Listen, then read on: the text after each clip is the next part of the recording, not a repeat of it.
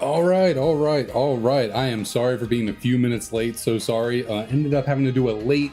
I feel like I'm really dark over here on this. No, this side's good. I need to turn up the light here. I feel like I'm a little. One more could do, maybe. One more could do. That's probably fine. Yeah, that's probably good. Whatever.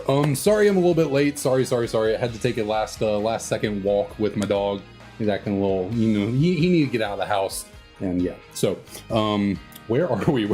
I was rushing to try and get us here and good to go, but we are back with the Tepig hunt. We did take a little tiny bit of a break a couple days ago. Forget when that was.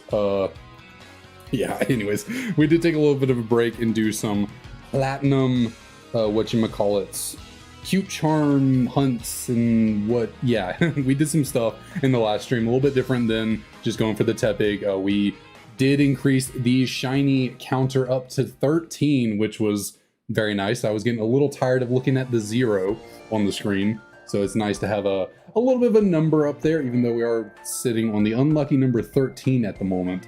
So hopefully it ends up being our lucky number and we get our good old Tepig this live stream.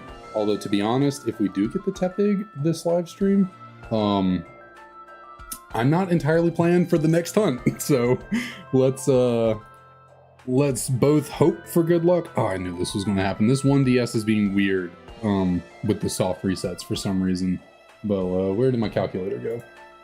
There we go. Okay, we're up by 2. Hopefully we can get the 1 here. And actually, I'm gonna check the stream volume real quick on my headphones. So just give me a second.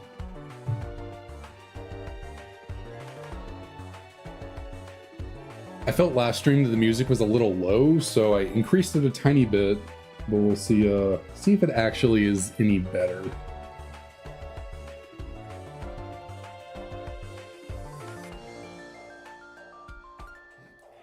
Oh, excuse me, and I just downed a cup of yogurt before getting on stream. I never actually ate dinner, so I needed to eat a little something.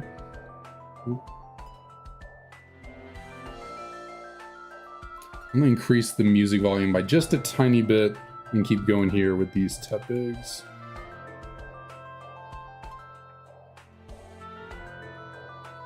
I don't know why the DS on the left feels like it's moving a little bit slower, like the inputs aren't going quite as fast.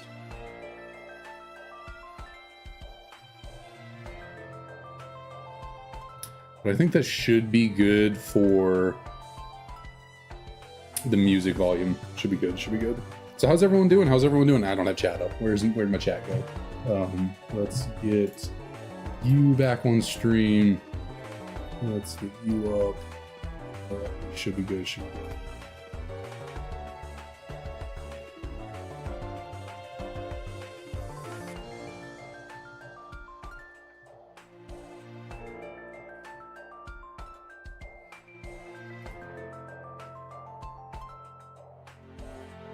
I might need to switch the orientation of these DSs because for some reason this DS on the right, the left bumper is like, it's being held down, but I have to give it the slightest little touch to actually get the input going.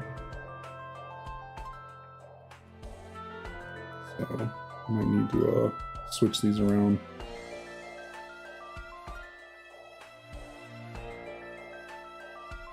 And I think we're good on the volume, so I'll take you out. So yeah, let's do that real quick. I might hope if these rubber bands would stay in place.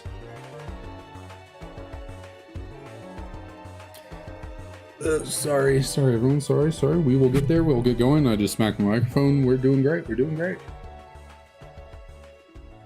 you in position and get you in position. Camera lined up in the middle of you two. All right, there we go. We are good to go. Any guesses on a number? Anyone have an encounter number they feel like we will grab this good old shiny pig on? I'm feeling something in the 1700s. I'm thinking like 17. Anyone remember what is it? 1738? Was that the number from the Fetty Wap song, or is it 28? It's been a long time since I've heard that song. feel like it's 1738. Yeah, okay, so we'll go with that. We'll say 7. I'm going to go with 1738.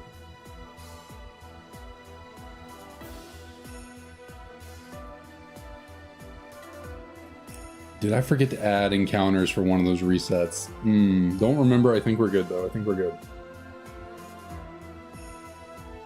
Doing a mono type hardcore Nuzlocke Blacktooth grass types. Ooh. I've only once ever done a mono type challenge of any game, and it was, of course, it was White 2. I did a mono normal type challenge, but not just using normal type Pokemon. I was also only using normal type moves, so that was a fun one. Normal types and normal type moves only in a hardcore Nuzlocke was something to get through for sure. But yeah, grass sounds like fun.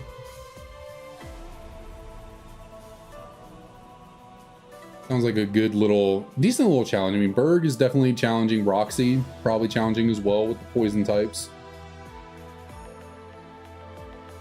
And then what? Skyla's flying types. Yeah, actually grass could be a pretty good challenge for that. Of course I thought about Chantel. I beat the challenge. I didn't say I lost. I got through it. And I used only normal type moves. I'll let you theorize on how I beat Chantal with only normal type moves or normal type Pokemon. Actually, I recorded the whole thing. I actually streamed the whole thing. This was almost 2 years ago when I did this. I was living out of a hotel in Wisconsin and I wasn't working at the time. So I was streaming mostly it was almost all on TikTok actually for that. And yeah, I have all the videos for that. I've been meaning to make an actual YouTube video about how that challenge went, but I just have never sat down and really done it.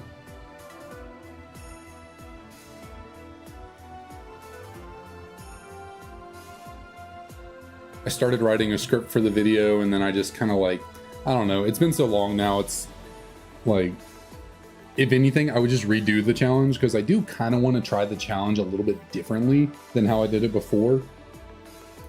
I had to abuse evasion a little bit in order to get through some of the fights, you know, because moves like minimize and double team are normal type moves. So I want to see if I could beat the challenge without, you know, accuracy manipulation. Oh shit.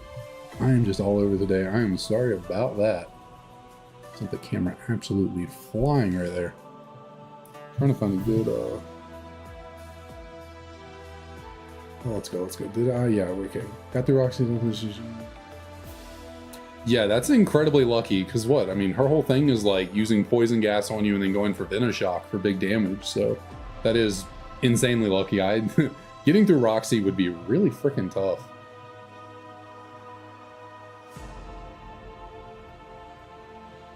Which, because of what grass types are available before Roxy? You get Snivy, obviously.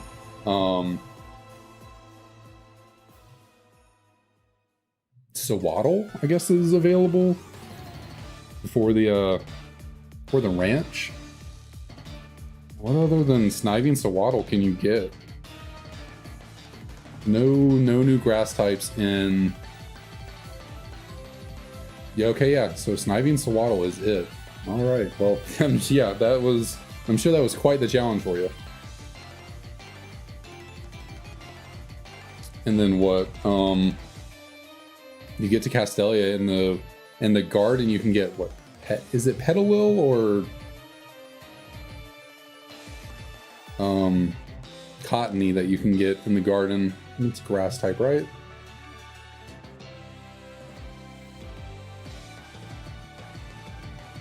You got to go through the sewers and then up into that little garden area where you can catch Eevees. Trying to think what grass types are in there, and thinking it's either Petalil or Cottony, depending on what game you're playing.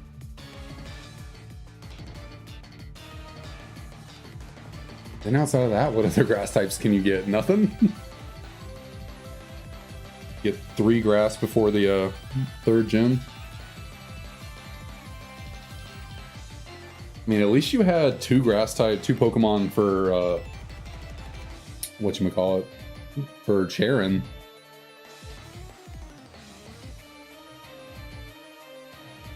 Are you playing the game in a challenge mode for your hardcore Nuzlocke or regular mode? I just remember that. I also did the normal type only run in challenge mode as well.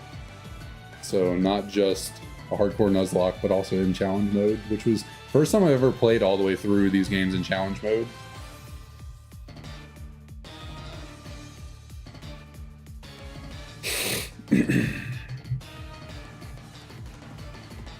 Oh, I accidentally went through with the nicknames on both of you.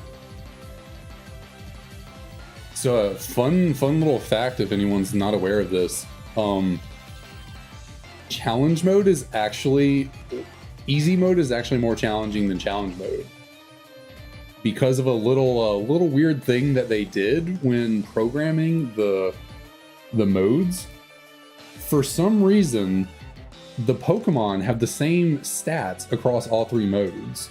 So like whatever stats the Pokemon would have at the regular level from the regular challenge, like the regular setting, they have the same exact stats in challenge and easy mode. So in challenge mode, yeah, the levels are higher, but they have the same stats as the Pokemon would have had when they were lower level. But in easy mode, they actually have higher stats than normal. So technically easy mode is kind of harder because the Pokemon are stronger than they're technically supposed to be. I forget how someone figured that out. I saw it on Twitter, but they figured out that yeah, the actual stats of the Pokemon don't change between any of the modes.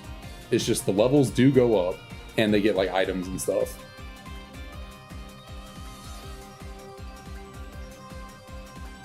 And they get more Pokemon in challenge mode. I don't know if they get less Pokemon in easy mode. They might. Never played easy.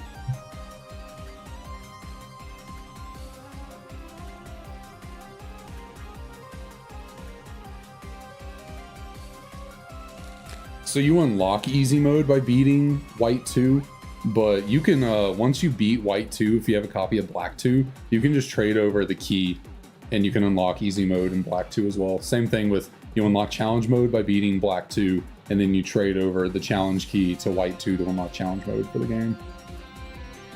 So it's like with the Regis as well. You can trade their keys and stuff. So like in Black 2, when you catch Regirock, you get the key for Registeel, I believe. But in White 2, when you catch Regirock, you get the key for Regice. But you can like trade them so you can get the other Pokemon in the other games as well.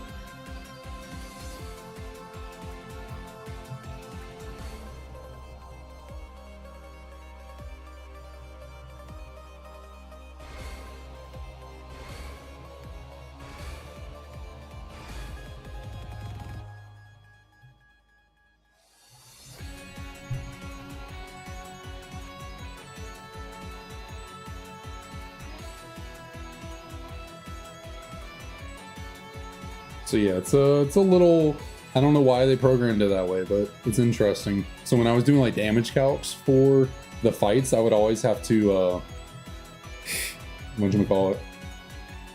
I would set the levels of the Pokemon, even though I was in challenge mode, I would set the levels to the levels of regular mode because that would be their stats.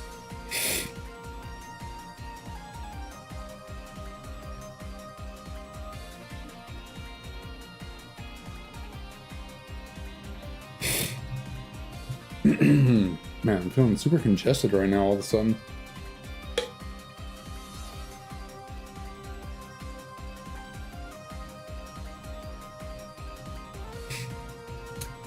Yeah, you gotta give it to I mean, I don't know whose call it was. Was it Nintendo or Game Freak's call to say, you know what? Let's promote these games as having two different versions of basically the same exact game.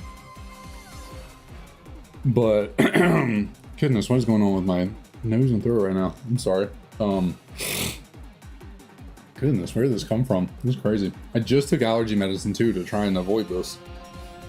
I wouldn't say just took, I took it a little while ago. But yeah, they disguised the selling of additional games just as, oh, it's just for trading, so you can, you know, have fun with your friends trading Pokemon. It's like, yeah, trading. That's why you made two games out of the same game. For connection, not money. For friendship. But no, it probably was. I'm sure that was the initial idea. They're like, oh, how fun would it be if like you could, you know, trade your guys with your friends, and then someone was like, that also means we can make more. They're like, oh my god, it's brilliant.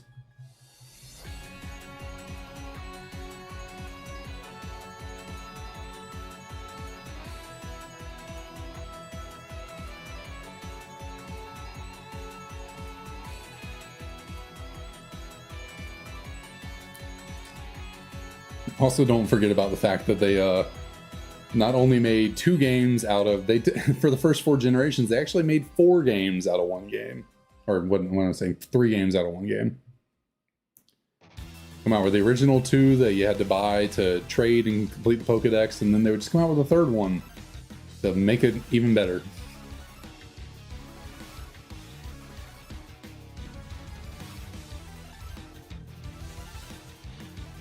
They're like, yeah, Ruby and Sapphire could have been better. I mean, they're still great games, but Ruby and Sapphire could have been better, so here's Emerald. Diamond and Pearl were a little disappointing, so how about Platinum?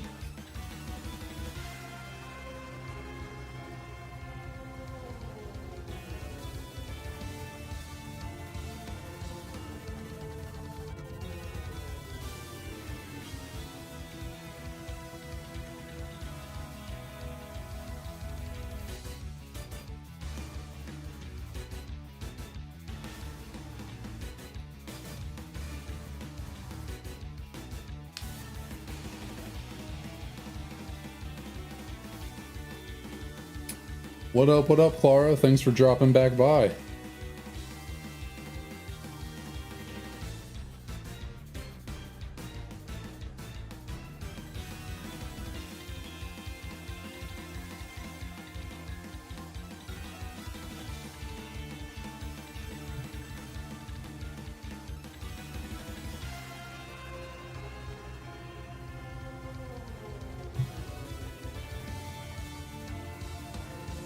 Isn't that how I always say it?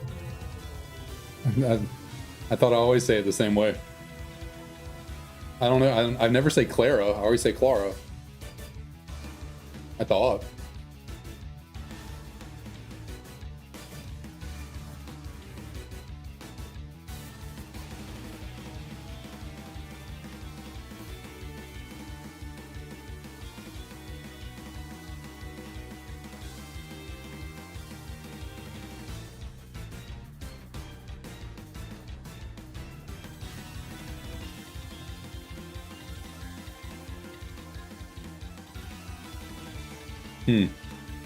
Well, I don't know what happened to my brain. I don't know what that's about. Interesting.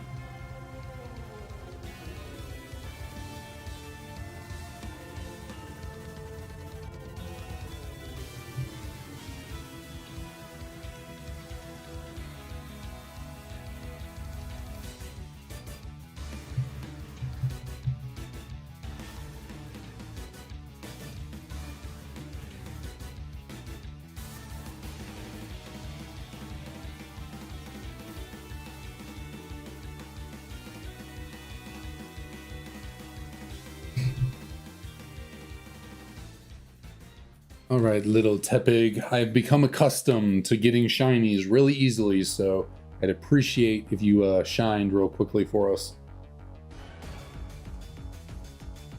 I mean, I guess technically if I did find the shiny Tepig, like right now, I could just go back into Platinum and keep playing that and doing more Q-Charm stuff, because I did, earlier today, I got bored and was like, you know what? Let's get this game situated. So I beat the first gym leader. Decided to pull a Machop onto my team, so I will have to catch another shiny Machop before we move on with the game. But yeah, I also have an extra copy of Pearl, so I got the Piplup and Turtwig pulled over from that game onto Platinum. So now I have all 3 of the Sinnoh starters in the Platinum save file. And yeah, beat Rourke, so we can, next time we go into Platinum, we can just get on our way to more shiny encounters. Man, something's really itching my upper lip right there. What is that about? Goodness. Something really got me there. Jeez.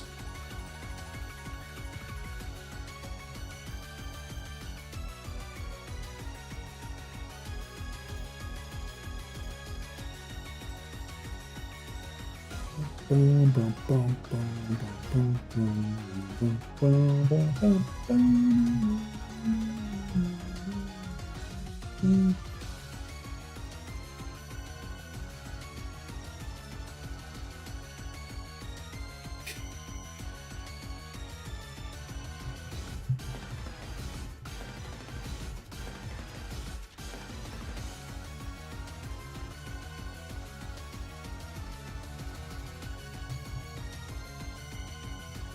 Also do need I need to figure out how to set up heart gold. Well, I guess I have soul silver. I forgot which copy I have.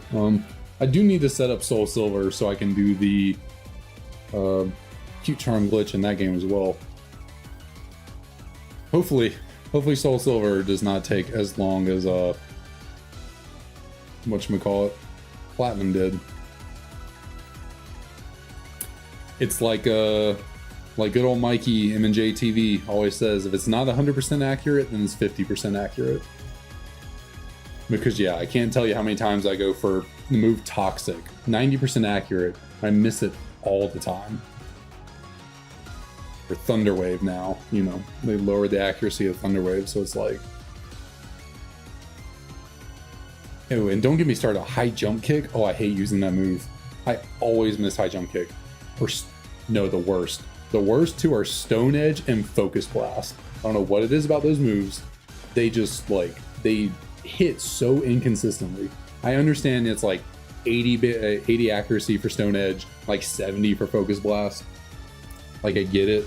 They're, you know, lower accuracy moves, but I swear, it feels the other way around. It feels like you're trying to hit a sheer cold. It's like, why does this move not land?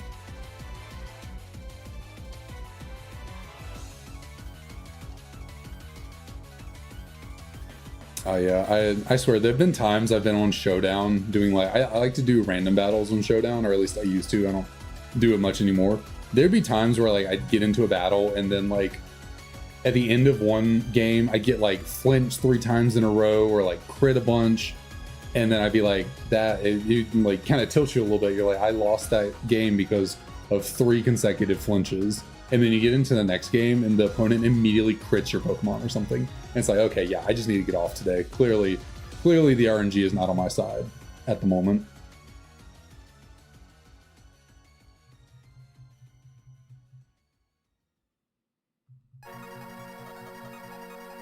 Yeah, like Pokemon with Compound Eyes, I swear they still miss moves for me all the time.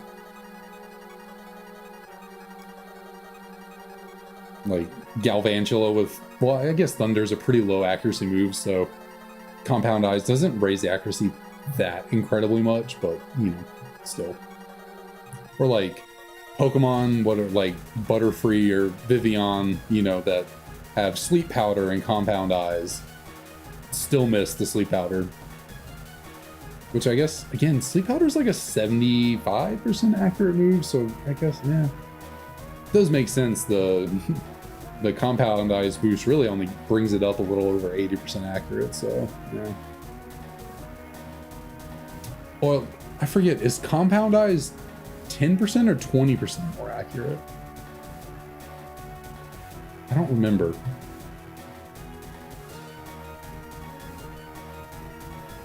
Because if it's 20%, then yeah. Well, Thunder is 70% accurate, right? That's what Thunder is now? Or is it 30? I would have to look it up. I honestly forget what the Compound Eyes boost actually is.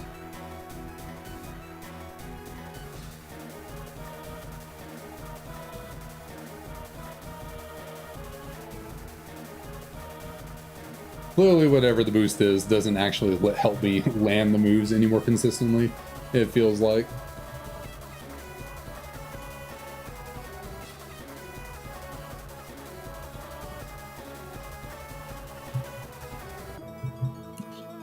Thinking about Galvantula landing Thunders, though, reminds me of... I just randomly pulled this memory out of forever ago. This is probably 7 years ago. I was in a Pokemon Draft League, and I was facing someone that had a Galvantula, and I'm pretty sure it was Choice Scarfed, and they were scarfed into Thunder, and it was their last Pokemon. and I had a Mian Shao and a Chandelure left. Well, I went into my Mian Shao and I faked out the Galvantula.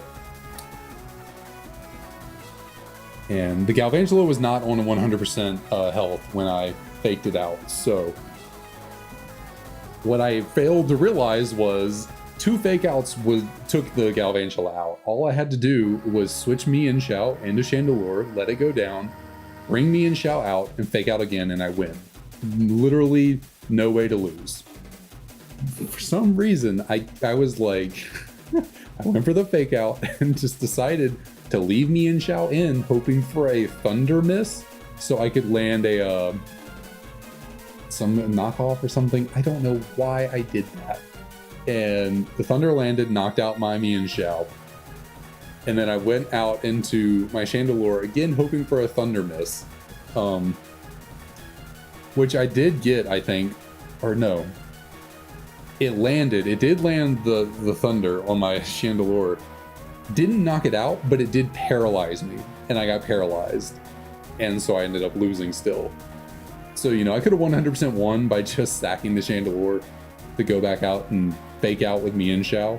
But for some reason, I did not see that. Like, I don't know why my brain just did not register it as an option.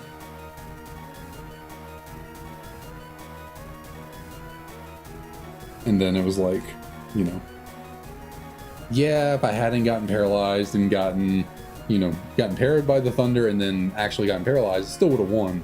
But, you know, you can't blame hacks when you actually just make the wrong play to guarantee the win. Like, you can't be mad at hacks when you lose that way, because it's like, that was on me.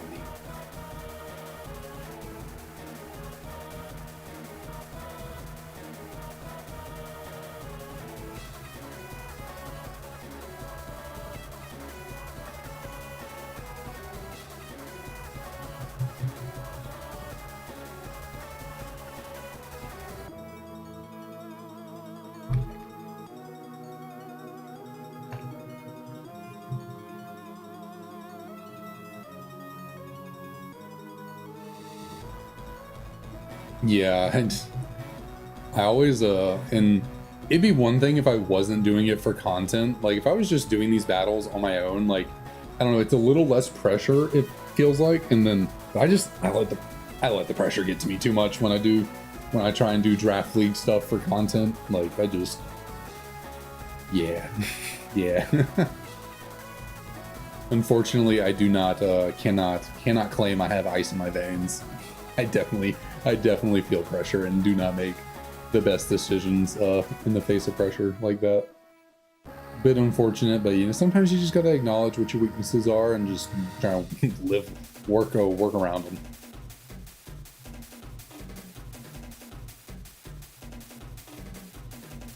Also, I just noticed this. You need to be moved over just a tiny little bit. You're a little off center now that we have some extra numbers in there. Okay, now you are good. Okay, what am I doing? We are here. Let's go. Let's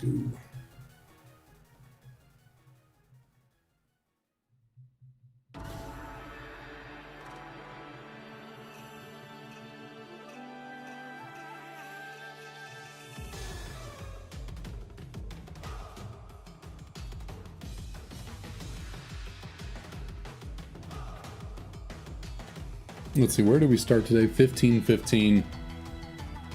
I'd like to try and at least get, I don't know. It's hard to really say, but I'd like to really push and get to 1900 count. Well, it's almost like, though, if I get to 1900 encounters, I might as well just go to 2000. Like, 100 encounters probably takes, well, I've almost been going for 30 minutes. I haven't quite gotten 100 encounters yet, so I guess 100 encounters can take a second.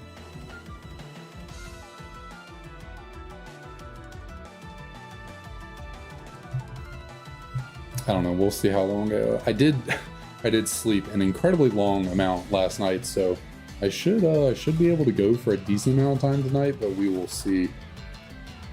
Sometimes streaming can take it out of you.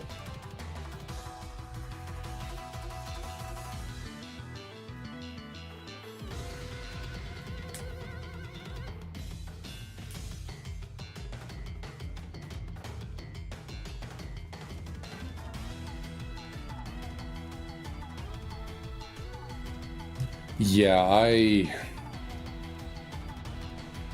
that that right there is exactly what exactly. Anyone has a list, I'm not like, I just said it funny there myself. I like picked my lip a little bit right there and had, anyways.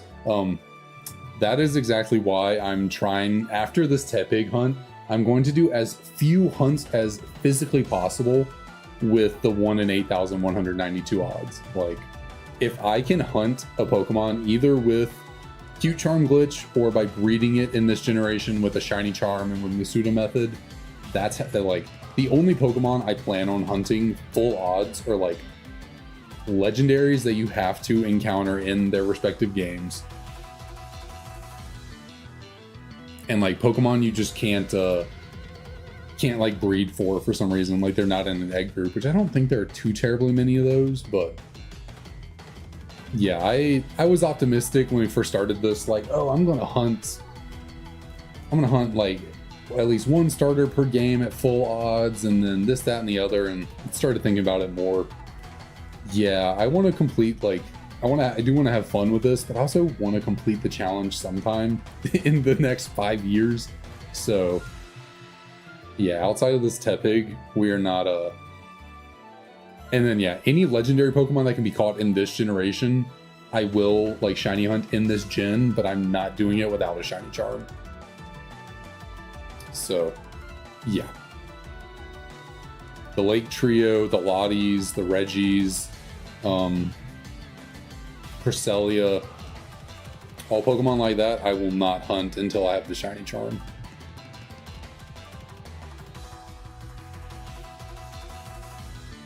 Which is kind of, it's like kind of funny to think about. In order to get the shiny charm to hunt these Pokemon, I have to first have the Pokemon to get the national dex so I can get the shiny charm. So like, I'm gonna have to catch Cresselia in Platinum, trade it up. I'm gonna have to catch the Lake Trio in Platinum, trade it up. Same with the Lotties. Like, all those Pokemon I actually have to get in this game to get a national dex, and then I can shiny hunt them. So funny. I've been trying to like work out how I want to do all that, like, because there are some Pokemon I was thinking about today, the God Trio, Dialga, Palkia, Giratina. I have to hunt those in the Generation 4 games, so have to do a full odds hunt for those, but I need them in this game in order to get the shiny charm. So do I hunt for them first? Or do I catch regular ones? So yeah, I was trying to work that out today. Like, how do I want to do that?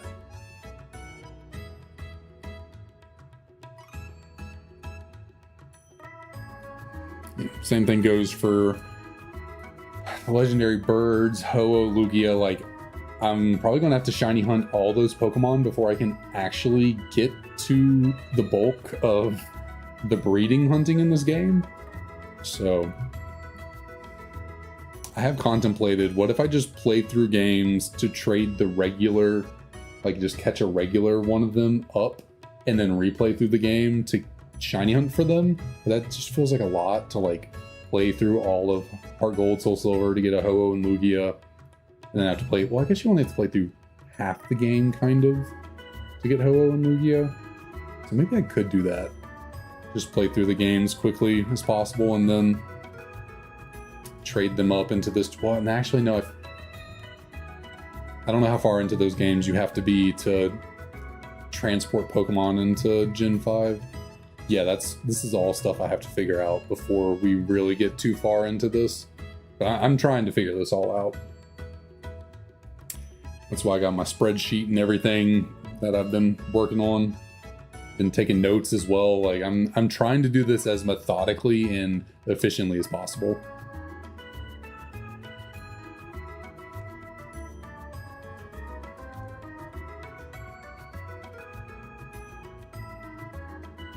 And yeah, thank goodness the shiny, the Cute Charm glitch does exist. Man, it's going to doing that, using that to get shinies in Gen 4 is going to eliminate a lot of Pokemon that we have to hunt. Like, a lot. Make my life so much easier. Oh, sorry, DK. I went on a rant there and wasn't reading your message. Never knew one's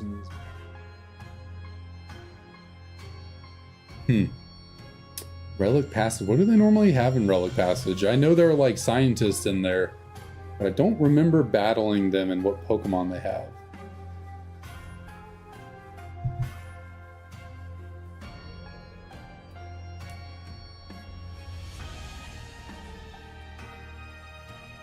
I know you can go in there to catch like early Drillbur and stuff. For yeah, in these games, that's where you get early Drillbur and Relic Passage going through the sewers. And I know I've fought those whatchamacallit, scientists before, but I don't remember what they have on their team. Oh yeah, there's one backpacker. I guess they caught all those poison type Pokemon because there's a bunch of them in the sewer. The Venipede and Coughing aren't in the sewer, so...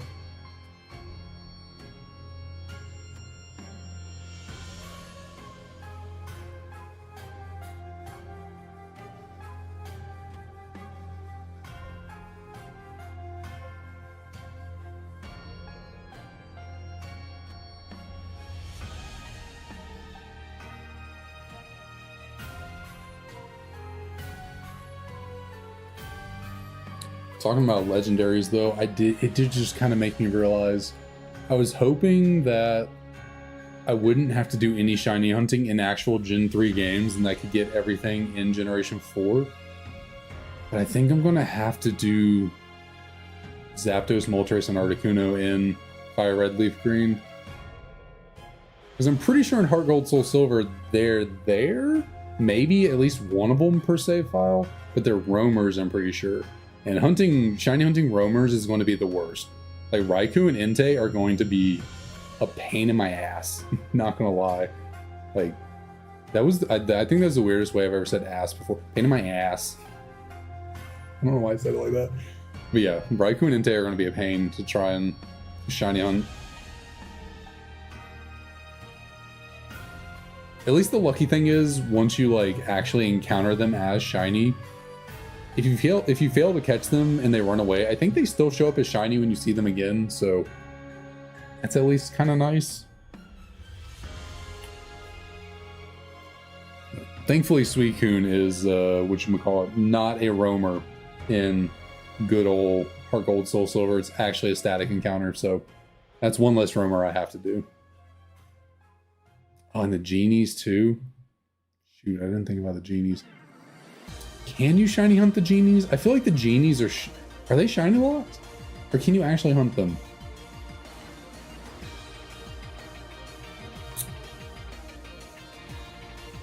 I'll have to check on that. For some reason I thought the genies were shiny locked, but maybe they're not.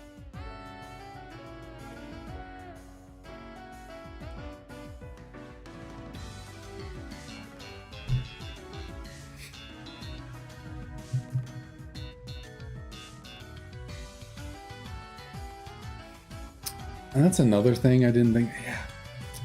Man, there's so many Pokemon that it's like, how do I get them into this game to get the shiny charm before I shiny hunt them? Because you can't get the genies in these actual games, unfortunately, unless you have the Dream Radar, which I do not, so...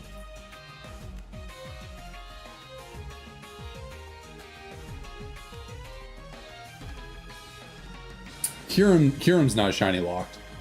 For some reason, Reshiram and Zekrom are, but Kyurem's not shiny locked. You can hunt Kyurem.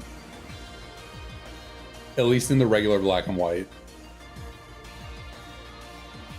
But I'm fairly certain Kyurem's not shiny locked at all in either black and white or black 2, white 2. I know the well, you can't catch the fusion Kyurem that you fight when you first fight Ghetsis. You have to defeat that Pokemon, you can't catch it. So that one's never shiny. But I'm pretty sure, yeah, Kyurem itself is not shiny locked. It's just Reshiram and Zekrom.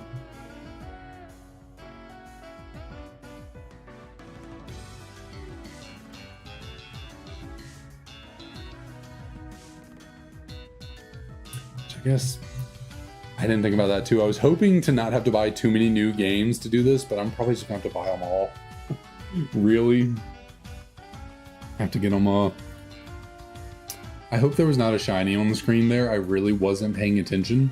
And unfortunately, due to the angle, there's not a great way for y'all to tell either. So I don't think there was.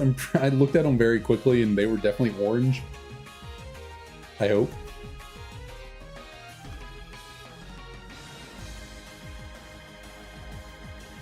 I guess I will have to. I have a copy of white, so I'll have to buy black in order to shiny hunt both Tornadus and Thundurus. So then I can get Landorus. I've never caught Landorus in the original Black and White because I don't think I ever had both copies of the game to get both roamers. So I would never have both of them to get Landorus. That's unfortunate. I think I'm gonna have to shiny hunt. I'm gonna have to shiny hunt all three of them before I can do anything in Black 2 White 2 with Masuda Method and Shiny Charm. That's not great. I mean, I guess it doesn't really matter when I get into all the breeding hunting, but I kind of would like to break up all the breeding with like more with the full odds hunts. But if there are some hunts that I have to do in order to get to having a shiny charm, then I guess I don't really have a choice.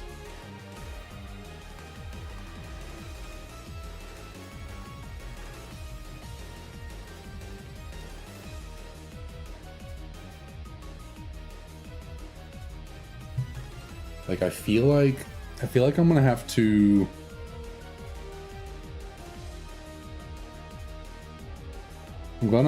shiny hunt the Gen 4 legendaries, like the box art legendaries, before trading them over to this game for the national decks. Luckily, I might have to hunt the legendary birds as well in Fire Red Leaf Green before I can do the national decks in this game.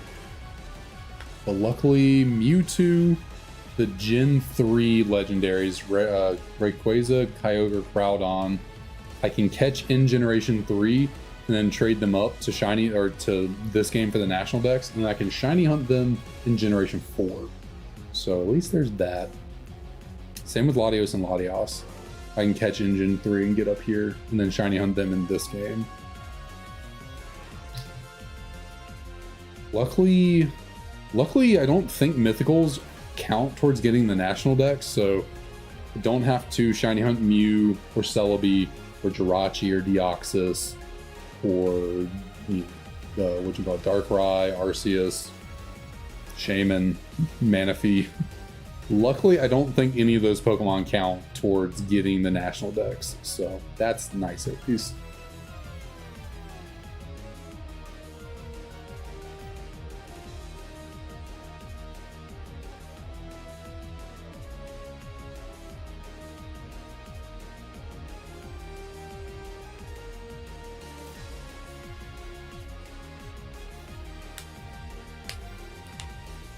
No, I don't think any mythical Pokemon counts for completing the Pokedex. Like, because they're all event Pokemon, so I feel like they were designed. The games were designed like you don't need them to complete the Pokedex, because it's not really fair to like withhold truly completing the Pokedex to people who are like able to actually attend events, especially way back in the day when events had to be in person and weren't just over Wi-Fi in your home. Like when you actually had to go to Walmart or Target, GameStop, you actually had to go somewhere to get event legendaries, mythicals as they're now called. It wouldn't be really fair to be like, yeah, you didn't complete your Pokédex because you weren't able to go get your event Deoxys. Blame your mom and dad, you didn't complete the Pokédex. So yeah, I feel like they wouldn't count. And then some Pokemon like Arceus and Mew are just like, well, Mew might have had, I don't know if Mew had events to get a Mew back in Gen 3 Fire Red Leaf Green. Was there a Mew? I don't know if there were any Mew events to actually get a Mew. in Generation 3 games. I think the only Mew event available in Generation 3 was exclusive to Japan, because I think that's how I'm going to have to shiny hunt Mew. You can, on a Japanese copy of Emerald, you can unlock a special event that was like a, yeah, whatever. To go to a, what's it called? Faraway Island is where you get, what's it called? I don't remember the island name. You go to an island, you can encounter Mew, and that's the only way in Generation 3 to get a Mew legitimately. And it's the only way to get a shiny Mew in Generation 3. So shiny Mew in Generation 3 is locked to Japanese games, or at least being a Japanese Pokemon. But yeah, and it wouldn't be fair to people in countries that don't get these events to not be able to go through with them.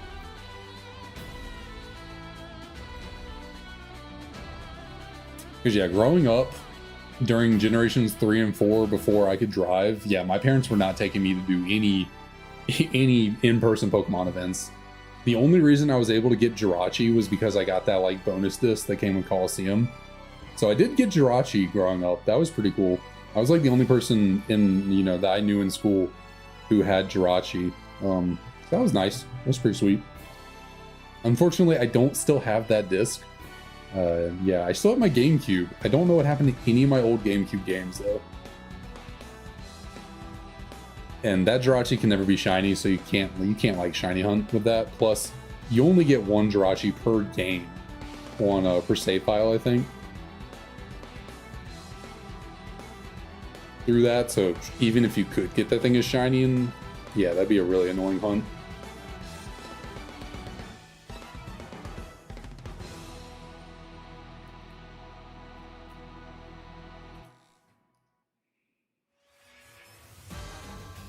But yeah, once I could actually drive, I was able to go. I think I did some events at GameStop and whatnot, and I think it was these games, which actually reminds me, I could bring that up. That'll be another time. I still do have those event legendaries.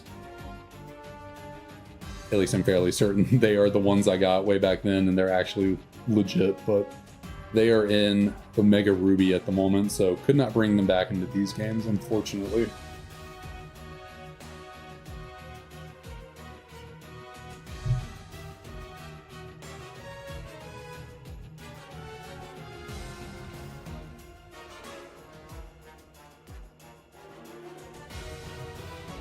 Forget which one it was, but wasn't there this scam Pokeball controller that only gave... Oh, that's yeah, that was for Let's Go. And Let's Go Pikachu and Eevee. The Pokeball Joy-Con thing to play the game with only came with one Mew. Not per save file, not per, like, one Mew. You got Mew off that little Pokeball controller once, you could never get it again on any other game. So if you're looking to go buy those Pokeball controllers off of eBay or something, very likely they don't have Mew on there, so you won't be able to get it. You'd have to buy a fresh, brand new Pokeball controller to get that Mew in Let's Go Pikachu and Eevee. And I only know that because I saw someone very recently complaining about that. I forget what video it was in, but they were like, yeah, this... What video was that? Someone was complaining about that Pokeball controller only giving one Mew and being a scam. Who made that video? It was very recent. I watched that YouTube video. Someone brought that up in.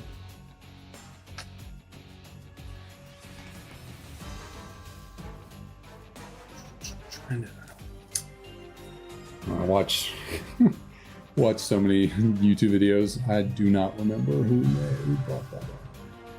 A rant.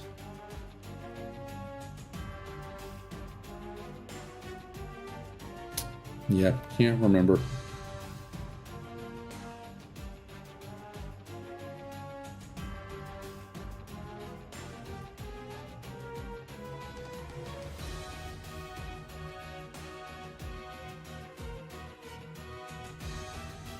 Yeah, stretch out my arm a little bit.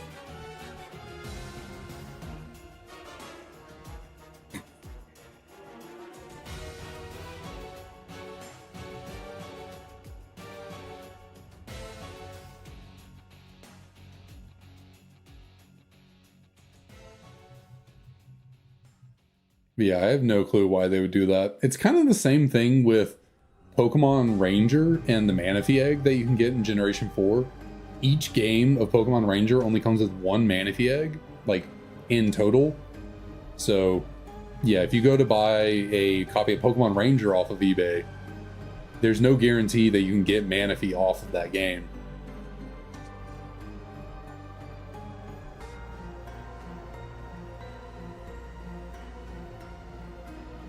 Which is why hunting Manaphy for this challenge will be really weird. And we'll have to come up with some funky methods on how to get Manaphy as shiny in this in here. But I think I know a way without having to buy 10 copies of Pokemon Ranger and play through the whole game, because you also have to play through the entirety of Pokemon Ranger to unlock the Manaphy. So yeah, it's not just available once you get the game, you have to beat the whole game. But I think you can tell before actually playing the game if the Manaphy is still on the copy. So there's at least that kind of bright side. If you do buy a copy of Ranger hoping a Manaphy egg is on there, I think there's some way to tell before you actually beat the whole entire game if there's a Manaphy available. Don't remember what it was, you'd have to look it up.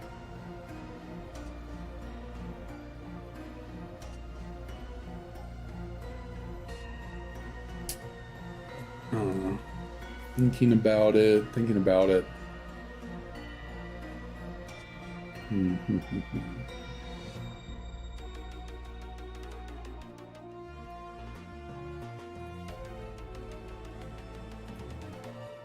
This one rubber band over here is bothering me. I guess it doesn't matter if the rubber band's a little loose because the game's still working. Now that does raise the question. I guess can Fion be shiny? How does that work? I never even thought about Fion and being shiny. Because obviously you get Fion by breeding Manaphy. You know, you breed Manaphy with a Ditto. You get a Fion. Or do you have to breed two Manaphys together? I never really thought about it too much. But you can breed Manaphy to get Fion. And I assume when you hatch Fion eggs, they can be shiny? I've never really thought about it. It would make sense. But maybe they shiny locked it for some reason? Do not remember. Never, I don't think I've ever heard anyone talk about that before with Fion.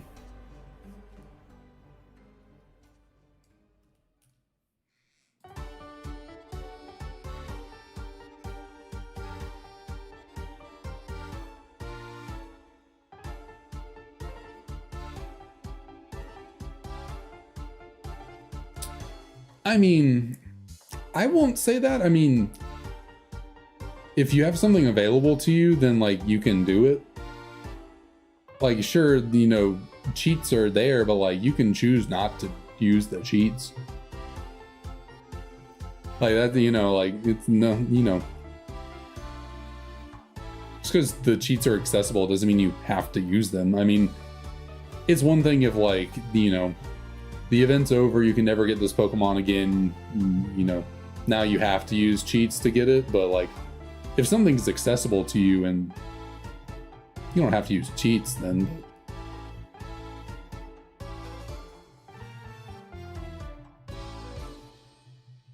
kind of like if someone wants to use cheats and take the shortcut, you know, let them do them, but you don't have to use it yourself.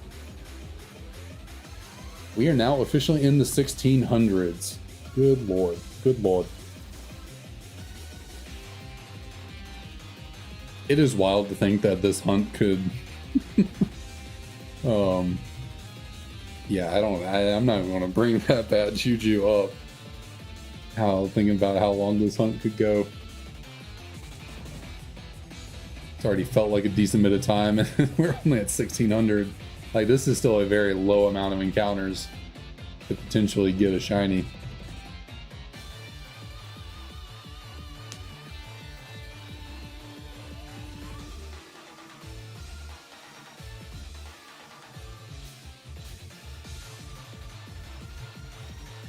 I mean,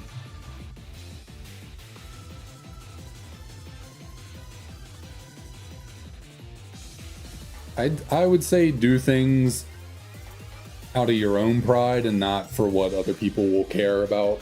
Like, you know, if I complete this challenge, make a YouTube video out of it, and people in the comments are like, "Oh, you really cheated to get all these shinies," I don't care. You can boost the algorithm and give me comments. I'm not going to go out of my way to prove you wrong. I mean, I know I did it, so who cares?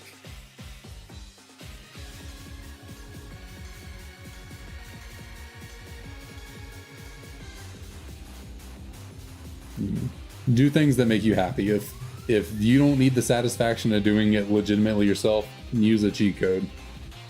If you want to feel the joy of saying I did this the right way, don't let anyone else take that from you by being negative or pessimistic or suspicious of everything.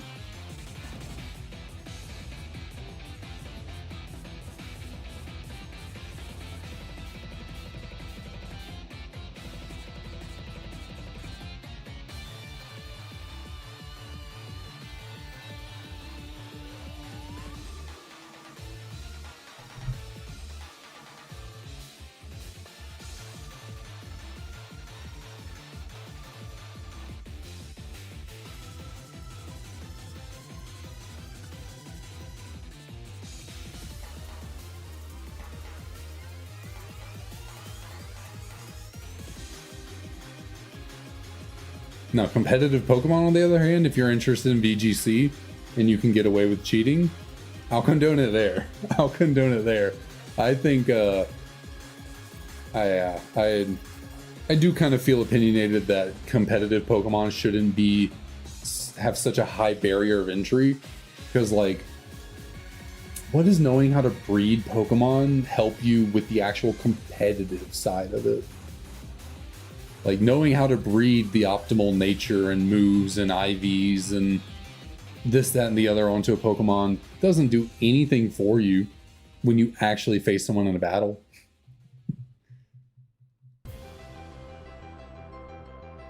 Like, I understand Game Freak doesn't want to undermine people playing their games, and that's why they want you to obtain your competitive Pokemon legitimately. I get that. But it does kind of create this barrier of like time and money where like, okay, you want to compete in VGC, you got to buy these 3 Pokemon games, you got to have DLC for 2 of them, you got to have the time and the knowledge to breed for some of them. Some of the top Pokemon you can't even breed for, so you have to like soft reset for them and stuff.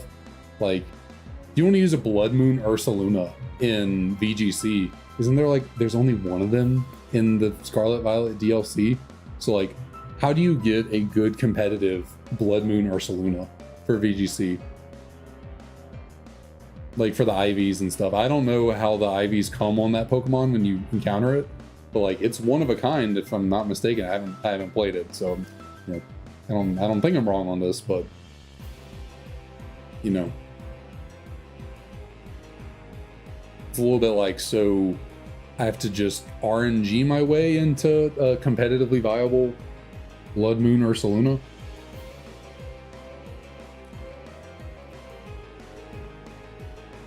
I do think in that regard to Pokemon, it's like, you know, it's nice and it's cool to be able to like say like, yeah, I bred and trained all these Pokemon myself, but like, when it actually comes to being able to compete in the tournament, that doesn't mean anything, because your experience as a breeder, as a trainer, doesn't do anything for you when it comes to battling prowess. You know, you're going to learn a lot more about your team and how to use it in battles by just playing on Pokemon Showdown than when you breed for them in the game.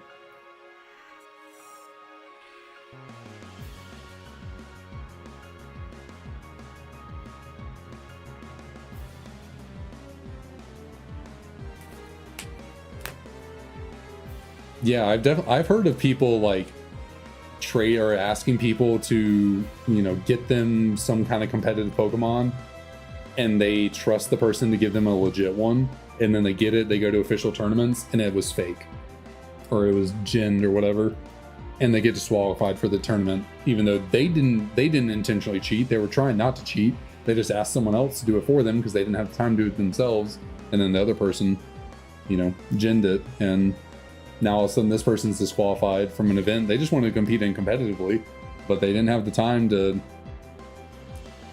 breed and train that Pokemon, and now it's like, well, you spend all that time and money to get to the event, and now you're out of it for what?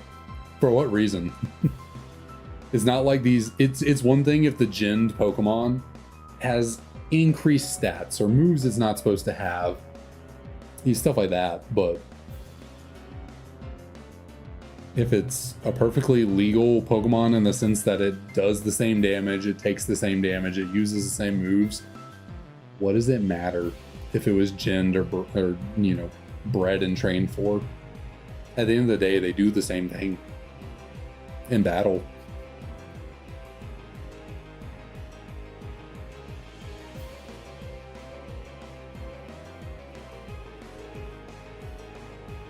Did I add encounters for that last one? I'm gonna say I didn't. Hopefully I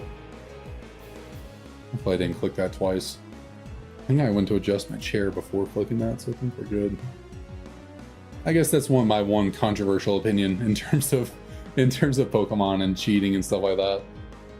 I mean, I don't think it should be considered cheating.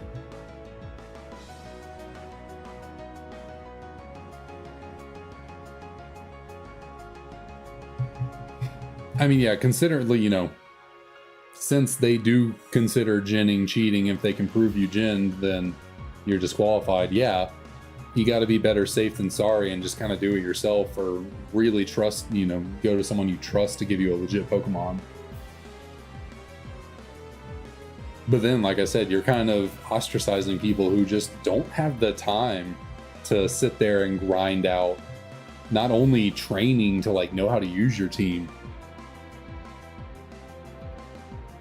but also just not having the time to breed it for a competitive use or train it, you know.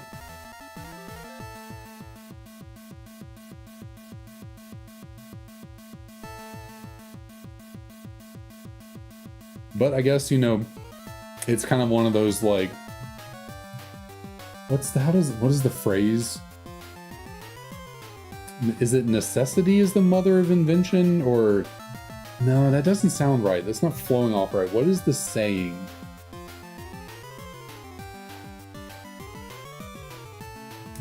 I'm blanking on it. What is that saying?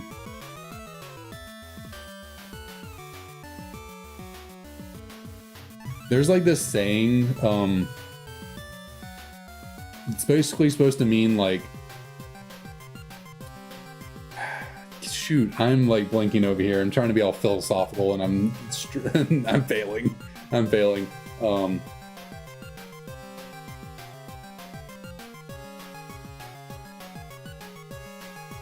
There's basically a saying that's just like being forced into a situation where you have to come up with a creative solution to get around it. You know, it breeds innovation, it breeds creativity.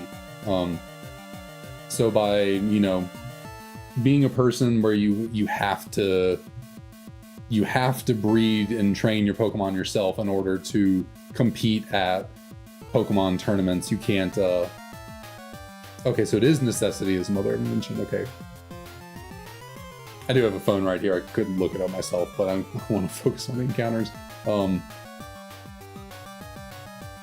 So it's like, you could argue that by being forced to, you know, if you want to compete competitively in Pokemon, you have to breed, you have to train, you can't just gen it. Then it kind of, you know, forces you to be like, okay, well, I only have this amount of time to do this, so I can't use this Pokemon because it'll take too much time, so I gotta use this Pokemon. And, you know, maybe it does put you at a disadvantage because, like, you just don't have the time to put in to get that perfect IV, perfect natured Tornadus that you need for your team.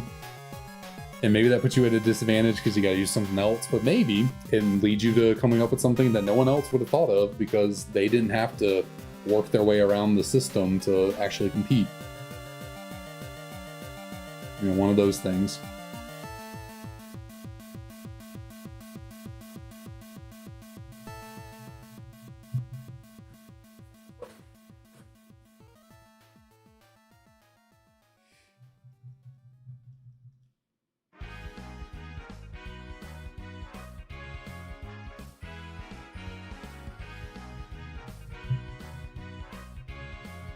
At least I will say in newer generations, they've made IVs a lot easier to perfect.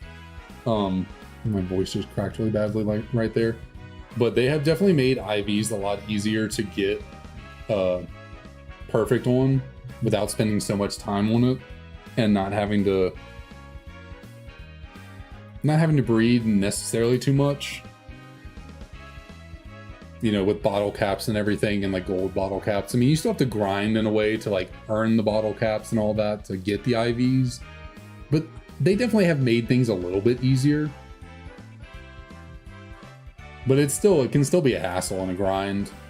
Like, because egg moves are not something that they've made easier. Like egg moves, you gotta breed to get egg moves. I mean, it's in the name, so nothing you can do about that.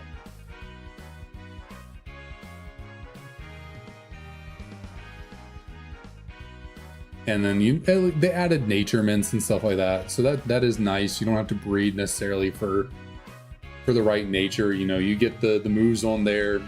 That's really all you. I guess it's definitely a lot easier nowadays. I'll say that for sure.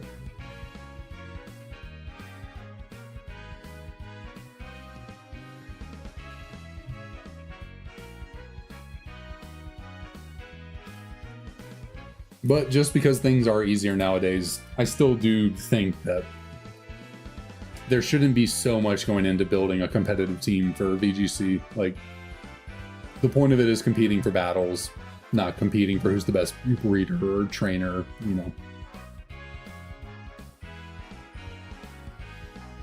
Because unfortunately, EV training your Pokemon in a game with, you know, taking on wild battles and stuff, that doesn't improve your play as a VGC player. You're not gonna learn anything new about how to use your Pokemon just because you're knocking out a bunch of low-level Pokemon for EVs and the like. But it is nice that they have made things a little bit better recently. I couldn't imagine trying to be like when the VGC first came out in Generation 4. There had to be so many people competing in tournaments that did not have perfect teams. Like, had to be so many people out there just you know, competing with the best IVs they could get, or you know, the moves they could actually breed onto it, and you know, whatever EVs they could muster onto their Pokemon in time. And there were probably a lot of imperfect teams competing in big official tournaments back then.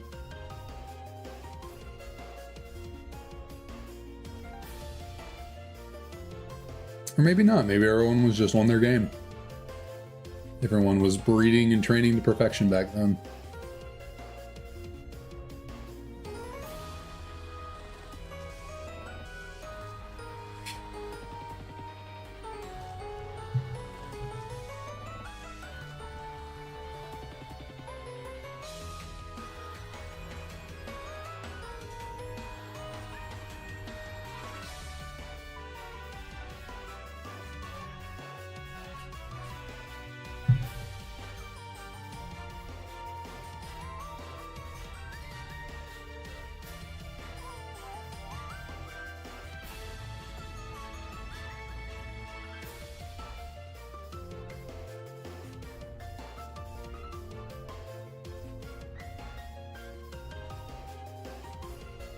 What do you mean by that? Hard to make something out of turn-based?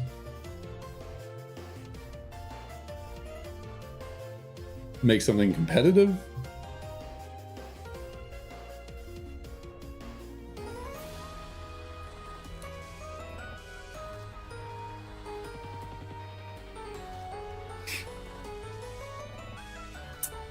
Because I have one game in English and one game in Japanese. So the one over here on the left is in English. Unfortunately, the DS that the one in English is on is just on this side because of one of the triggers is a little weird, but I just got one of each, one English, one Japanese, because I will eventually need a Japanese Ditto for breeding, so I need a Japanese copy to go catch a Ditto at some point.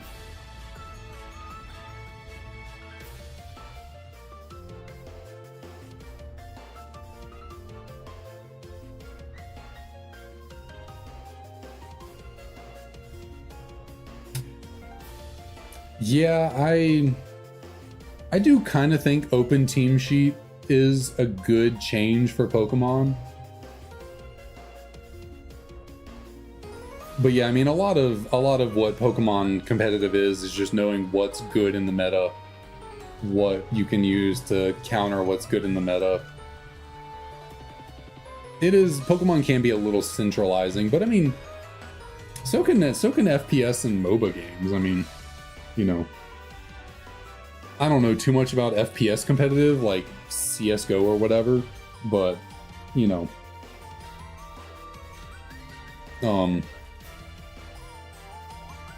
I'm sure in like Call of Duty and stuff, there are probably loadouts and like guns and perks, and I don't even know if Call of Duty is the same as the last time I played it, way back in like Black Ops 2. I might have played Black Ops 2 a tiny bit. Modern Warfare 3 might have been the last game I actually played Call of Duty wise, but I'm sure there's still like centralizing components of those, like, you know, MOBAs, you know, they're just champions and players, characters that are just better than others to use at certain times, and they're probably loadouts and shooters and FPS games that are better for competitive use, you know, certain weapons that are just more optimal to use.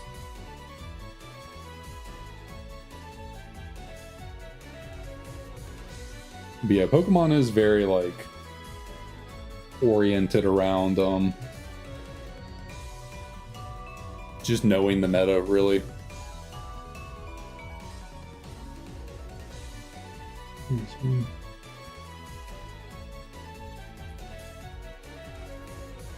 Which is why I say, you know, to truly judge someone's competitive ability, they need to spend the most of their time training, battling in the competitive sense, and not breeding and EV training their Pokemon.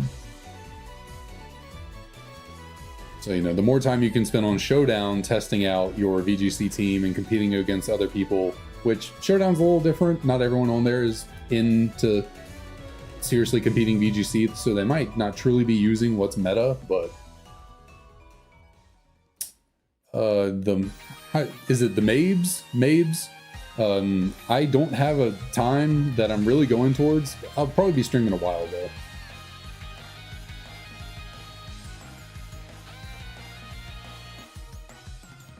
I'll definitely be here for a minute.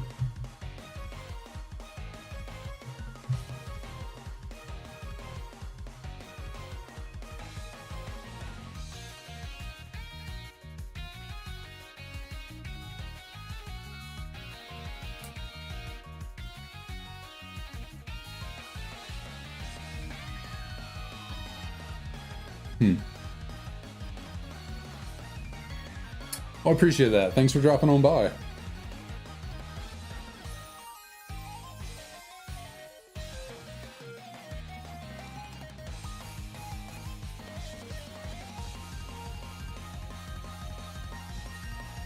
We are always open and welcome to more people hanging out here in the stream and chatting, just enjoying nice casual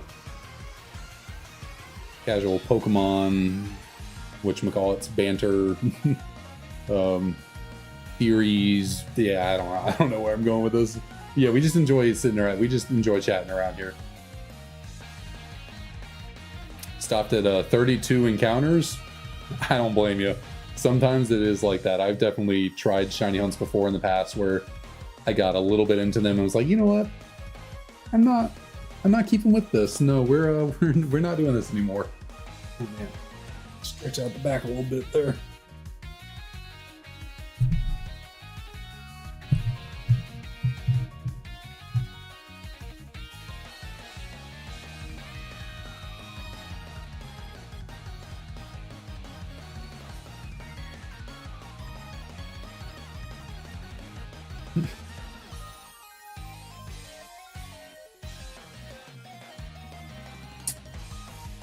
RIP to Matt Pat, RIP to Game Theories. I mean, I don't know, is the channel still going? I know Matt Pat retired from that. I don't know if someone else is taking over the channel of Game Theory, just keeping it going, or what. But yeah, I know Matt Pat is out. I don't know. It's interesting to see YouTubers retire. because still on GT Live. I guess he's not fully retired, just kind of semi-retired. I gotcha. But yeah, it's always interesting for YouTubers to retire.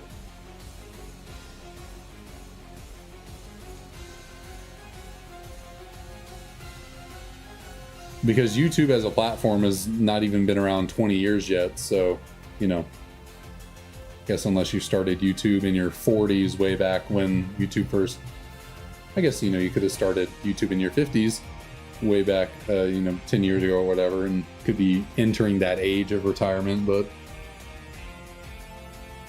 I do understand also the grind of making content and doing YouTube, and people, I think, get a little tired of it more quickly than, well, I think a lot of people would retire from their careers in 10 years if they got paid the same level as these like big YouTubers that, you know, make high level content for 10 years and then get out of the game.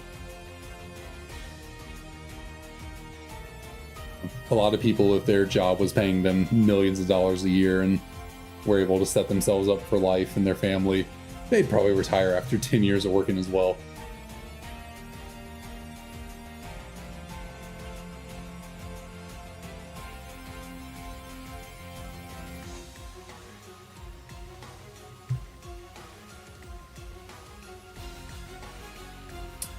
I don't know if I know 101 facts.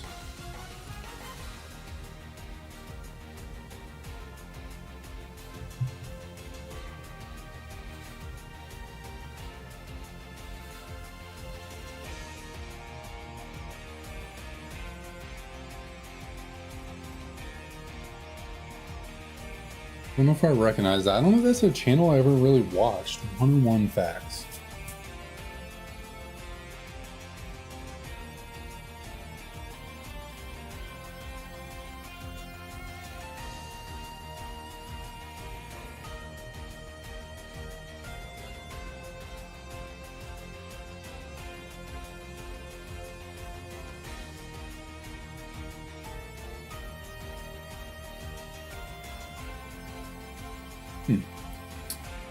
Gotcha.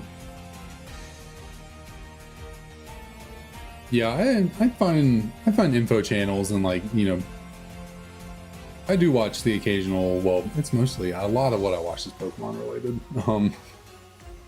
I watch what kind of content do I watch outside of Pokemon really? I think. I'm letting the games run here for a second, by the way. I'm like, I don't know. This is probably not necessarily, but sometimes I like to just let the RNG like kind of move on, you know, roll the game over to a different time, and then start going with hunts again. So we'll do that here real quick. But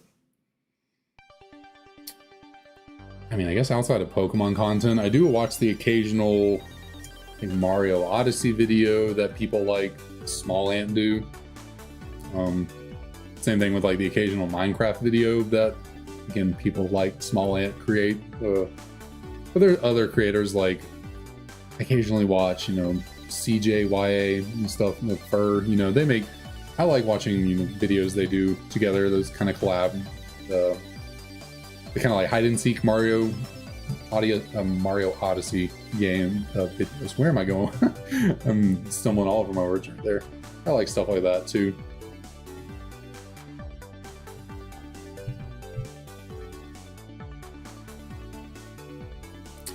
But I do very much exclude, like, in the majority, watch Pokemon related content.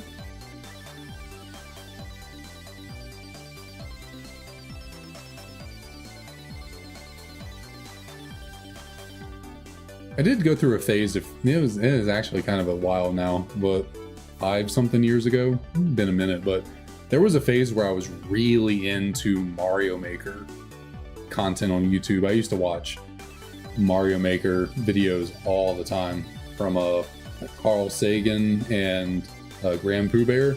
I used to watch their Mario Maker content all the time. Kind of fell out of that one though. And I used to like watching, you know, the like Kaizo Mario speed runs or like really crazy levels that people would beat in insane time, stuff like that. That was fun for a little bit.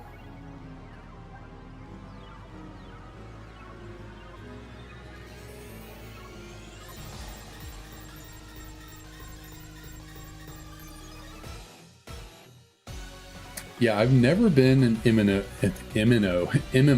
I've never played like World of Warcraft. Like, I never played What is RuneScape's MMO, right? Am I right on that? RuneScape MMO? I think it is. I never played it, so that would explain why I don't really know. Yeah, never got into those kind of games. Never even did like Pokemon, Poke MMO. I think that was an online thing. It might still be a thing up now. Shiny Celebi, what's up? What's up? Haven't seen you in a minute. Thanks for coming back by.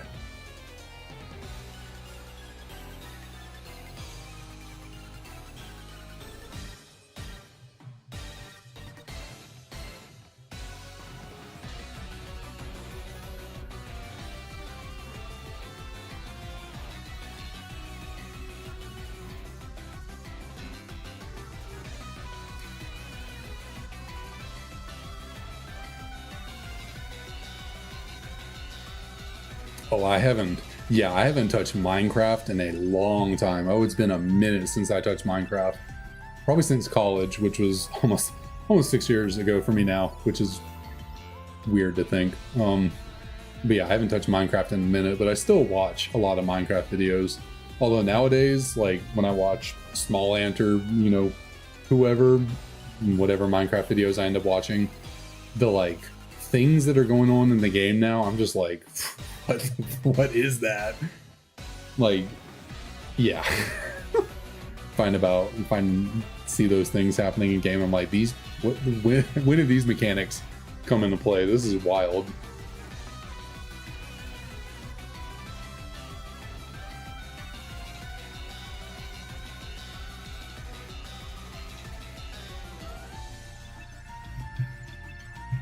I haven't genuinely played Minecraft alone by myself in like a world in a lot, like probably a decade. Whenever I did play Minecraft in college, it was always like with my friends. We'd do a PvP world. Those were always we'd start up a new PvP world, you know, get on our teams. Everyone was so dedicated to it for like the first 2 weeks. Like we were going ham playing, and then there'd always be the one person who kind of dropped off after the second week. They'd get on every now and then, but then by a month, everyone got so far into like their stuff and what they built and mined and enchanted, it got to this point where like, okay, now we're ready to go mess up the other team. And then as soon as someone went and messed up the other team, it all just went away. It's like the other team was like, well, damn, all of our hard work was just erased.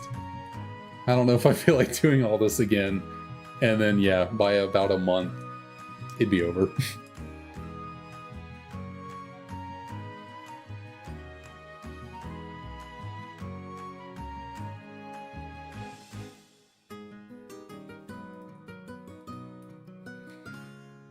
But those random months that we actually were, you know, the month, we'd probably do that 3 times a year, 3 or 4 times a year. Those months, they were fun months. They were. But then once one team's base got destroyed and all their stuff looted, yeah, the fun went away.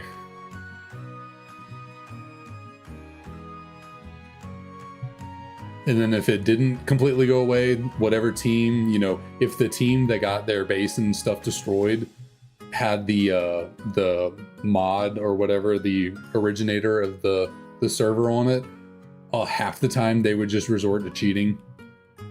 They'd just be like, oh man, our base got infiltrated, all of our stuff got taken and destroyed. Well, time to turn on cheats and fly around and drop TNT everywhere and find where they're hiding and blow their shit up.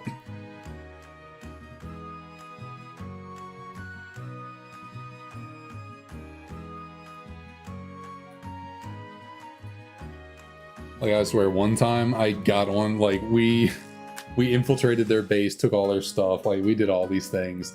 And then the next time I got on to the server, the area around our base was like carpet bombed by they did not that like they just, yeah, they went crazy just flying around. They generally knew where we were, but they didn't know how to get into our base, and they just blew up the entire area trying to find our entrance.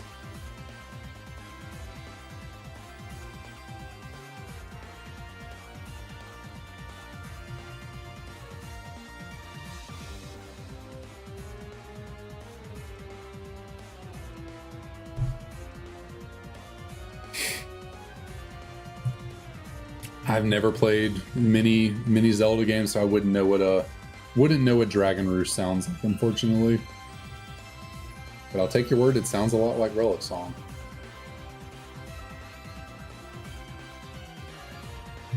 Yeah, Black Ops 1. I played a fair bit of Black Ops 1, but that was kind of on the tail end of me being interested in Call of Duty.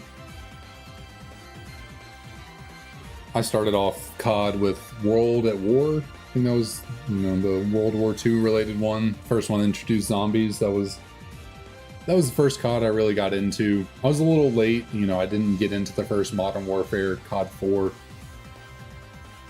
And then MW2, Modern Warfare 2. That was the golden age of Call of Duty for me and my friend groups. Like, I was in 7th and 8th grade when that game came out. Ooh, we played that game so much. And it was so fun. Oh man, Modern Warfare 2 was a time.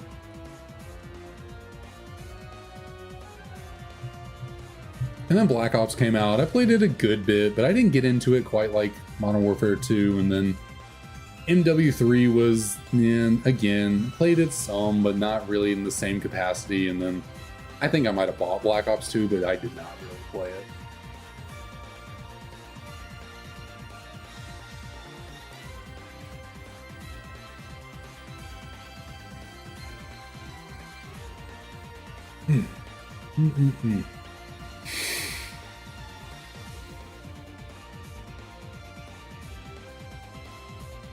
I just remember, like, in Modern Warfare 2 playing games like Michael Myers. I don't know if y'all ever played any of that. You get into like a custom lobby with your friends. One person, all they can use is a knife. That's all they have. But they have like the stealth perks on, so you can't hear them walking around. They have Commando and was it Commando Pro that made you, or was that fall damage and something else made your knife really long range or something? I don't remember exactly. But there was like one player who was just targeted, like tasked to be the Michael Myers, and everyone else had to go run and hide and evade from him. Couldn't shoot him, couldn't kill him, just had to escape. Except for the last person. The last person was allowed to use a pistol and maybe a tactical knife or whatever to take out the Michael Myers. But that game mode, oh, that was so fun. Oh, that was such a blast.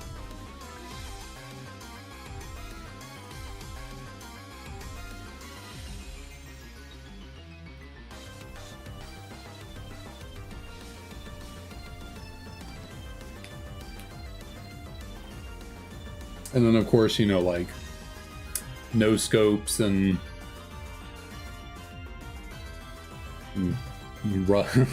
see me on Rust, no scopes only.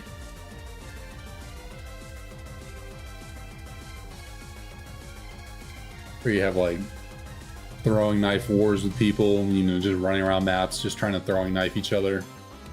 Those were some good times back in MW2.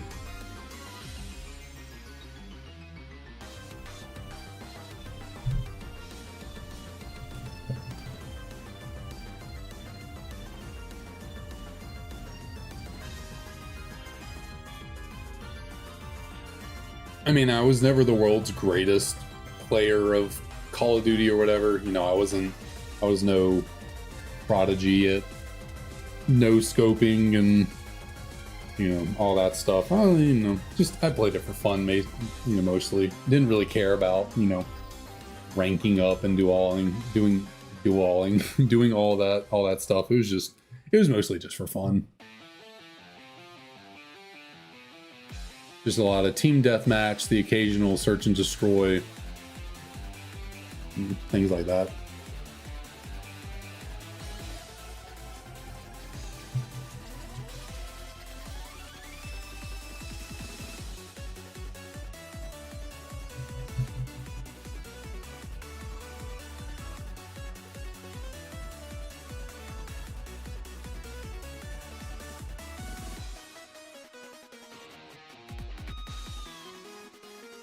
Dang.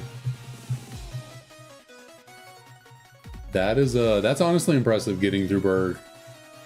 That Leavanny, like how do you get through that Leavanny without losing a Pokemon? As a what? Yeah. I guess do you have your own Leavanny now since you since you caught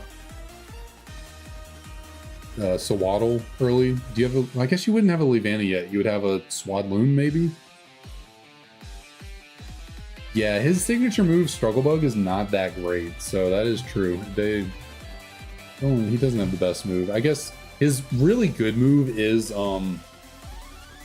Razor Leaf, I'm pretty sure, which he wouldn't really use against a grass team, so I guess that kind of does make sense.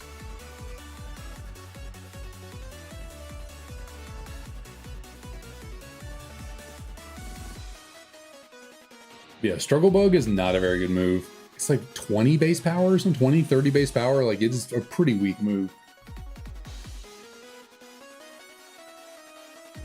And I think it's special. I think it's a special attack, and Leavanny is very much a physical attacker, so...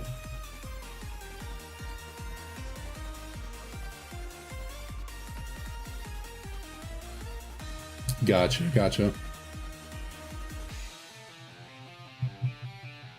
Leech Seed Whimsicott. I like Whimsicott. I think Whimsicott's cool.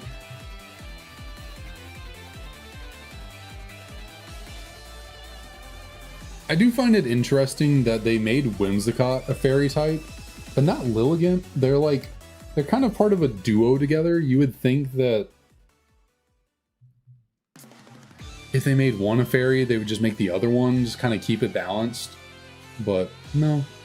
I guess they did eventually give Lilligant a Hisuian form, but a little interesting that they made Whimsicott a fairy, but didn't really do anything for Lilligant until generations later.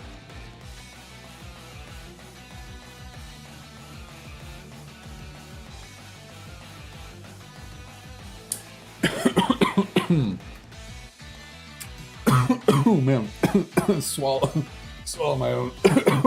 God, I'm so sorry. Oh man, I am so sorry about that. Oh Lord, that was bad. I am sorry. Oh, and now I got the hiccups. Oh geez, that was not good. Oh man, gotta breathe. I was going to say, to be fair, are Heracross and Pinsir really a duo? Because they came out in different generations. It'd be more like Scyther and Scyther and Pinsir, but again, Scyther did get more than Pinsir, so you're not wrong there.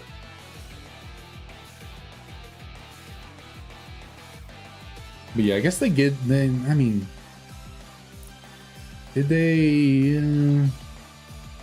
I was gonna say maybe they did kind of design Heracross as a foil to Pinsir, but I don't know. It's hard to say, being like crossing, from two different generations. But like in Gen 1, the two better bug types were Scyther and Pinsir, the stronger ones at least, base stat total wise. So they would kind of be more of the duo together. But then Scyther gets an evolution in Gen 2, and Pinsir is just left without any bug moves for like generations. I'm pretty sure Pinsir didn't learn any bug moves in the first 2 or 3 generations, something like that. Kind of weird.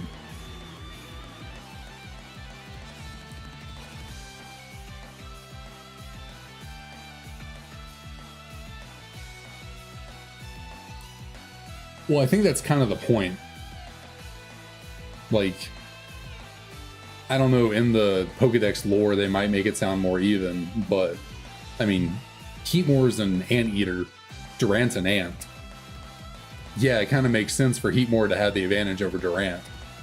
It's literally, it's literally based out of a power dynamic that is one eats the other. So, yeah, it kind of makes sense that Heatmore is better than Durant. It's just how, you know, the nature of whatchamacallit, the natural interaction of the animals they're based off of. But the Pokedex probably is something like, due to Heatmore, blah blah blah, Durant evolved, blah blah blah, and it's like, that evolution didn't really do much for it, did it?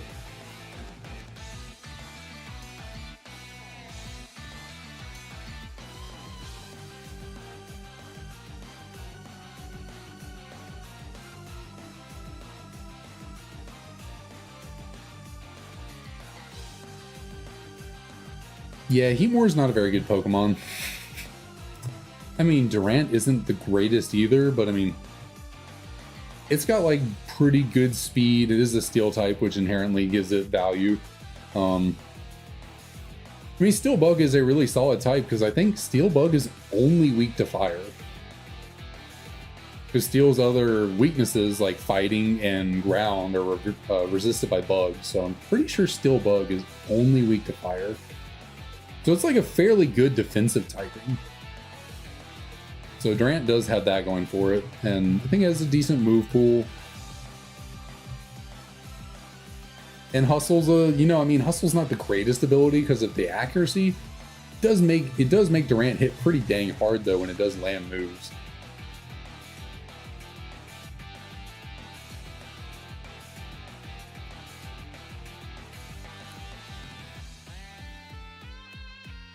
Although I have always thought the weirdest thing, why did they give Durant Truant?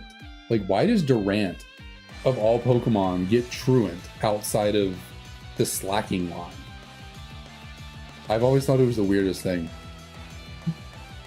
You know, the Slacking line, it makes sense. They're based on sloths. Yeah, they're gonna lay around and not do anything for, you know, a turn. Why does Durant have Truant as an ability?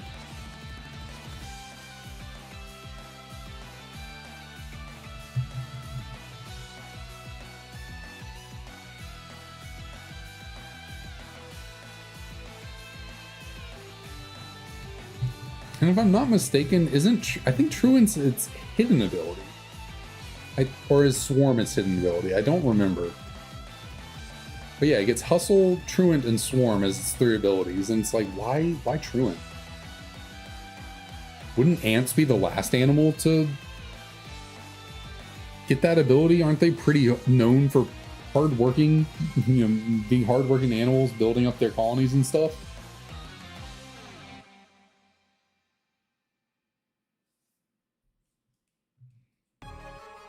Oh yeah, I do not know why Durant got Truant. That is a very interesting decision on their part.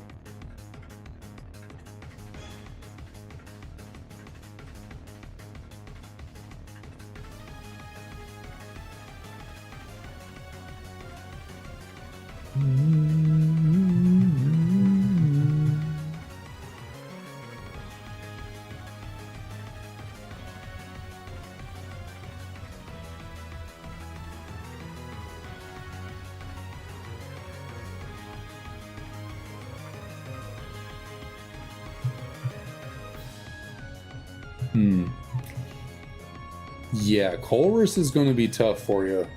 Colress was probably the most difficult battle for me in my mono normal run.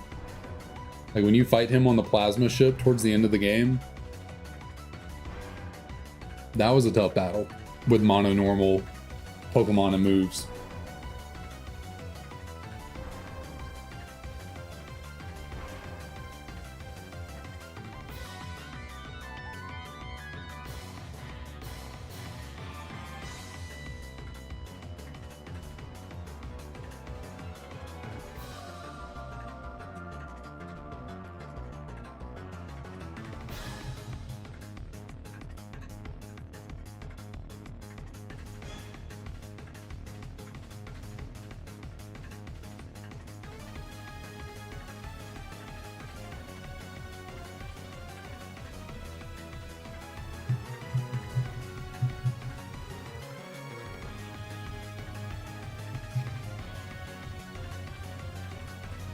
Leech Seed is a pretty consistent move to use for you, definitely. And there's no real prominent grass types in Unova and Black 2 White. Really, there's no prominent grass types in either Gen 5 games, so, or trainers of the grass types, I should say. So you don't really have to worry about too many people being immune to your Leech Seed, so that's pretty nice.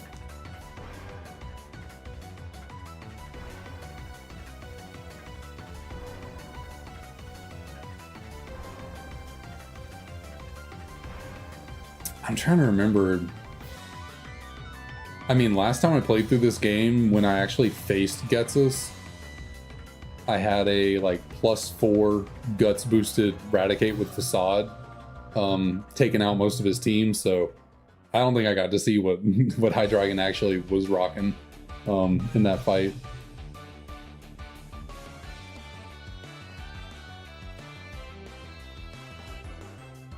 At least, or no. Maybe I did. No, maybe that wasn't.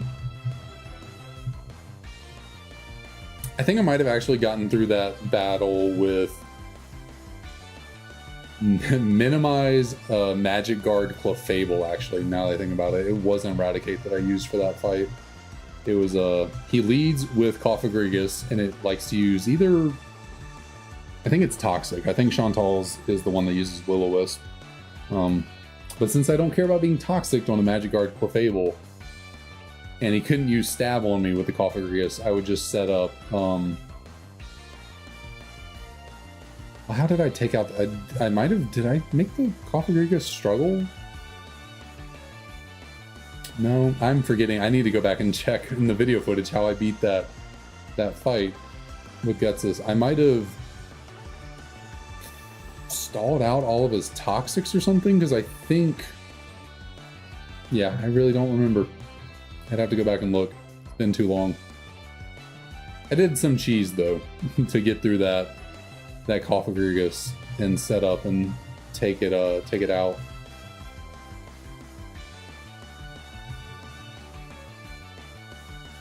And kind of sweep through his team.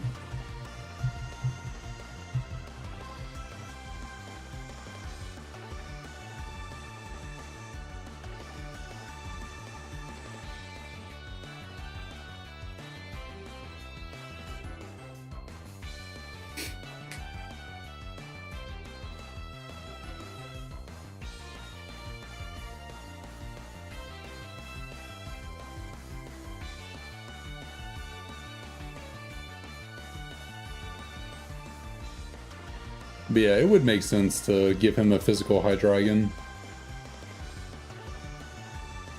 with Life Orb. I mean, special Hydreigon with Life Orb would be a little too strong, honestly. Like, Hydreigon in Generation 5 was a menace.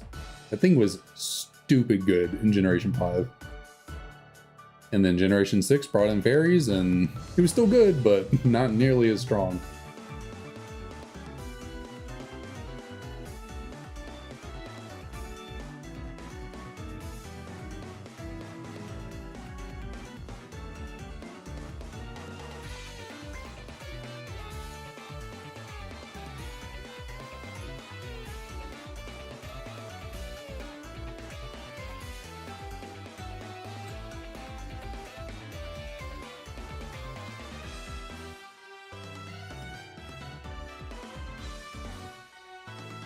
Someone in the battle subway runs a Life Orb special Hydreigon.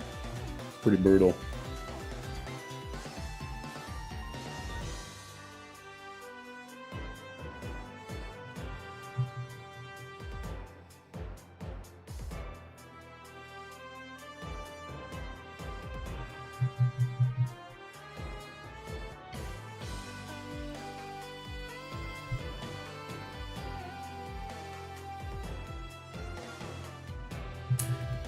Gotcha. Unfortunately, Blissey was not available to me for my mono normal run. No, my MVPs of the late game, really my MVP of most of that run was Audino, surprisingly. Audino was incredibly valuable in a mono normal type move run, especially like with Regenerator specifically. Because I mean, when you're doing a hardcore Nuzlocke and you can't heal in battle, Regenerator is invaluable. And then yeah, once I got, and you get that really early in the game too, because you get Autono is the only normal type encounter you can get in Verbeek Complex, so it's the guaranteed encounter for that area. And yeah, it's really useful for most of the game with its HP and bulk, and you give anything in these games workup and return, max powered return, set up some workups on a normal type Pokemon, even one like Autono, you're doing damage. So yeah, Autono was quite good for me. And then towards the end was when I got Clefairy into Clefable, because you get that in the whatchamacallit area. Giant chasm right before the climax of the story at the Plasma Frigate. And getting a Magic Guard Clefable with Moonlight, I think it has. Yeah, really good.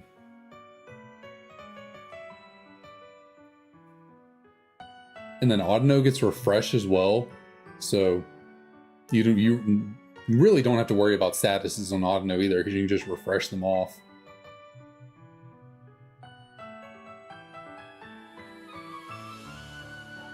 That is a strong core,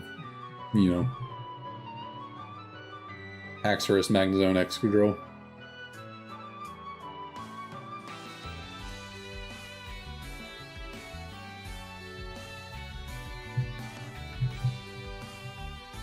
Yeah, it is pretty wild how early Excadrill gets Earthquake, respectively. It's a very strong move that most ground-type Pokemon get a lot later. Oh, I was not done talking with Bianca over here.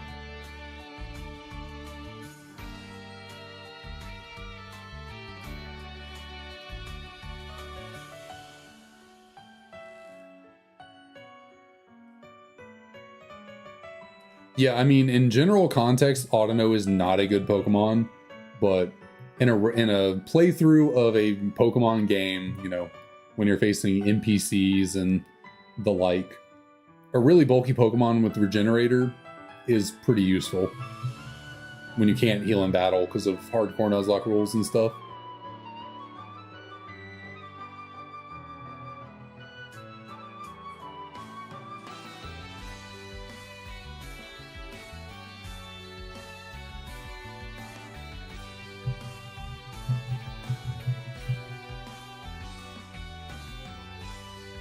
Yeah, I think what Garchomp also doesn't get, or in Generation 4, Garchomp also doesn't get Earthquake by level up, I'm pretty sure.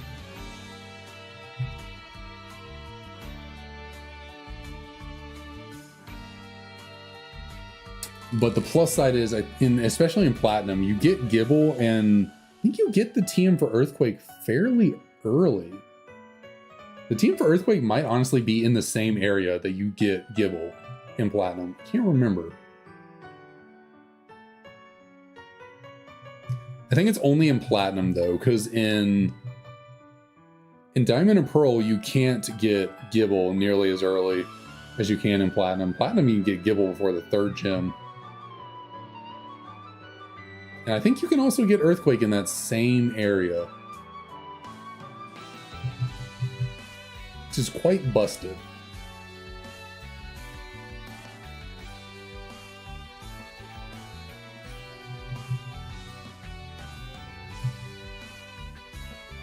But no, ground types in Generation 2 were done really Gens 1 and 2 were very notorious for just not giving Pokemon good level up moves. I don't think there was a single fully evolved ground type that actually got Earthquake on leveling up, like through level up. All right, Clara, thanks so much for dropping by. Hopefully we don't, I hope we do grab the shiny Tepig, but, hopefully you can be around when we do get it, if we don't get it today.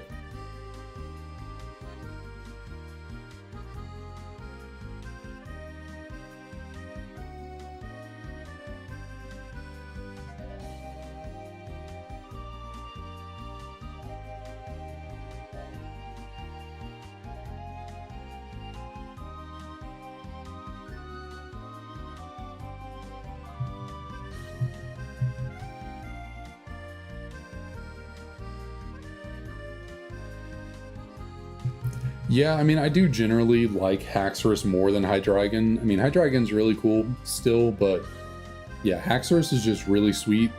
But I guess for some reason, the Generation 3 was the only gen they wanted to do two pseudo legendaries in, and kind of makes sense that they were going to do two pseudos in Gen 5. It wouldn't be two dragons, so yeah, unfortunately, Haxorus is only like 540 base stats or something like that.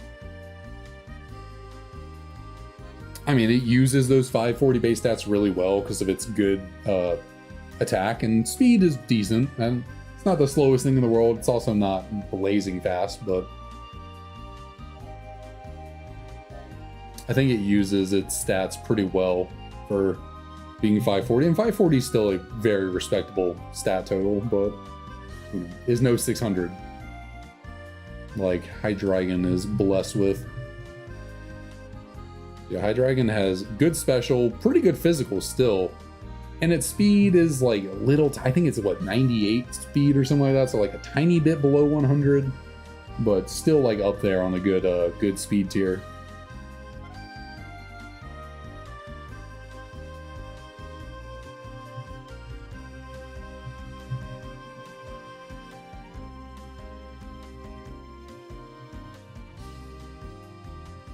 I mean, at least luckily in prior to Generation 6, being a frail dragon type wasn't too bad because like there wasn't too much out there threatening you with super effective moves. Like obviously you're not gonna, you know, set up your Haxorus in front of another dragon or ice type, but you know, dragon does resist a lot of types. It resists 4, so you need fire, water, grass, or electric type. You can bring Hydreigon in, boom, Dragon Dance, you off to the races with that sweep.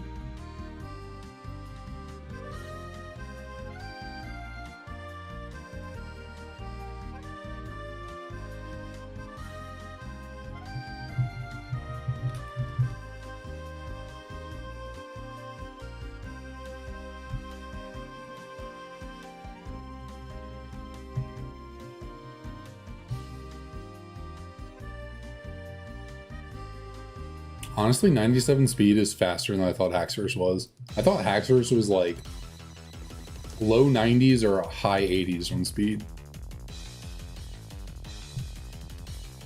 I keep accidentally not going all the way into this encounter over here for some reason.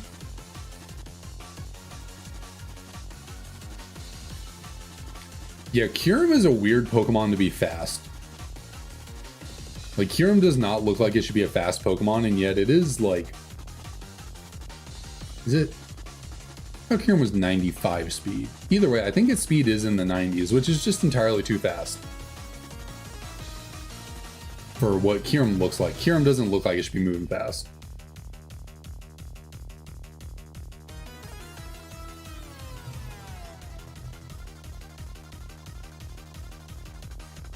Also think it's strange that Kyurem has lower base stats than Reshiram and Zekrom.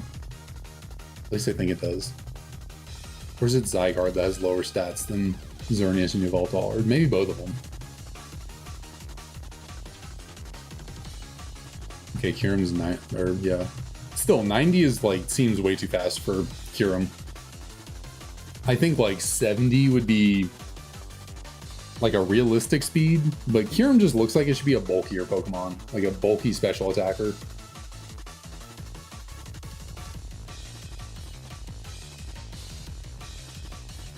Really though, 90 base speed for Reshiram and Zekrom is pretty fast too. They're big Pokemon, they don't look like they should be moving that quickly.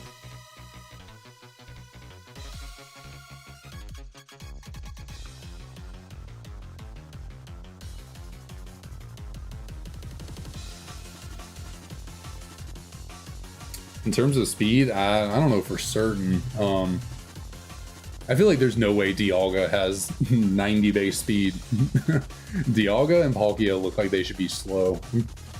Certain Palkia is a little bit faster than Dialga, but yeah, no, I don't think Dialga has 90 base speed at all. And Cresselia is also... Well, I think Cresselia is a little speedier than it looks, but I don't think it's in the 90s.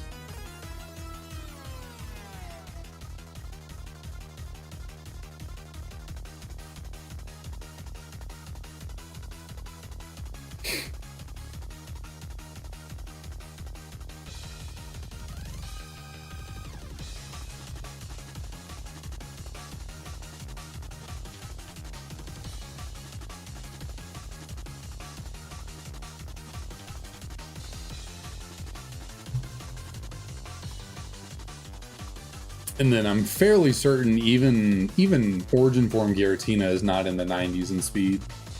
Certainly not altered form. Altered form Giratina is what, like 40, 50 base speed? And I think Origin Giratina is in the 80s, I want to say, right? Am I completely wrong here? I probably am. I don't truly know. I'm just kind of pulling stuff out of my ass right now from what like I feel should be right. It's all about feelings right now, not facts.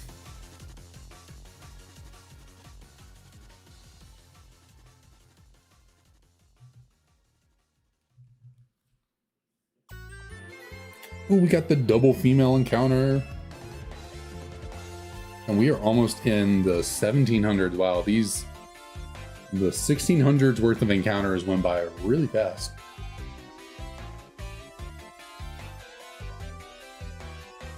Wow, Palkia is 100, okay.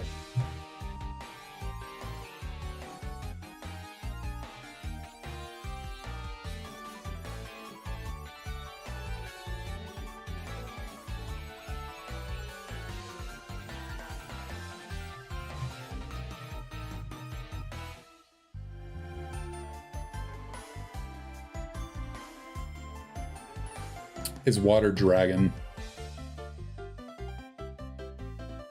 They all dragons except for Arceus.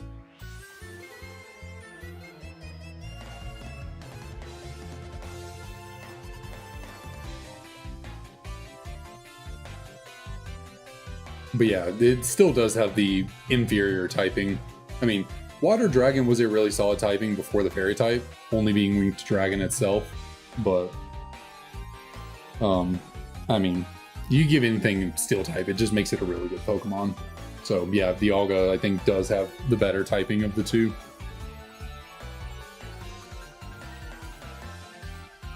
Plus, I mean,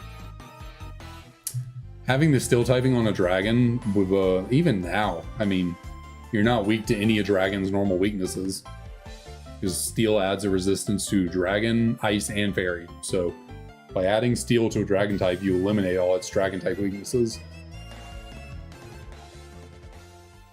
And you just gain a few of the, you lose a few of Steel's resistances because of Dragon, but, you know, not too bad. I think you'd prefer to lose the weaknesses as a Dragon than the resistances as a Steel type.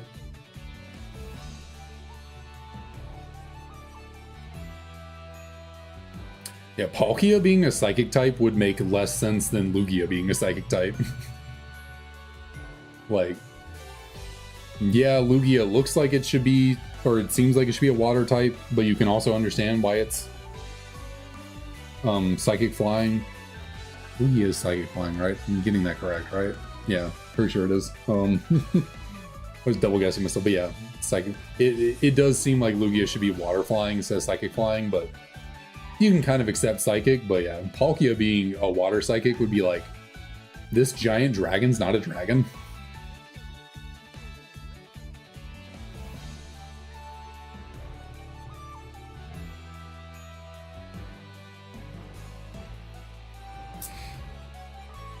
But hey, I guess, you know, they did it to Charizard, they could do it to other Pokemon.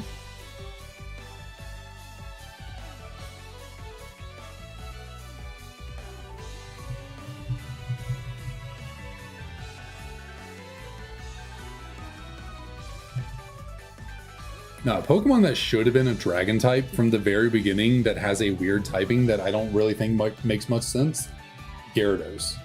Like, you can make a stretch for why it's a Flying type,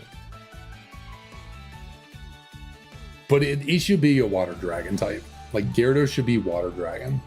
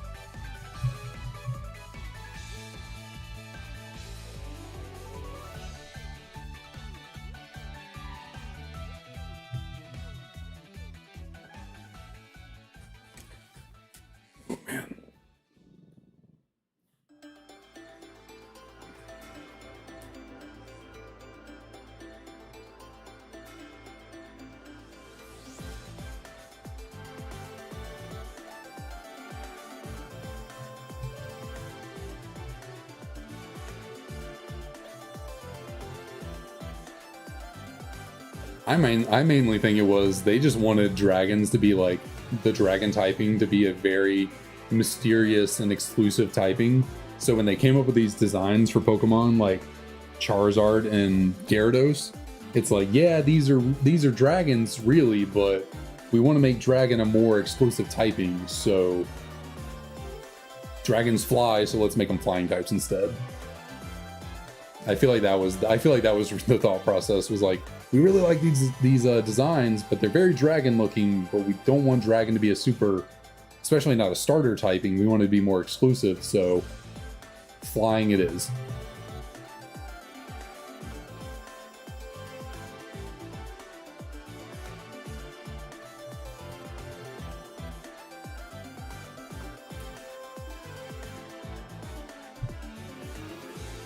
But then it's like, I don't even think Gyarados learns fly, so if you're going to use that logic, then give Gyarados fly. I mean, I think, well, they also, other than what Legends Arceus shows a Gyarados flying around in the sky, has any other media of Gyarados shown Gyarados flying, or is it always in the water, right? I can only ever remember seeing it in the anime in the water. I don't remember it ever flying around, so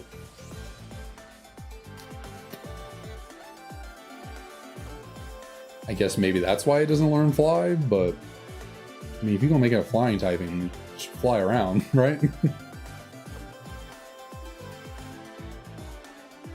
Yeah, bounce is like the only flying type move Gyarados really gets,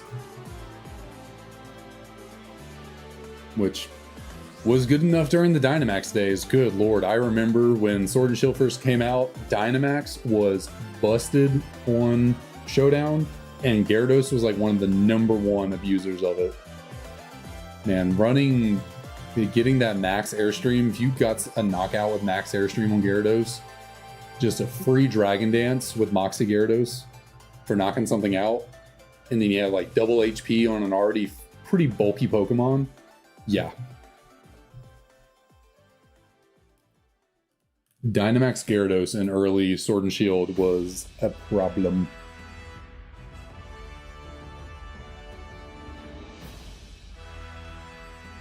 And then Lord forbid you got a Dragon Dance off before getting the Moxie boost and the Max Airstream boost. Yeah. Just give it a water move and Earthquake and nothing stopping Gyarados back then. Yeah. What's feeling weird? I kind of maybe it's being optimistic because of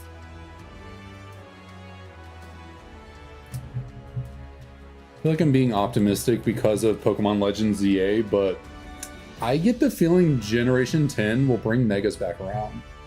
Like, I think they'll go back to Megas as the gimmick. I don't think they'll just... Well, maybe... I don't know.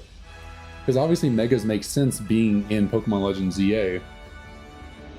Because it's based in Kalos. But Megas were also in Hoenn and Omega Ruby and Alpha Sapphire, so you can do Megas outside of Kalos. So, optimistically, I'd like to say Megas is just back as the Generation 10 gimmick. They know it's popular, they know people like it. So, for the 10th generation of Pokemon, maybe they don't take the risk of coming up with a new gimmick and it failing. But Terra is also really popular in the competitive scene, whereas Megas were not quite as popular for like VGC, so maybe we get Megas and Terra. Could you imagine that? You get Megas and Terras in the same generation? I mean, you had Megas and Z-Moves in 7th gen, so you could do both in 10th. Just make it so that Megas can't terrestrialize or something.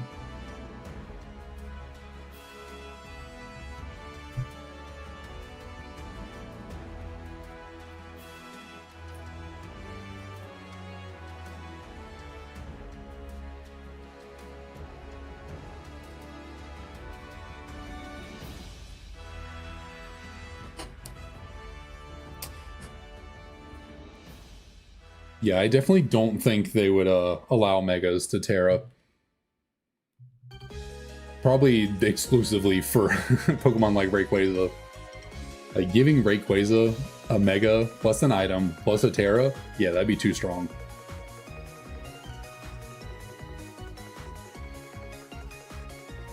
Plus, like, you could, if with that, you could do Mega Rayquaza, Terra Flying, it doesn't have any weaknesses.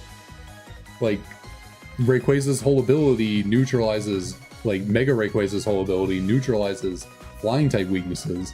So if you just Terra, if you could Terra Flying a Mega Rayquaza, you literally have a Pokemon with no weaknesses. And an immunity.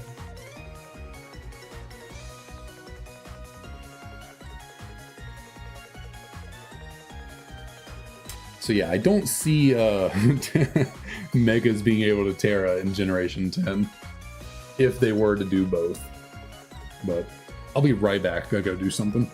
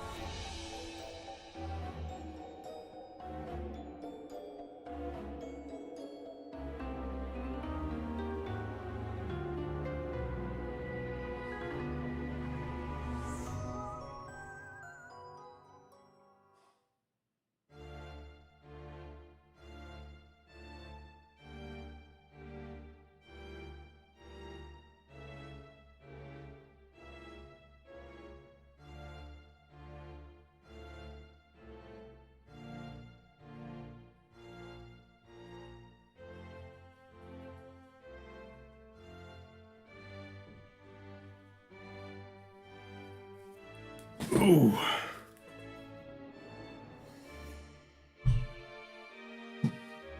All right, sorry. I am back. Thanks to everyone for being patient while I was away.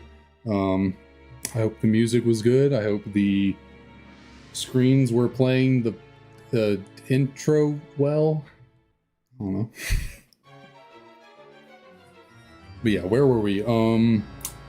Yeah, Megas getting Terras would be something, especially with Mega Ray. I think if you were allowing Megas to Terra, you would just not put Mega Rayquaza in the game. You'd be like, sorry, Rayquaza's just not available for this game. He's gotta accept that. Because that would be busted. Oh yeah, and just thinking about it, Terra flying Dragon Ascent, which by the way, always kind of funny to me that Dragon Ascent was not a Dragon type move, but a flying type move. I guess, I mean, a dragon is ascending into the sky, so you can see how that is flying based, but yeah, Terra flying, choice banded Terra flying Dragon Ascent from a Mega Rayquaza with no weaknesses. Does not sound like a world I want to be in. It sounds like destruction. I mean, but every generation they do somehow create the most broken new legendary ever, so why not just, just recycle the old, the old one. Mega Ray was, well, I guess Mega Ray wasn't super, too broken in VGC, it was useful enough, but, wasn't, OP. Is very useful, so used a lot, but, yeah, in singles, Mega Ray was stupid. I guess Gen 7 didn't really do that.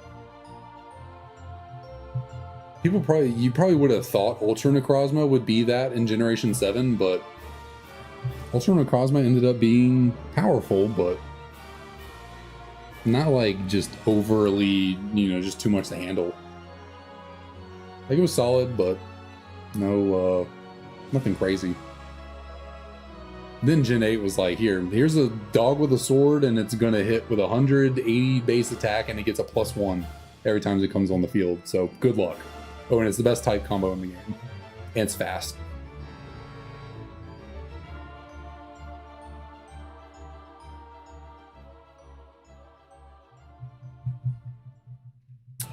Yeah, Mega Ray really wasn't centralizing at all for VGC. The two other primals were honestly better, I think. Dialga, or not Dialga, Kyogre and Groudon. Oh yeah, Zacian received a big nerf. I think it lost 20 attack. I mean, 160, I think it was 180, maybe it was 170 before. Yeah, it was 170 before, not 180. It went from 170 to 150 attack, which is still a really high attack stat, but not 170. And its ability only procs once now instead of every time it comes out on the field. So yeah, Zacian's not nearly as centralizing as it was in Sword and Shield. Plus, without Dynamax, its best move, its signature move, doesn't really have any special benefit. Being able to hit Dynamax Pokemon for effectively 2 times damage, but I guess it's roughly the same damage as it would have been if they were non-Dynamax, because I don't know how that works. It's a 100 base power move against non-Dynamax Pokemon, but then it's a 200 base power move against Dynamax Pokemon. A Dynamax Pokemon had double HP, so is it effectively the same damage? I don't know if that's how the math works.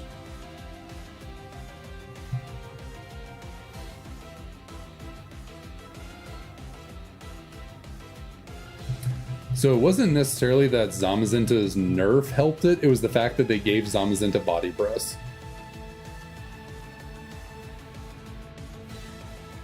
But that was purely it. It's the fact that Zamazenta now has Body Press. A Pokemon with a really high defense stat, with an ability that only now once activates, but it still has an ability that increases its defense. It learns Iron Defense, And I think it's the only Pokemon that gets Stab Body Press, if I'm correct. I think every other Pokemon that learns Body Press is not a fighting type, other than Zamazenta now. At least, yeah, maybe I'm not 100% correct on that, but it's maybe now the best fighting type that gets Body Press. Maybe. I don't know.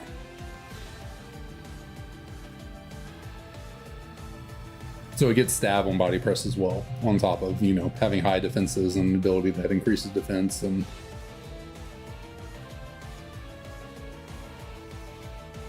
yeah, I forget what because both of them lost 20 base stat total, but Zacian's base stat total loss was completely in attack, whereas I think Zamazenta lost 10 attack and 5 in each defense, something like that. But when Body Press is your main attack, you don't really care about losing 10 attack because you're basing your attack off of defense anyways. And now it is better than Zacian, or at least it's more used, which would imply that it's better, because if Zacian was the better Pokemon, it would get used more, I think.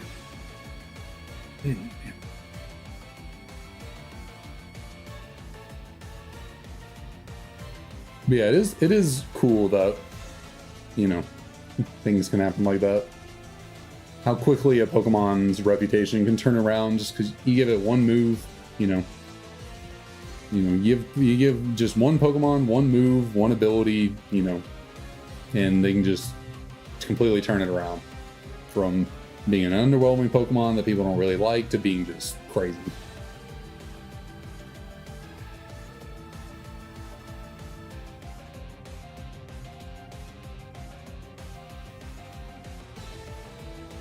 Yeah, I keep doing that over on this other copy.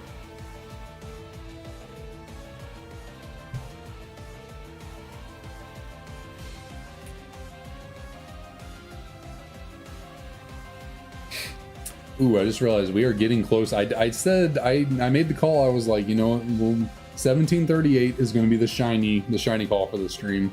We are almost there. I almost missed it, but let's see.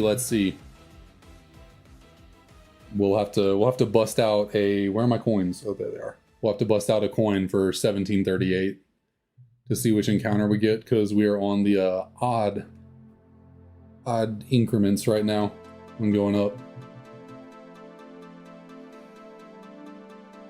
I mean, they have they have been in combining abilities more and more now.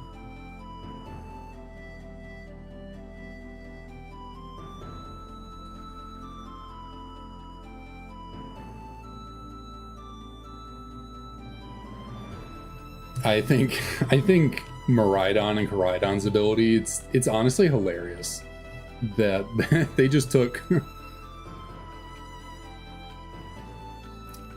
a whole bunch of good abilities and just mashed them together. They were just like, okay, so you get to set up Sun, you get, well, I guess really it's just setting up for Koraidon is just setting up Sun and getting an attack buff. Just like, does it literally get an attack boost, or is it like one of those, its attack is just higher, but it's not literally at +1? I don't remember. Meanwhile, Miraidon's like, you know, you set up the electric terrain, which powers up your electric moves. Oh, and you get a plus, you can get a special attack increase.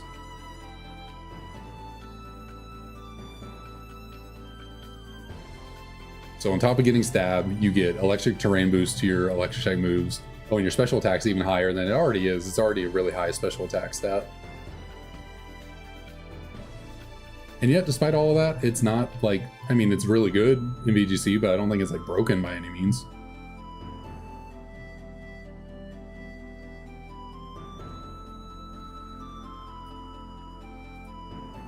Yeah, I couldn't tell you about the history of the year 1738, but I know it was in a Fetty Wap song. I know that. I remember that.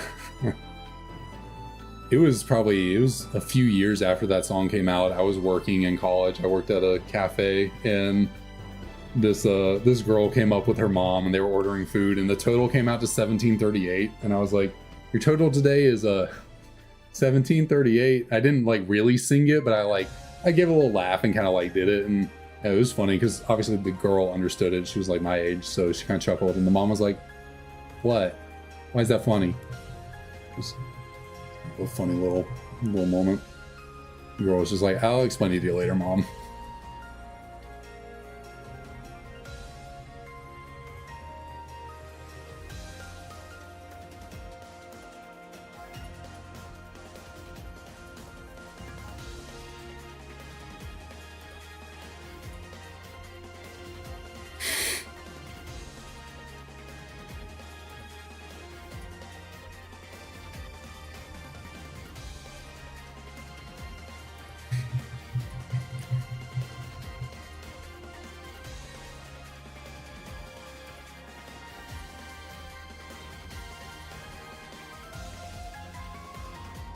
Yeah, I'm not the world's trendiest person, out there, but I can at least before, not so much anymore, but in my younger days, I was better at knowing about trends and stuff. Now it's like I'm kind of on top of it a little bit because I do have TikTok that I've watched a decent little bit. Don't live on TikTok like I used to, which is a good thing. But yeah, there are definitely a lot of trends out there I'm not aware of because of being old.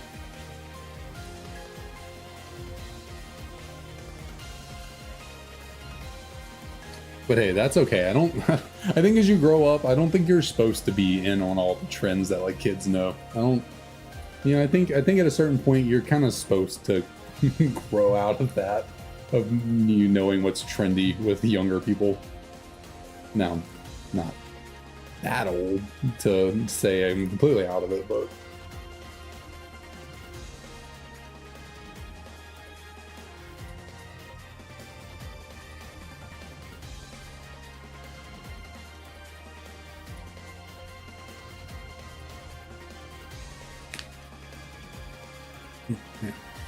my right pointer finger is getting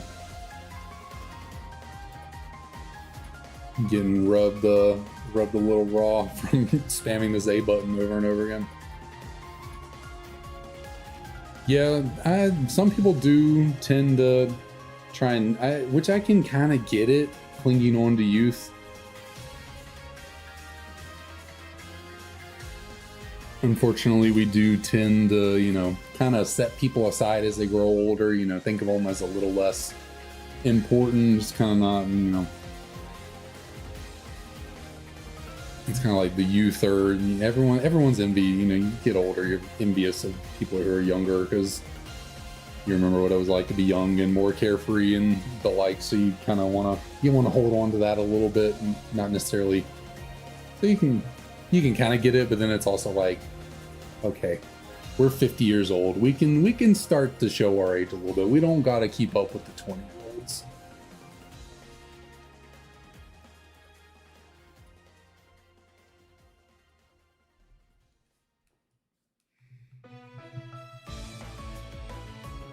All right, so we are about to hit the number 1738, which has been called as the shiny number of the stream.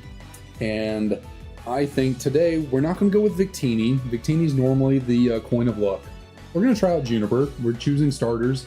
Might as well let Juniper help us out. So I'm thinking DS on the left, which is English, is going to be heads. And then DS on the right, Japanese, going to be tails for our encounter 1738. I'm going to flip that again. I didn't flip it very well. Okay, we got heads. So let's see. We got the Tepig, right? Okay, yeah, we already got it. Encounter number 1738 out of our English copy of Black 2 is not shiny.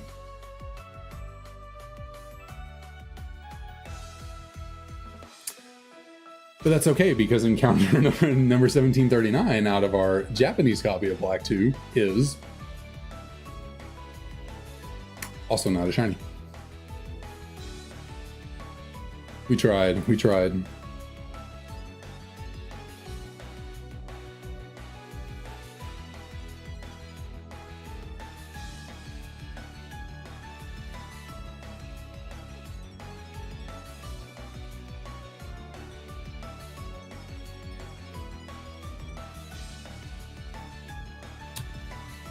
Yeah, it is interesting. I use my middle finger on my left hand for the DS over here on the left, but I try and make sure to use my middle finger on the one on the right, but I sometimes just end up going back to my pointer finger. But yeah, the middle finger does not really wear out like the kind of the edge of my pointer finger has.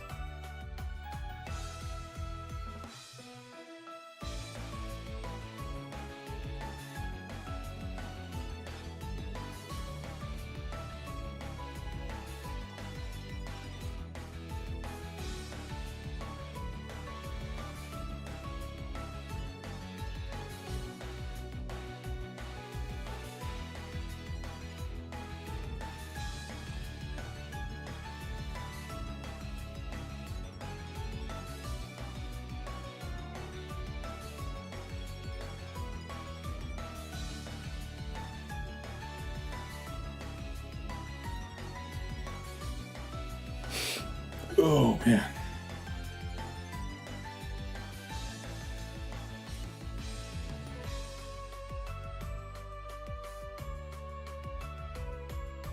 Well, as of right now, I am certainly not feeling even the slightest bit tired, so yeah, I could definitely keep going for a good little bit.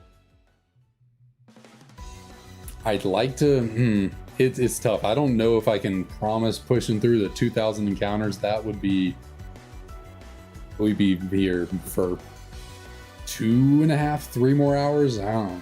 We'll see about that, but we might be able to make 1900. But I don't know. I might get to 1900 and get that burst of like, let's just do it. Let's just get to 2000. So, I mean, we're not even at 1800 yet. We're not even halfway there. So maybe don't want to speak too soon.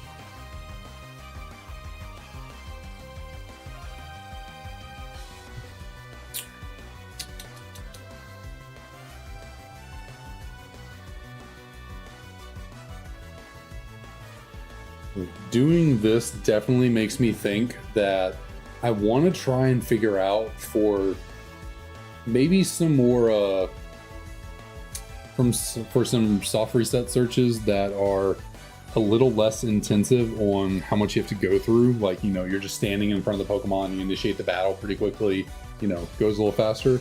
I would definitely like to figure out how to do 3 DSs at one time as opposed to 2.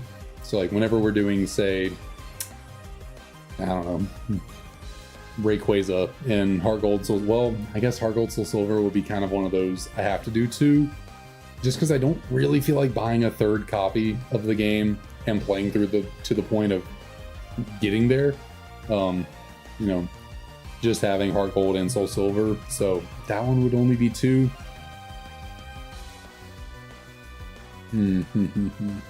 What kind of hunts would I have 3 DSs for though? Maybe like Giratina. I was thinking I could do 3, do Diamond, Pearl, and Platinum.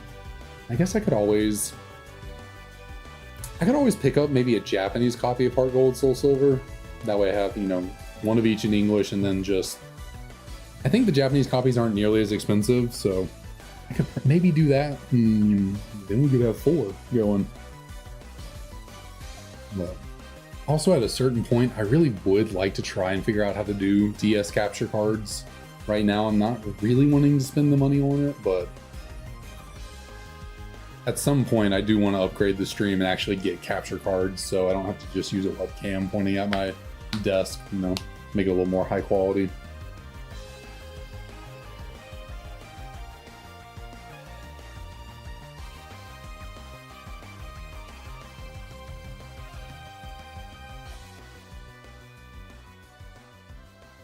You got something going on tomorrow? Yeah, Saturdays do tend, they're never really rest days for me. I feel like Saturdays are always the day that I'm doing something. And then generally on Friday as well. Sunday typically is more of a rest day for me. This like generally the only day I actually get to just lay around and do nothing. I mean, today I laid around and do nothing, did nothing. I was pretty, whatchamacallit, lazy today, but that was because I took a muscle relaxer last night. I took a muscle relaxer last night, and man, ooh, the sight of that thing takes me out. Like, I slept for 12 hours, which I never do. I sleep for 7 maximum. And for most of the day, I was zapped. I could not move. I was so tired.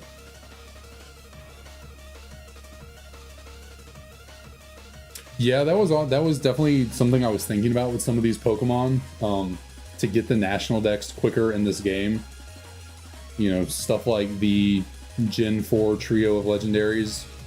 I might just have to catch them at the apex of the story and then trade them over. Well, I guess you have to beat the game actually to transfer to Gen 5, I think. Maybe that wouldn't work. Yeah, it's all stuff I got to figure out. But ooh, let's see. Is it Henrique or Henrique? I'm sorry if I'm mispronouncing it. Henrique Hagenwolf. What's the feeling of being a shiny hunter? Good, I guess.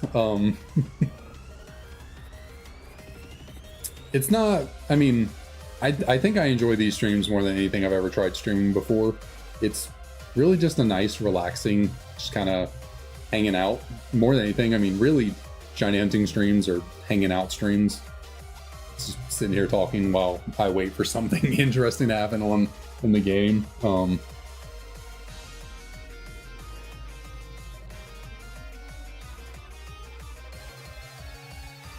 you Hagen? Okay, or yeah, hopefully that's what you mean, Hagen or Hagen. Sorry, us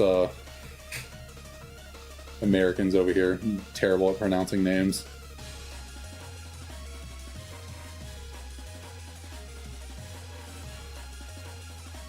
Or Hagen. I see. I'm probably butchering it. My bad. My bad.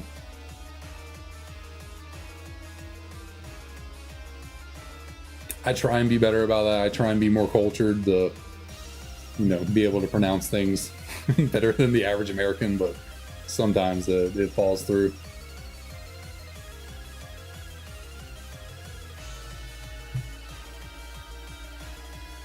Okay, gotcha.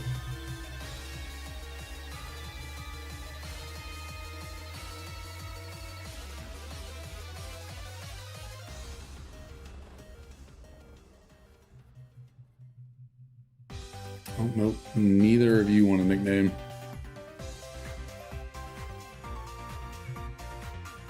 But yeah, I've tried streaming hardcore Nuzlocke. I've tried just streaming Let's Plays.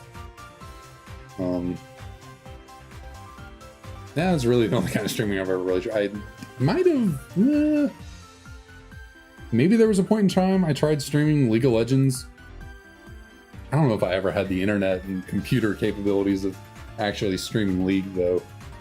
But, yeah, I enjoy the shiny hunting. I think it's relaxing. Other than when I think about the impending amount of time it's going to take to do all this hunting, then it's kind of like, oh boy. It's definitely a beast to take on, but I think it'll be a fun challenge.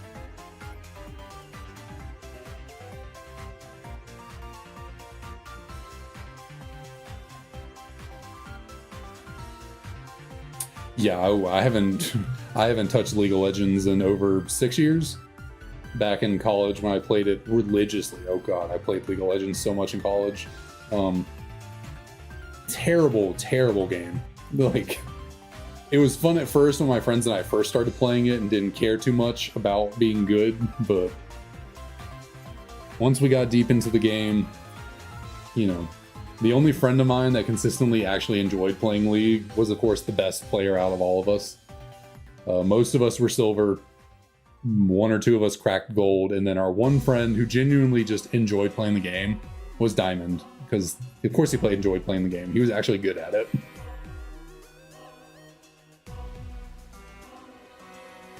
But I gave up on League of Legends a long time ago, and I have no intention of going back to it.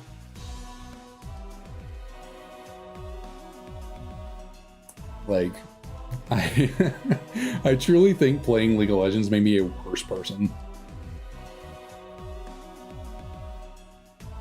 Like, genuinely think it made me a worse person.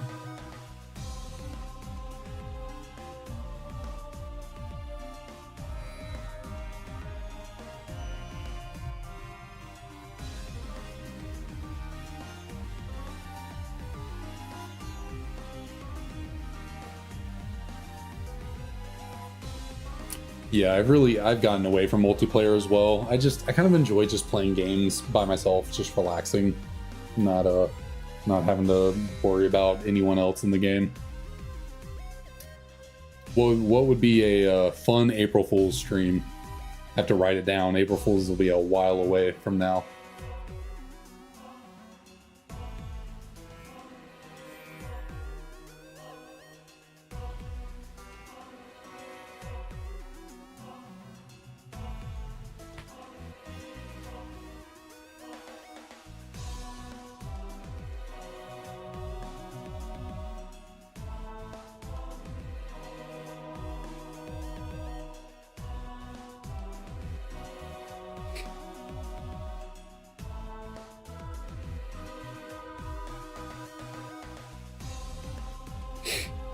Goodness, got like something in my eye up here. Or something was like hanging off my eyelash.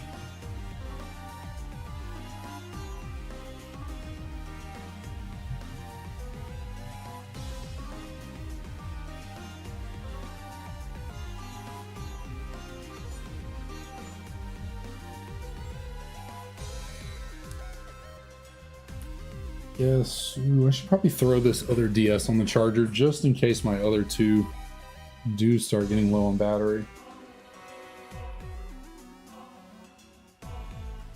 Make sure my other one's good and charged to take over in the event that one loses itself. Oh, I think my dang chair did the thing with the wheel. Might have to get up and correct it. Because now I can feel myself kind of like leaning to the left because the wheel like fell in on itself.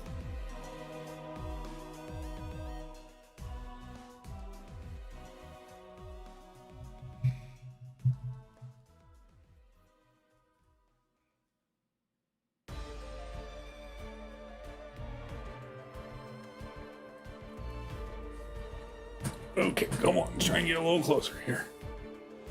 So that would be one nice thing about getting capture cards. When I want to scoot closer to my desk, I don't have to worry about knocking over my camera. I just had capture cards picking up the DS gameplay.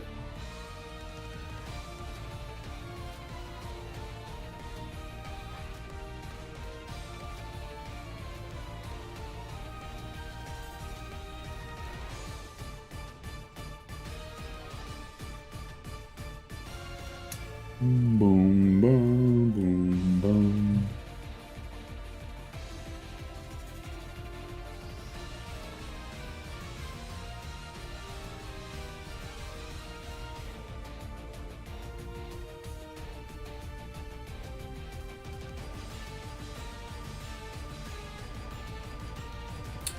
Oh, that's certainly going to be no April Fools. That Haxorus is a part of this challenge.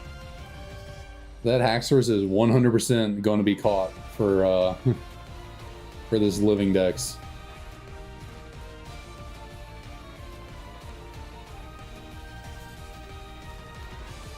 Any guaranteed shiny I can get, that thing is going in here. It's getting caught and going on the total.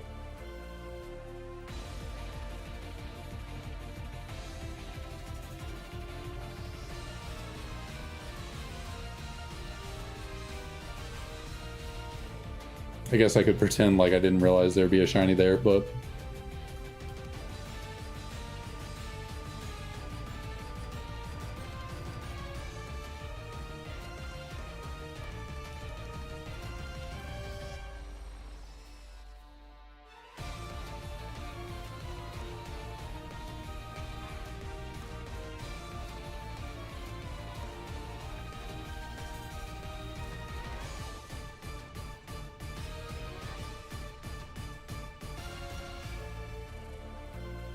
you'd be surprised. I mean, getting to the nature preserve and getting to that Haxorus is not the most like, and also you gotta remember these games are very low selling. So a lot of people probably never played these games before. And if they did, probably not that many people actually really go out of their way to, you don't have to actually complete the Pokedex. You just have to like see everything or something. But you'd be surprised how many people have not played these games and would not have ever gotten to the point where they, I've played these games a lot, and I've never made it to the nature preserve. Like, I've genuinely never been to the nature preserve. I know about the shiny Haxorus, but I've never been there myself.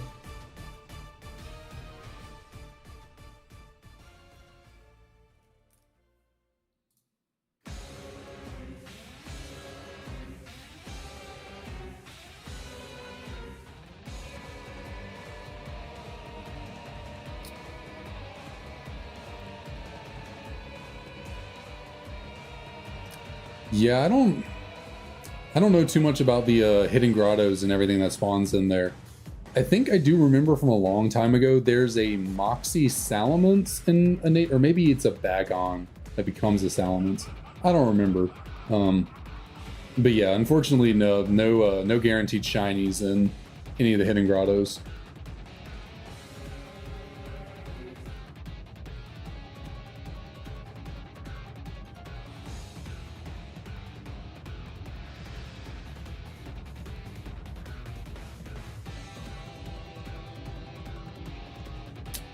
Yeah, so I was actually thinking about that because I was all like, oh, I'm definitely going to go get the gift shiny Dratini from Banga. You know, that'll make the shiny hunting a lot easier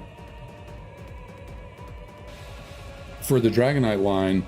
But then I remembered, if I'm going to do the cute charm glitch for Heart Gold Soul Silver, you encounter Wild Dratini in Heart Gold Soul Silver in the Dragon's Den, so I think I'd spend less time just getting 3 Dratinis from the Dragon's Den than going through the entirety of White Tree Hollow to get a shiny from Banga. So yeah, no, I'm just getting the Dragonite line from Heart Gold Soul Silver in with the Q Charm glitch. But yeah, I'm only gonna do full odds on like Pokemon I absolutely have to do full odds on. Most of I'm gonna try my hardest to reduce the shiny odds as much as possible for most hunts. You know, if I can't help it and it has to be full odds, then so be it. But you know, any guaranteed shinies I can get, any shiny charms I can take advantage of, Masuda method, all that, I will try and make the odds as low as possible for as many Pokemon as possible. Now technically I don't have to do this hunt to at full odds. I could just breed for a shiny Tepig at reduced odds with a shiny charm and Masuda method, but I thought for the first one, for the starter, for the game, might as well full odd hunt it.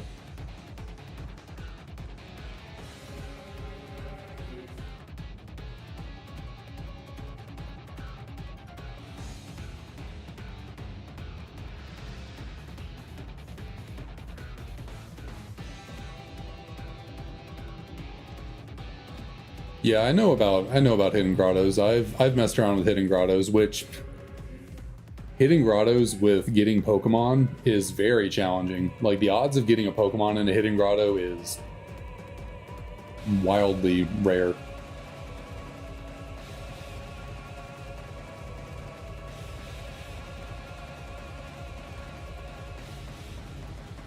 And then when you add on top of it, some hidden grottos have, you know, three or four different Pokemon for you to get. It's like some hidden grottos getting Pokemon in are rarer than, like, as rare or rarer than finding shinies.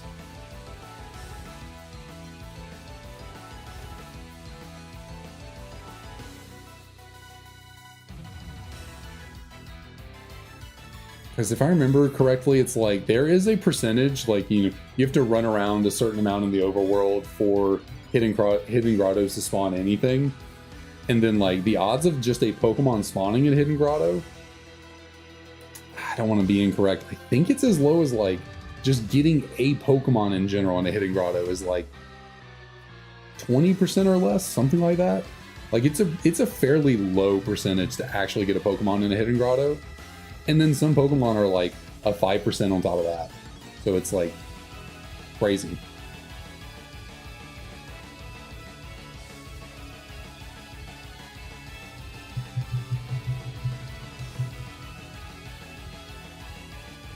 Yeah, no, hidden grottos are incredibly hard to find Pokemon in. It's very low odds.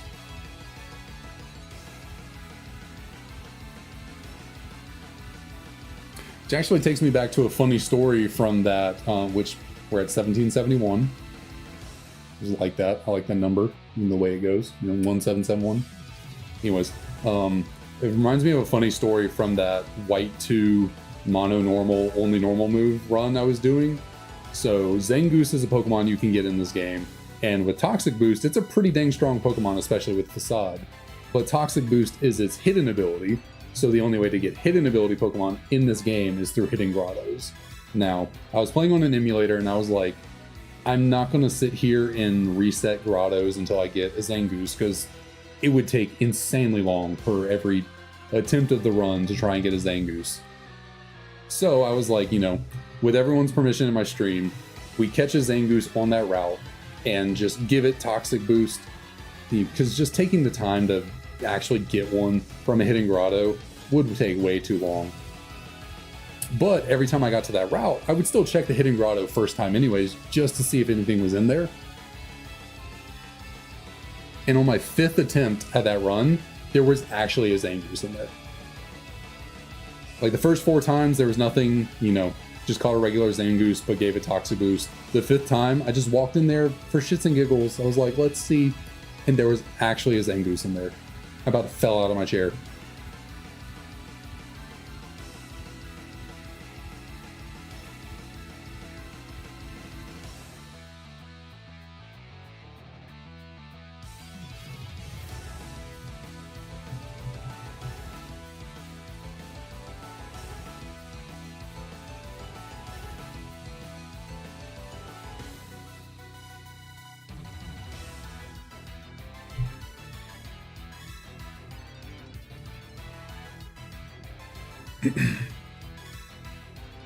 But yeah, Dragon Spiral Tower, if you fish in the rippling spots, there's a 1% chance you fish a Dragonite. I'm pretty positive.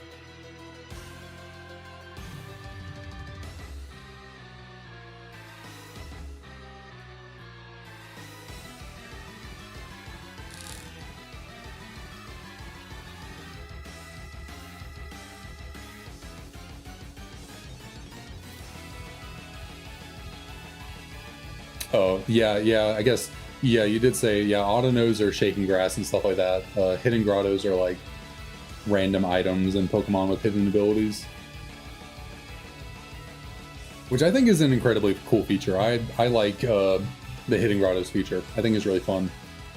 Now, I think it's a little too difficult to get Pokemon out of them, but they're still pretty fun.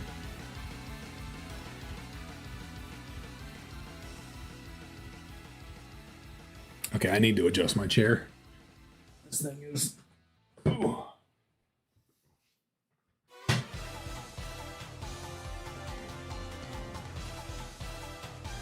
All right, there we go.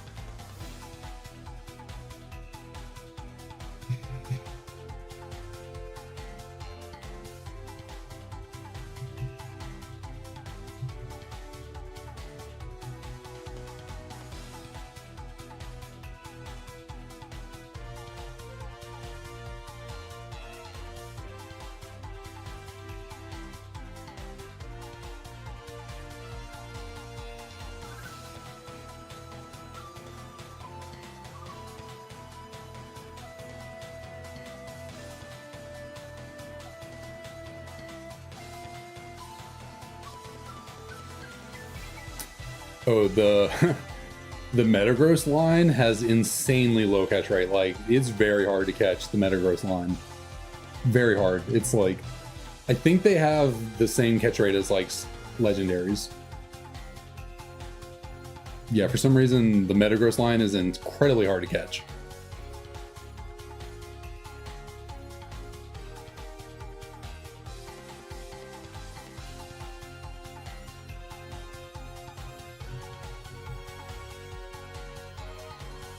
No, I wouldn't use a Master Ball on it, because, like, I mean, if you fail to catch one, you can always just come back to catch another one. Like, it's not like a legendary where there's only one of them. I mean, best thing you can do is just get it low and put it to sleep.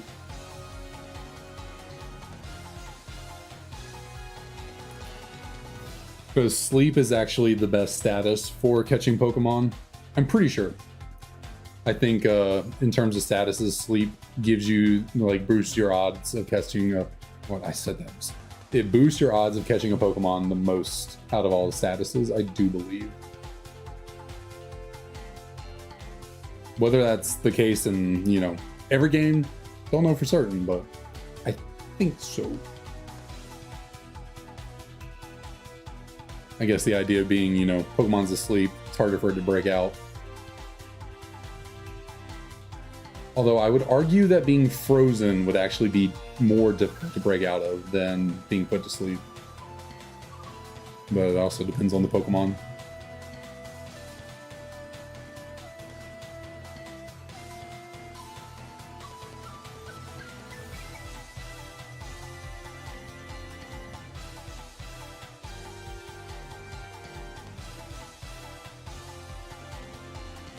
No, I think the best thing you can do for catching that Matang is the first turn you encounter it, just throw a quick ball immediately. You know, quick balls are, you know, good on the first turn only, so just immediately throw a quick ball. If it doesn't go in, get it in the red, put it to sleep, and then if it's nighttime, use a dust ball. Like, just that's all you need. Use a dust ball if it's night.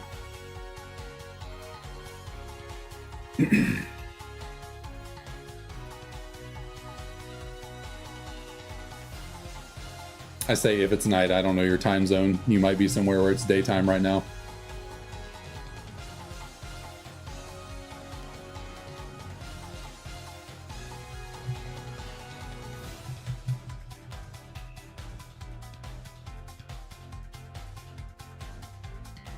I'm also assuming you're in this game, so dust balls are available. Yeah, I guess.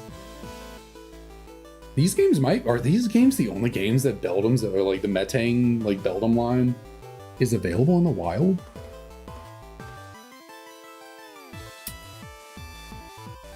Definitely not available in the wild in Gen 4. Not if I can remember it. I don't think it is. Obviously not in black and white. Yeah, it's available in the Giant Chasm in black 2, white 2. I don't think available in Gen 6. Wow, yeah, the black 2, white 2 might be the only games you can catch wild. Nah, maybe in Scarlet and Violet you can as well, but I don't remember in Sword and Shield if there were any wild Beldums and Metangs.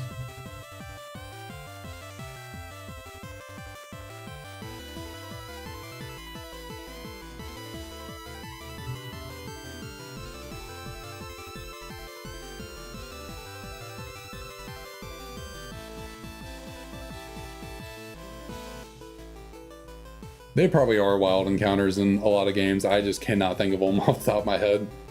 To be fair, most games after Generation 5 I've only played once, so yeah, I wouldn't really remember all the ins and outs of whatever, you know, everything that's available in games after Gen 5.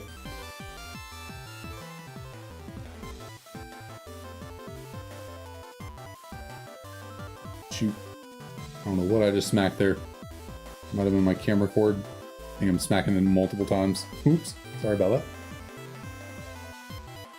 One day I really need to sit down and try and manage my cables underneath my desk. They are a little bit of a mess, kind of chaotic.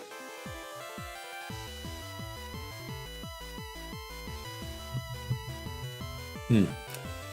That's rough. That's I can't remember the last time. Probably never, honestly. I don't think I've ever really tried to catch a wild, maybe in a randomizer. I might have encountered a Beldum or Metang or something and tried to catch it, but yeah, I do know that they have really low catch rates.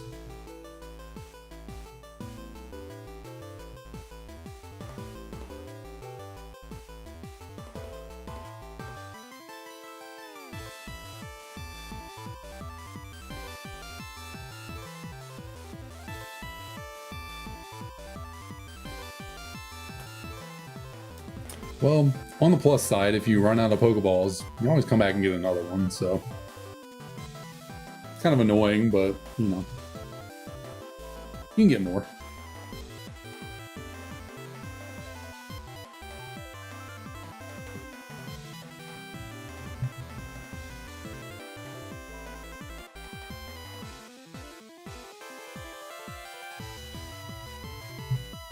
Who knows, maybe this Metang is just not the one meant for you.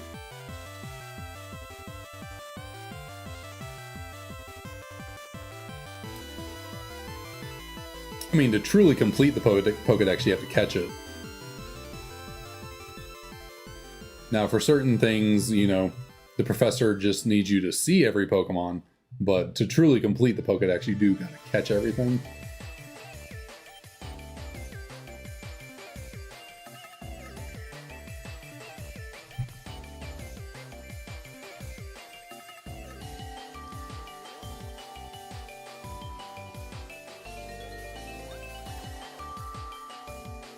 I think, do I need to? I think I need, yeah.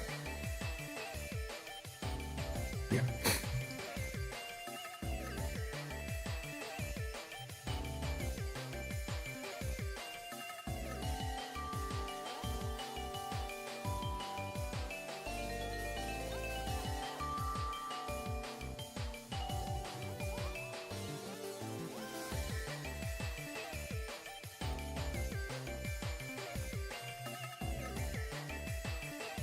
Do you have any like premier balls or luxury balls? Sometimes the Pokemon just wants to feel special.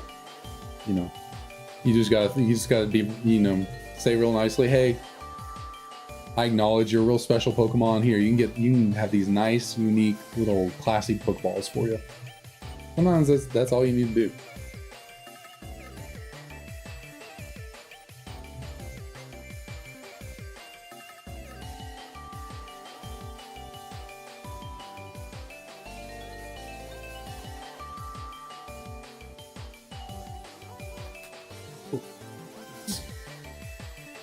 I wish I could put my dang armrest down.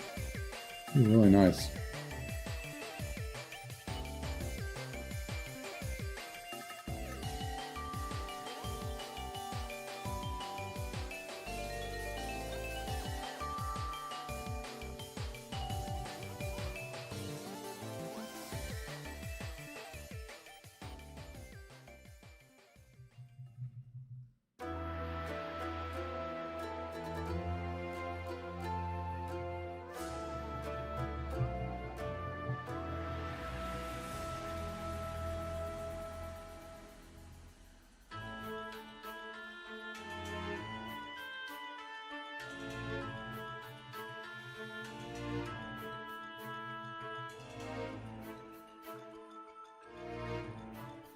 I really hope that never happens to me on any of these shiny hunts.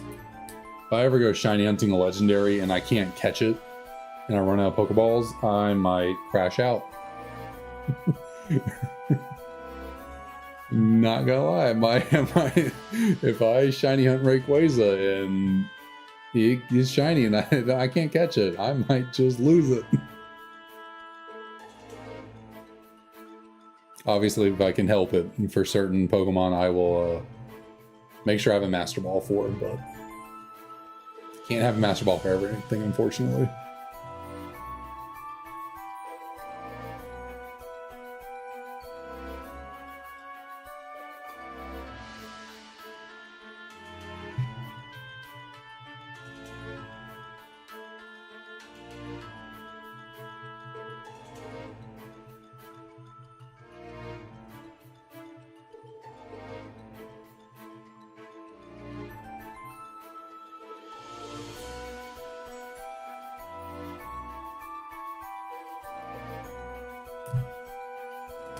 We are almost at 1800. Goodness, goodness, goodness.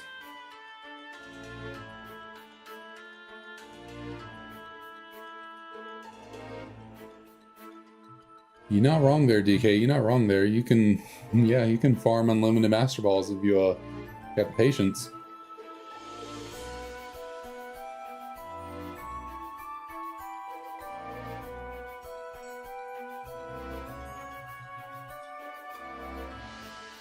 Which I think, isn't there's a way to like slightly boost the odds of getting a Master Ball for Join Avenue, but I think setting up your Join Avenue to get that point is kind of tedious and pretty difficult.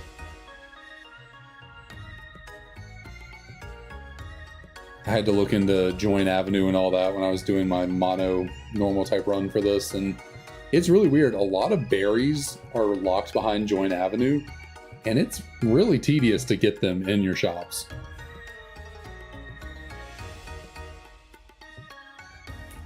Like, I really wanted some Chapel berries for my all normal Pokemon going into Marshall.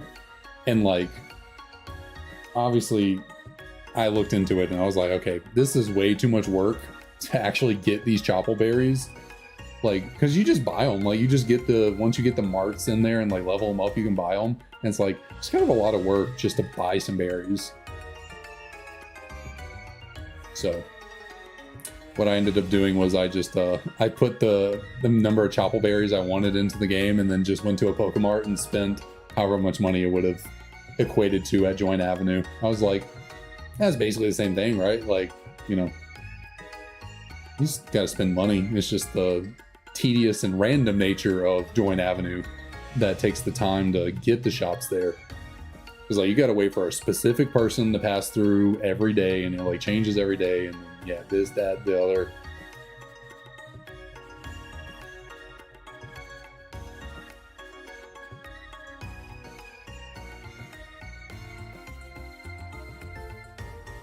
But I never once truly ever tried to get Join Avenue set up. It was just kind of always off my radar.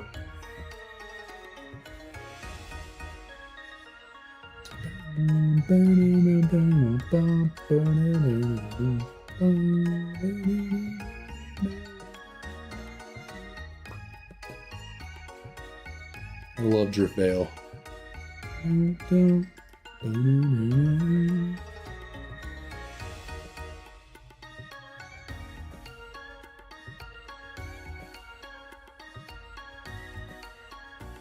Yeah, without Bulbapedia, I don't know how. You would just have to trial and error your way into getting all the things in Join Avenue. Like, without a guide, yeah, no.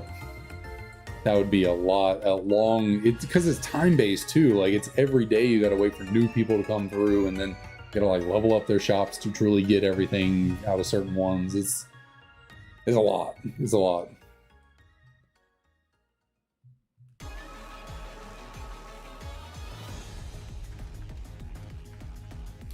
$17.99.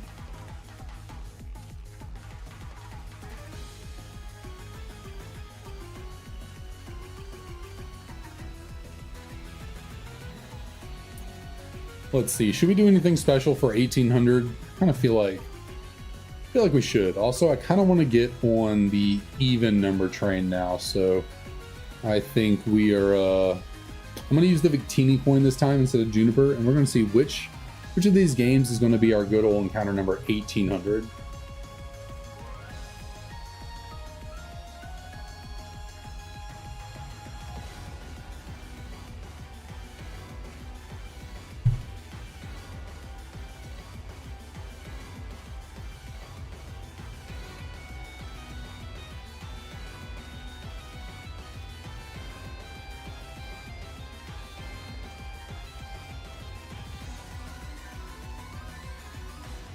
So let's see, which one do we want to go with?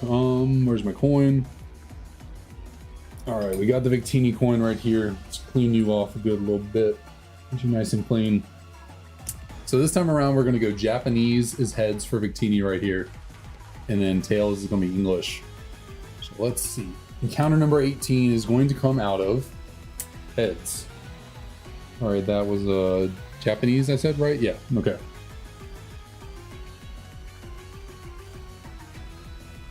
So Japanese Tepig, not a female. That's okay, because encounter number 1800 is going to be a shiny. That's all right. 1801 is actually the secret calling right here. And let's see. Again, not a female, but that's okay as long as it's shiny. And I did say I was going to do even number increments, so that kind of screwed that up. Okay, we will just reset you two. No more coins for the day. I think we're coined out. No more. We did 2 coin flips. I don't think we need any more today. But we're just gonna throw out 1 encounter right here. I think I'm gonna I kind of want to pull it from the Japanese, so that's where we're gonna go from.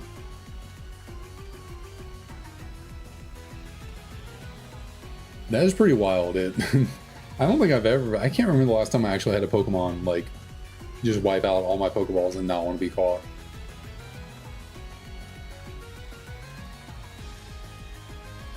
That is quite the unfortunate turn of events for you.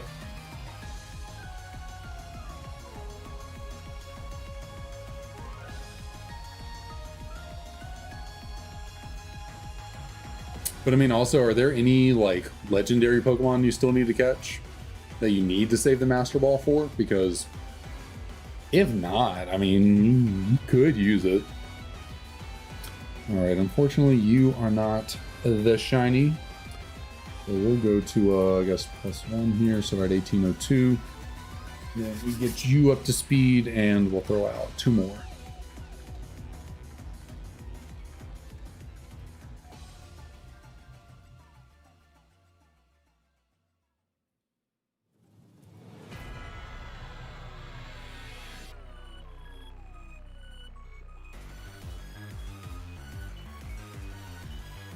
I gotcha. That's fair.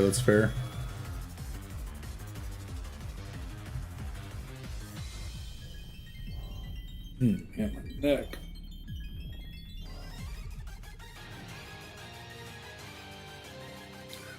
Stretch out a little bit. Gotta stretch out.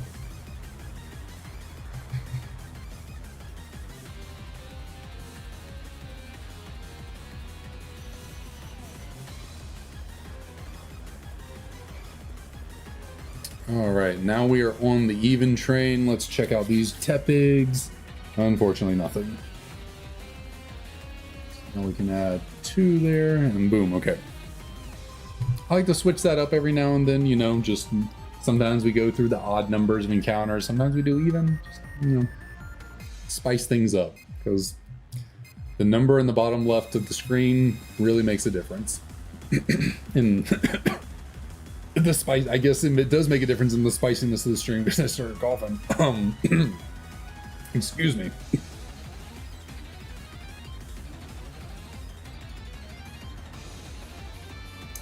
Okay. Ooh.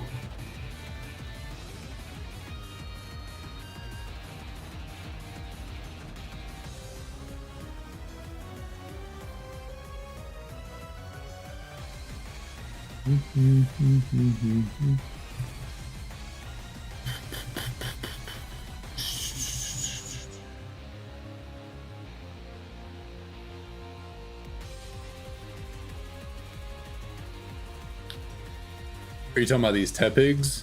Unfortunately, well, I mean, man, Pokerus can only be contracted through battling wild Pokemon, so your starter can never start out with Pokerus. You only get it by encountering Pokemon in the wild.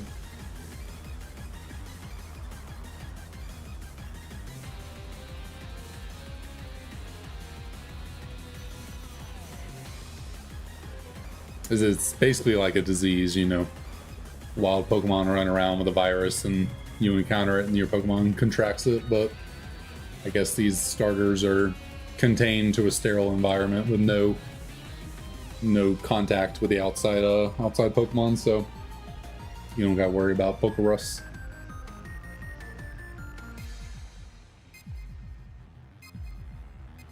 You know, I'm honestly not sure. I haven't played Scarlet and Violet, and I didn't play Sword and Shield all that much, so I don't remember if I ever, and I doubt I got it in Sword and Shield. So, to be honest, I do not know if it's still a thing or not. In fact, thinking about it, did I actually know? I'm pretty sure Pokerus is still a thing in Gen 6, just because I checked my Omega Ruby copy the other day, and I think a Pokemon in there had Pokerus. So, what else? Gen 7, though, don't know for certain. Don't really remember.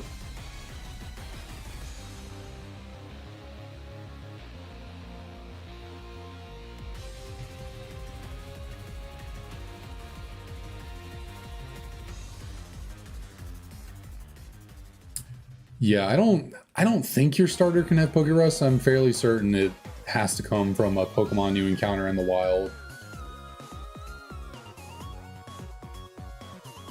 I mean, I don't know for a 100%, but that's what I always thought it was, that, you know, you encounter a wild Pokemon with Pokerus, it either transmits it to your Pokemon or you catch it, and then you can transmit it to your Pokemon by having it in the party or whatever.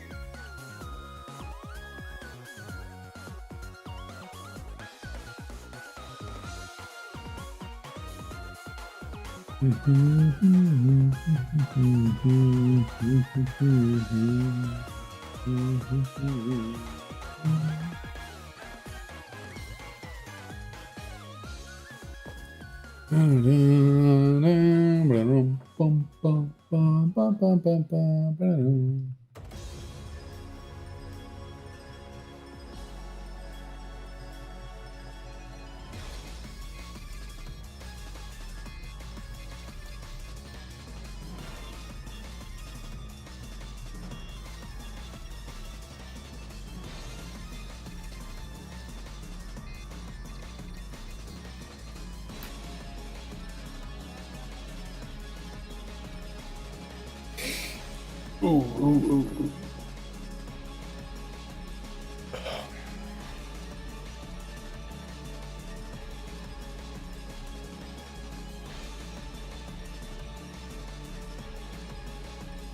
I think this song just reminds. I think Regigigas is going to be a really fun one to shiny hunt.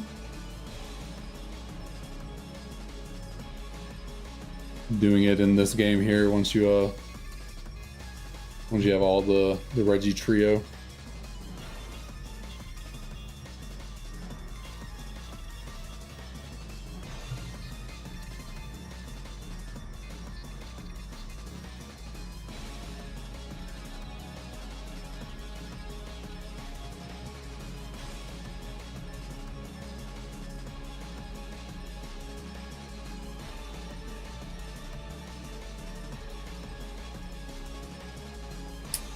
Hopefully, I mean, I plan on getting the shiny charm for other than this Tepig right here. I'm only hunting Pokemon in this game when I have a shiny charm to make the, you know, what I think the shiny charm doubles the odds, although 1 in 4,096 is still very extremely low. But I hope having the shiny charm will at least make, you know, Pokemon like Regigigas somewhat faster to get. That would be nice. Certainly will make things faster with Masuda method as well. Breeding, I mean, it's still going to be like a 1 in 2,000 chance, because I think Masuda method doubles the odds of being shiny. So between shiny charm and Masuda method, it should be like a roughly 1 in 2,000 something chance for the eggs. Again, pretty low odds, but better.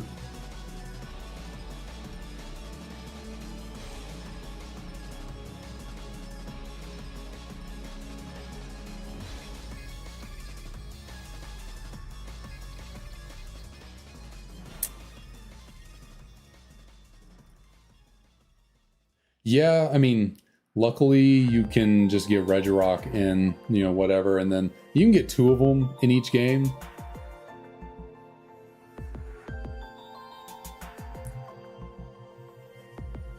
So in Black 2 and White 2, in Black 2 you can only catch Regirock and Registeel, and then in White 2 you can catch Regirock and Regice. And if you have both the games, you can trade the keys that give you the other to like the other game. So if you have White 2, you can trade the key for Regice over to Black 2, and vice versa. Black 2, you can trade the key for Registeel over to White 2. So yeah. Unfortunately, you do need both copies of the game to get all 3 Regis in these games. And then you need all 3 Regis to get Regigigas. Or you can do what I'm going to do and just get the Regis in Gen 3 and transfer them up to Gen 5. That's what I'm going to do. Just, well, one, I need to do that to have the national decks.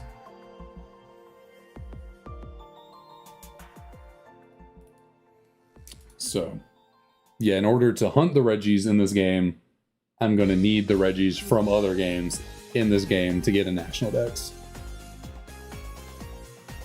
And then I'll probably, I guess, use the Regis that I get from Gen 3 in Gen 4 to get the Regigigas in Gen 4. You can get, yeah, I think you can still go, you can go into Snowpoint Temple and interact with Regigigas. I think that's post-game though, right?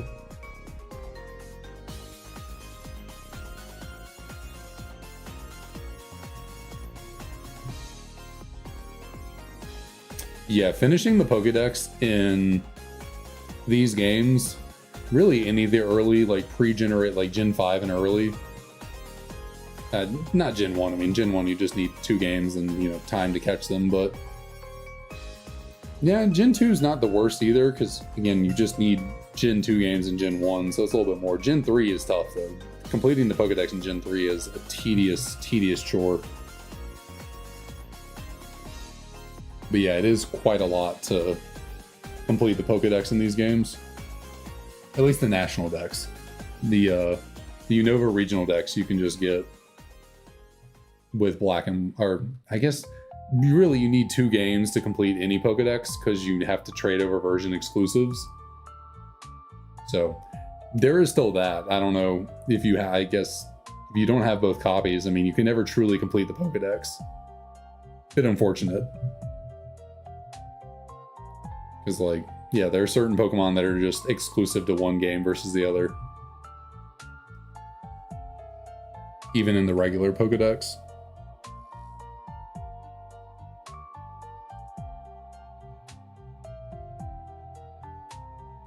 Like, you need both games in order to get Lilligant and Whimsicott.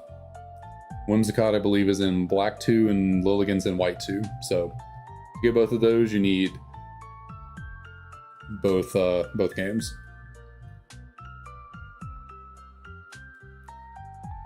And then I think, oh shoot, sorry, just smacked my camera. And I think Braviary and Mandibuzz are still version exclusive encounters in Black 2, White 2. Yeah. Yeah, you just need to see all the Pokemon, and you can see everything at least in each game, but you can't catch everything. Bit messed up. It's like, you know, you're playing Black 2 and then you face someone with a Mandibuzz and it's like, or not a Mandibuzz, a Braviary, and you're just looking at them like, where did you catch that Braviary? Because it ain't in this game.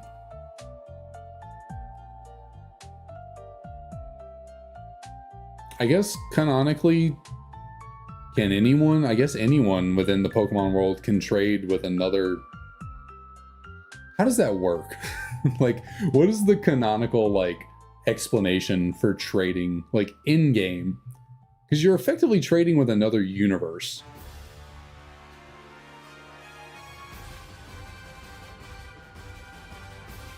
You know, it's like the multiverse of, like, superhero stuff. It's like, to trade from one game to another, you're effectively, you got the multiverse. You got, like, this person from this timeline is trading with this person from this timeline, and they can connect and trade Pokemon. So, like, can other trainers can technically the trainers in the region do the same thing that the player trainer is doing? Somehow communicate with people from another timeline and trade things over?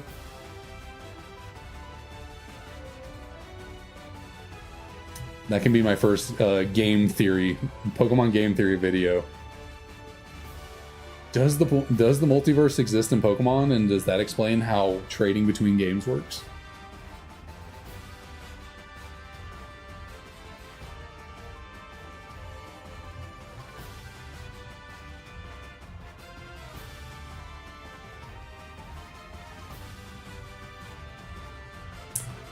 Yeah, very, very likely that could be a thing, although... I mean, I guess in Ultra Sun and Ultra Moon, you kind of tamed the power of wormholes in a way with Solgaleo and Lunala, but I mean, that was a canon event that happened in the timeline of Pokemon, and like the happenings of Sun and Moon, I don't think happened before, you know, Red and Blue and Gold and Silver, so where did, you know, in Red and Blue, where'd they get the technology?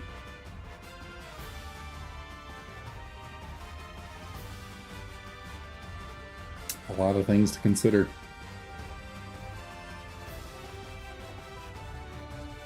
Oh no, is that anything anyone's ever thought about before? Like, technically in-game, there's multiverses that you can trade between? That's true, maybe, I mean, well, maybe it's just divine intervention. Maybe it's Arceus just, you know, Arceus is omnipotent, omnipresent, multiversal presence that, you know, realized that in some universes he created regions where certain Pokemon exist, and in other universes the other way around, and he was like, well, that wasn't very nice of me, so maybe I'll grant them the power of interdimensional trade.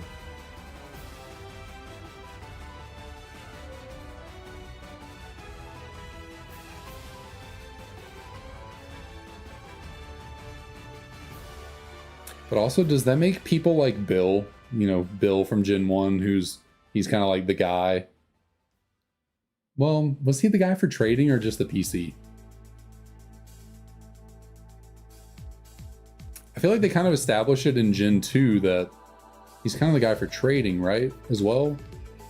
Because he's in Gen 2 as well, and you see him in Ecruteak. And he like, he did something to let you like trade, or... So is Bill like a super genius that understands the fabric of multi-dimensional communication?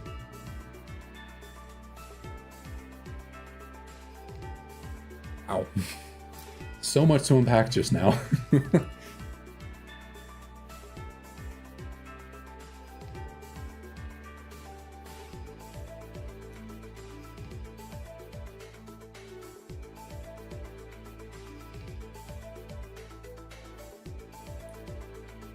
I mean, I guess the canon explanation for that is Arceus just has seen all these worlds where all these evil teams appear, and every single time a child is the one that saves the day, so Arceus is just like, hey, you know, children are clearly the way when it comes to thwarting the evil plans of people in these universes, so children to be.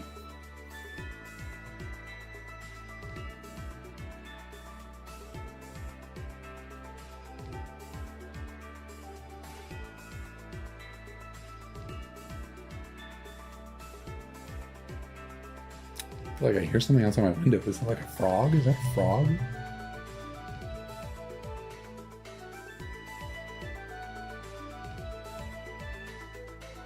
Is that a part of the song?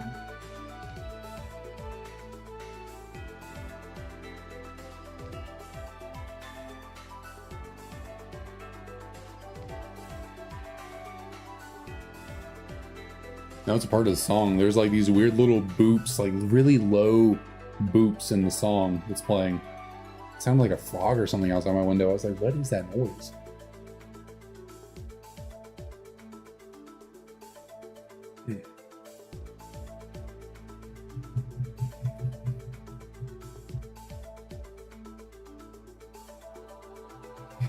Yeah.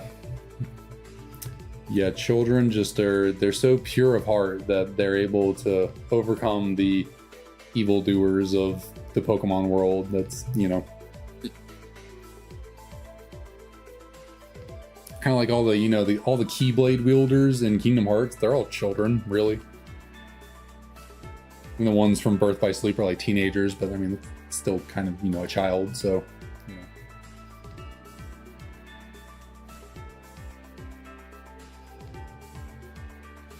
One of those, like, you know, children got no darkness in their heart, so they are the ones who can stop Team Magma and Team Aqua from flooding and drying out the world. Because adults would just become corrupted and want to join. I don't know. The real explanation is the games are catered to children, so the player characters are children for the kids to identify with. That's really it.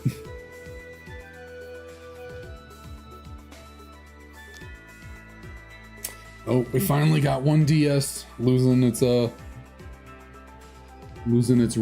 We're gonna have to replace the DS on the right here in just a second. It's about to die.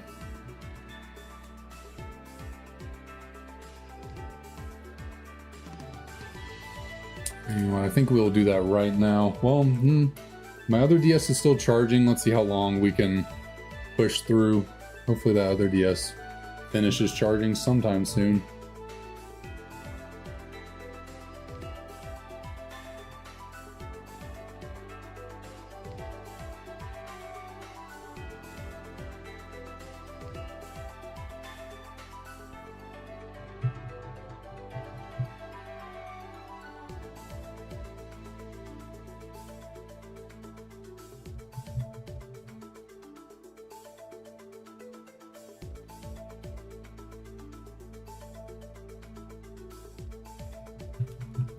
Yeah, I have found myself thinking about that from time to time, like, how long can Pokemon possibly go? Like, how long do they have until they're like, you know what, it's done, these are the last games, this is the last bit of the anime, these are the last trading cards that are ever going to come out? Like, how long will it be?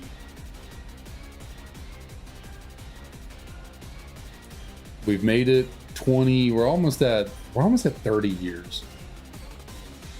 In 2026, it will be 30 years since, at least in Japan, the games came out. So, like, I mean, they can go for 30 years, you know. Why not 60? Why not 100? You know, a lot of things die after, you know, some time, but things like, you know, like this have kind of persisted and not really fallen off. I mean, there was a time, you know, Gen 3 and Gen 4, it kind of looked like maybe Pokemon was falling off, and then Gen 5 was the low point, least selling generation of all time. But then they kind of recaptured everything with Gen 6. Going to 3D, Megas, Fairy type, like, you know, they really created, and, you know, the birth of YouTube and content creators and people playing Pokemon online.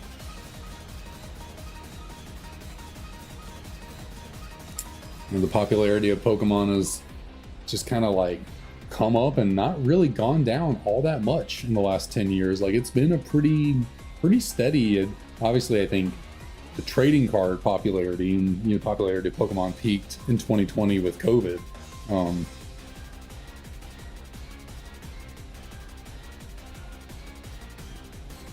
And it's gone down a tiny bit, but Scarlet and Violet are either on track or already are the second best selling Pokemon games of all time. I doubt anything's going to ever beat Red and Blue. That would be really shocking for Red and Blue to ever be passed, but, you know, the last two generations they've come out with, 8th and 9th gen, both are up there with Red and Blue as the best selling generations. So currently, you know, they have no reason to stop there, and they're kind of at, you know, they're at the highest point they've been at since they first came out.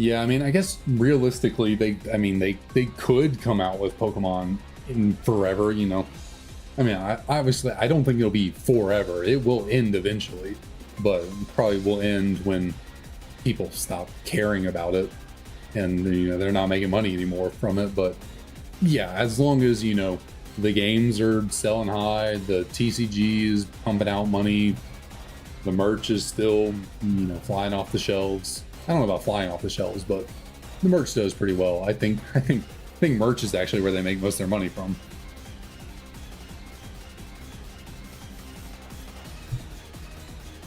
Merch in the TCG. And then I think the games are honestly like the least. They get the least amount of money out of the games.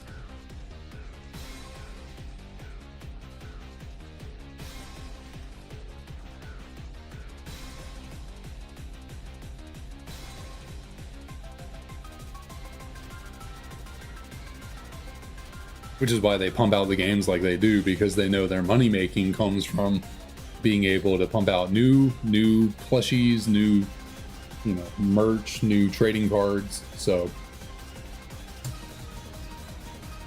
as long as people are still interested in all those things, Pokemon games will probably continue to come out until they can no longer peddle their little trinkets to people to buy.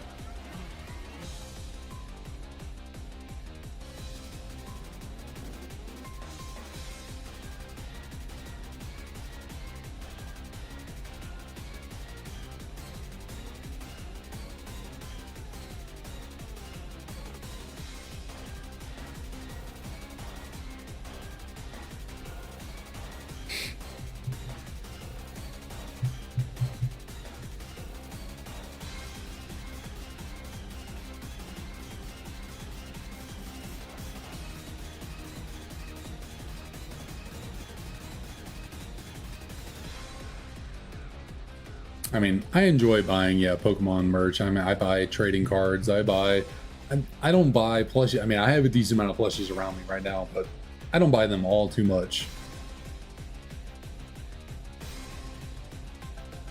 But I do buy them a fair bit.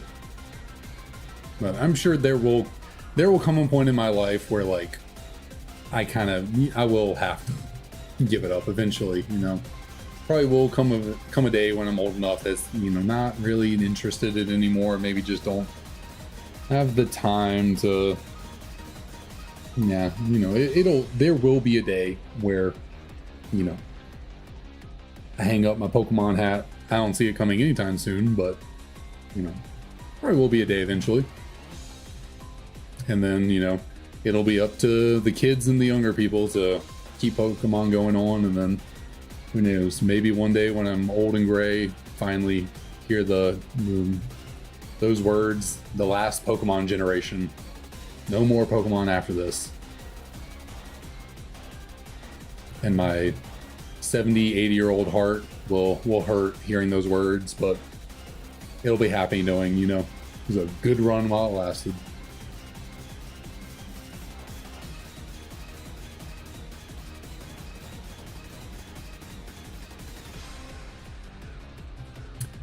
They did on the Pokemon Center. Now a lot of these are sold out and you have to buy on secondhand market now.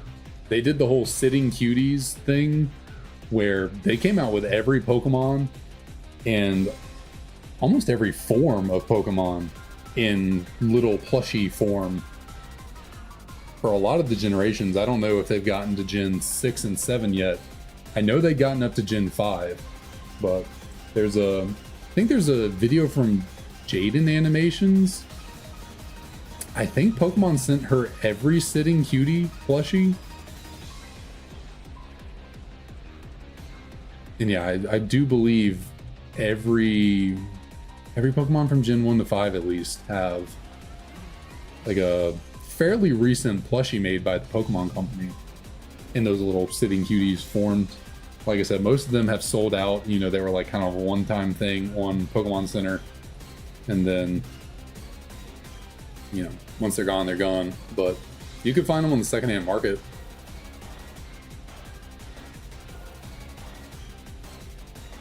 Yeah, go on eBay and whatever Pokemon you're looking for in the older generations, like 1 to 5, just look up their name and put sitting cutie.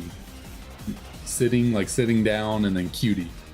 And then, yeah, I'm pretty sure someone is probably on there. Maybe, yeah, maybe some more obscure Pokemon, they might not have someone out there selling it, but.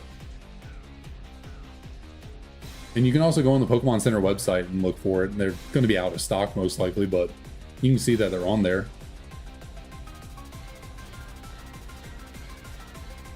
Oh, and now my other DS is dying.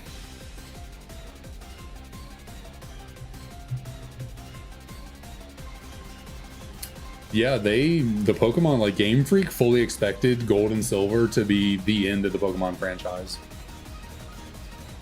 Like, that's why, you know, Red, Blue, Yellow to Gold, Silver, Crystal is the only prequel to sequel games other than Black and White and Black 2, White 2 that exist in the series. And it's the only sequel games that exist across generations. So they were like, we're going to make a little extra game, kind of capitalize on this Pokemon hype. We'll add a few extra Pokemon. It'll, you know, have the Kanto region in it, and then that'll be that. And then they realized, hey, this stuff's really popular. So maybe we shouldn't give up. And yeah, good thing they didn't, because they've made a lot of money. They've made a lot of money.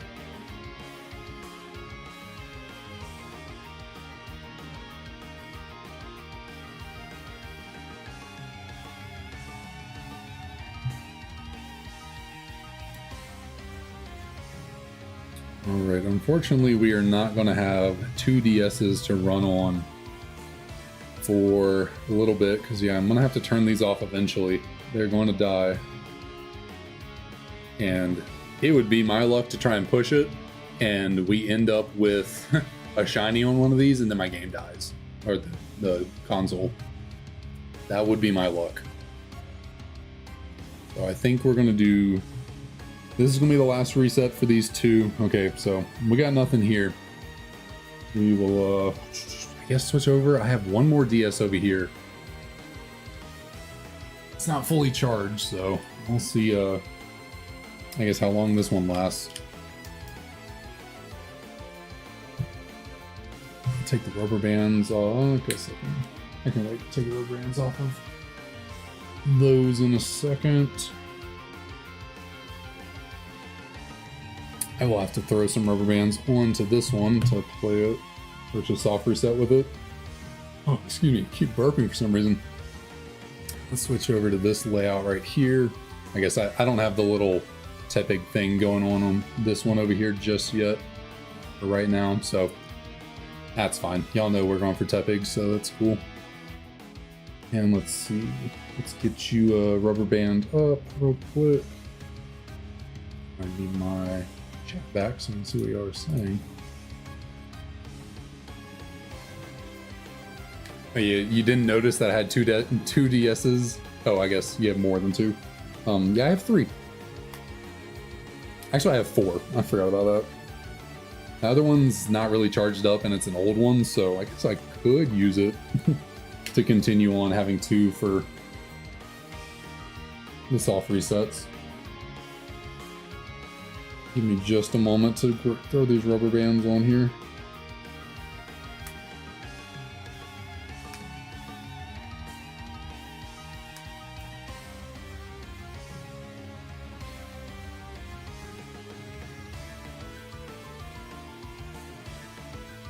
Because yeah, I also have this fat boy right here as well.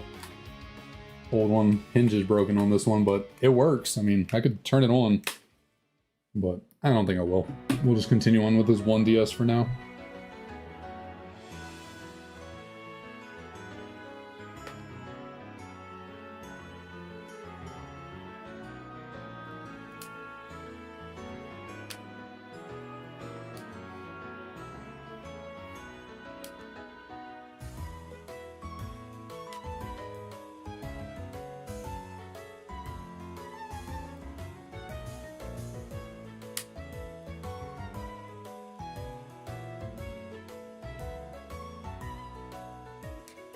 sure we got our buttons nice and pressed. Okay, we should be good to go on this one.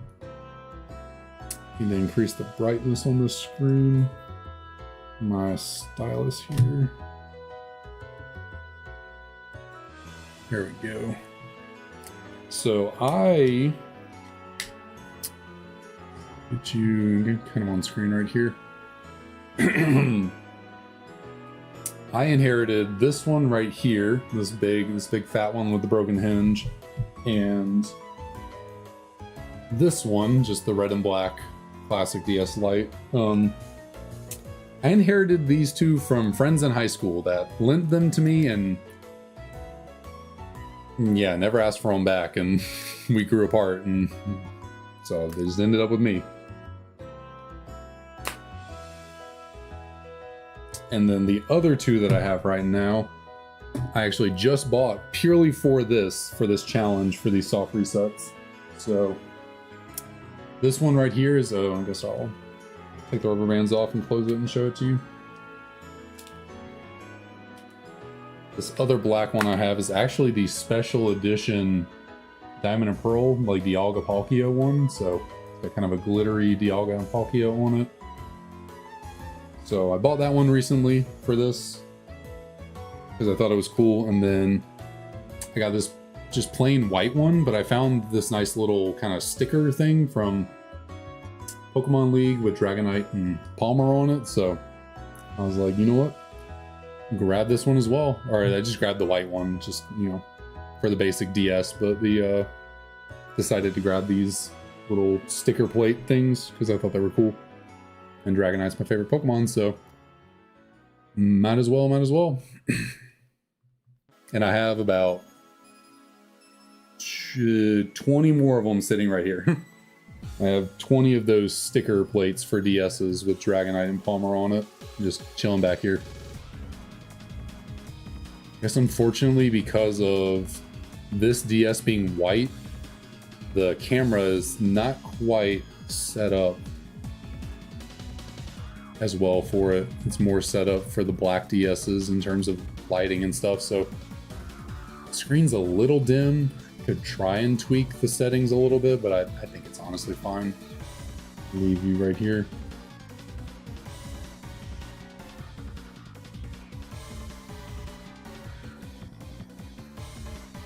Alright, the first one of these solo encounters is not a shiny.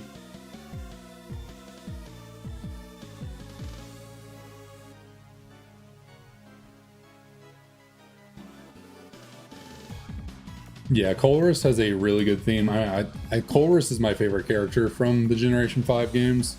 I know everyone loves N, and Getsus is pretty cool as well, but I really like Colress.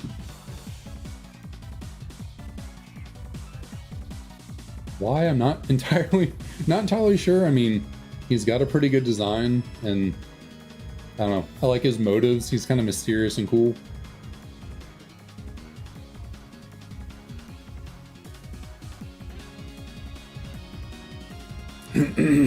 Man, I can tell that I've been streaming for almost 4 hours. I'm starting to lose my voice slightly.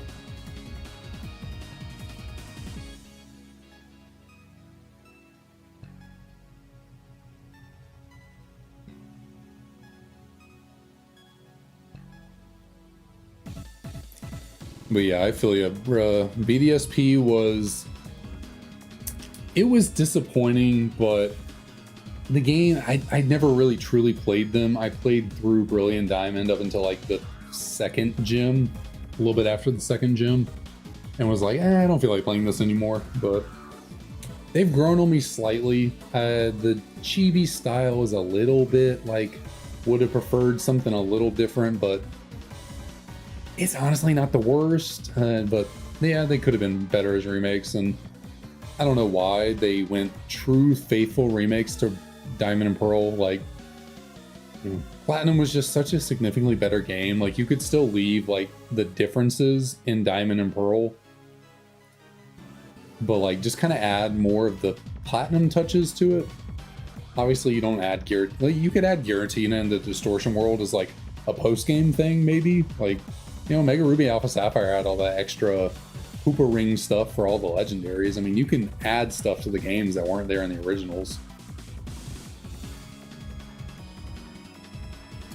So, I mean, they could have added like the Distortion World and Giratina to the end of BDSP. And then, yeah, they definitely should have incorporated more of the Platinum Pokedex for sure. I mean, it is a little better because the Grand Underground does give you access to more Pokemon than normal Diamond and Pearl have, but still could have taken more from the Platinum decks than they did.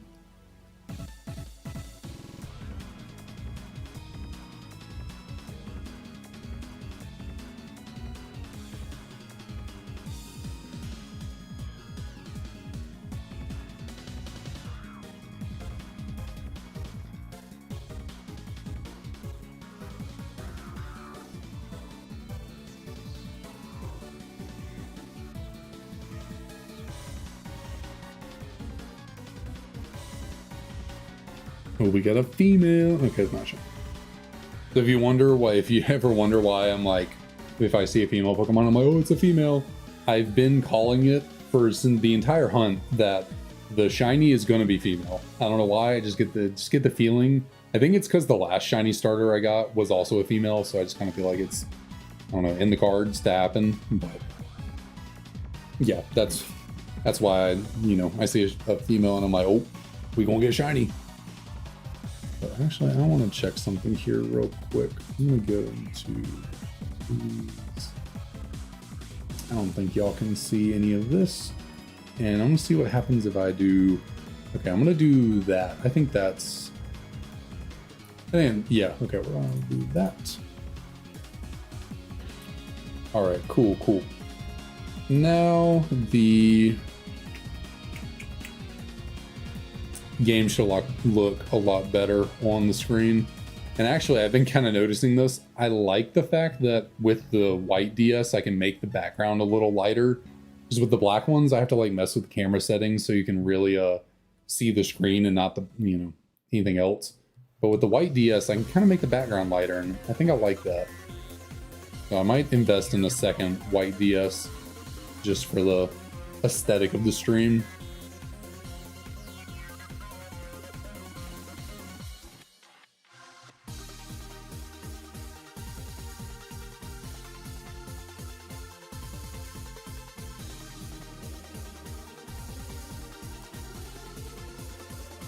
But yeah, it's for some reason starters are 87.5% male and then 12.5% female. Not sure why that is. You would think they added a female playable character all the way back in Gen 2.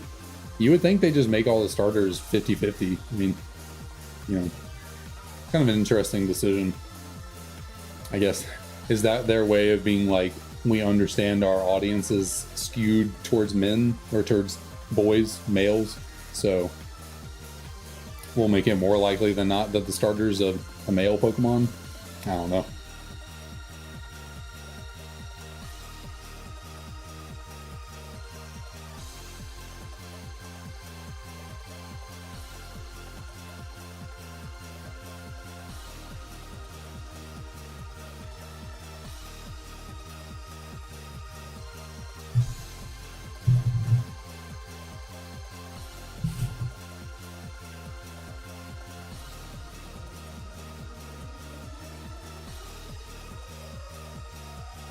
Yeah, that would make sense.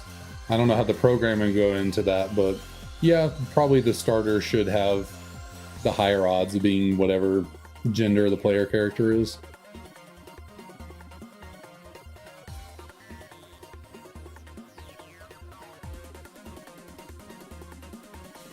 I guess the programming probably wouldn't be that difficult. I mean, it's just one set of 3 Pokemon that you have to program that way, and since you choose them from a starter, they're chosen more differently than just encountering Pokemon, so they could definitely do it.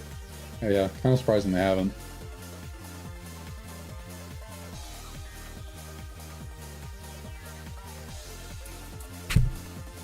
Smack my mic there for a second. Well, yeah, we're definitely not making it to 2,000 encounters now that we only have one DS online, but we can still make it pretty far. I'm still pretty wide awake, so I do not think we'll be faltering anytime soon. Honestly, once we hit 1,900 encounters, I'll ask the people at the chat this. When we hit 1,900 encounters on this here hunt for Tepig, would y'all be cool with switching over to Platinum and doing some cute charm glitch shiny hunting? And if you don't know what the cute charm... let me get some water real quick.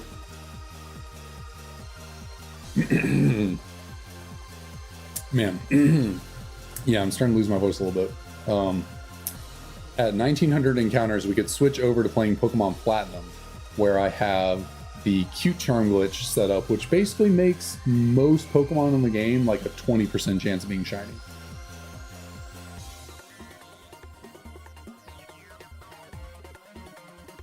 So we could get, you know, a couple shinies actually in this stream instead of, you know, ending off with nothing. It's just an option. Man, this is weird. This is like the first stream that I've actually started losing my voice on. Normally I'd stand pretty well. Yeah, fair enough. It probably will take a good little bit to get to 1,900.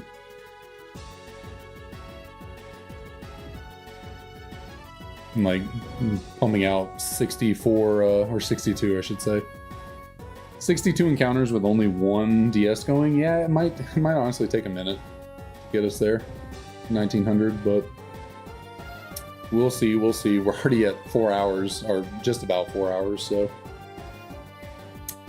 longest stream I've done to date so far.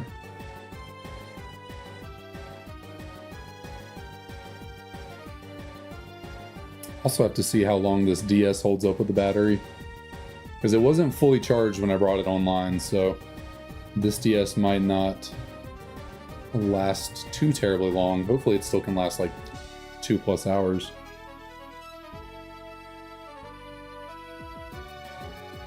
But yeah, the shiny charm glitch is, that's how we have 13 on the 13 on the counter right there. I have not full odds caught 13 Pokemon. This would be the first full odds hunt to turn into a shiny.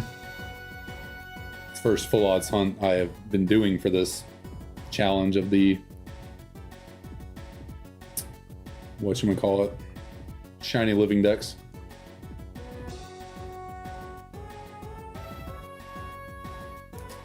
Yeah, I don't know if it's because I'm throwing out, I don't know if like soft resets like consume more battery somehow, but it is weird. Like my, you know, the DSs I just put away, like I would have felt like they would have more battery than like 3.5 hours worth, but I mean, maybe 3.5 hours is decent battery life for these. I really don't know from full charge.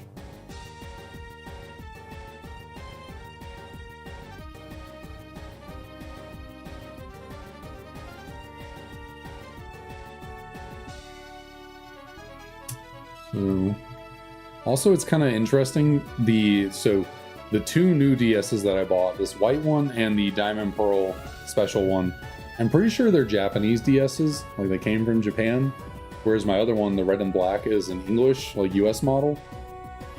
And it seems like the battery on the English one lasts longer than the battery on these Japanese ones. So I almost gotta wonder if, like, I don't know, something about ratings and this, that, the other, how things are made. If for some reason the US is allowed to use a bigger battery or something like that. I don't know.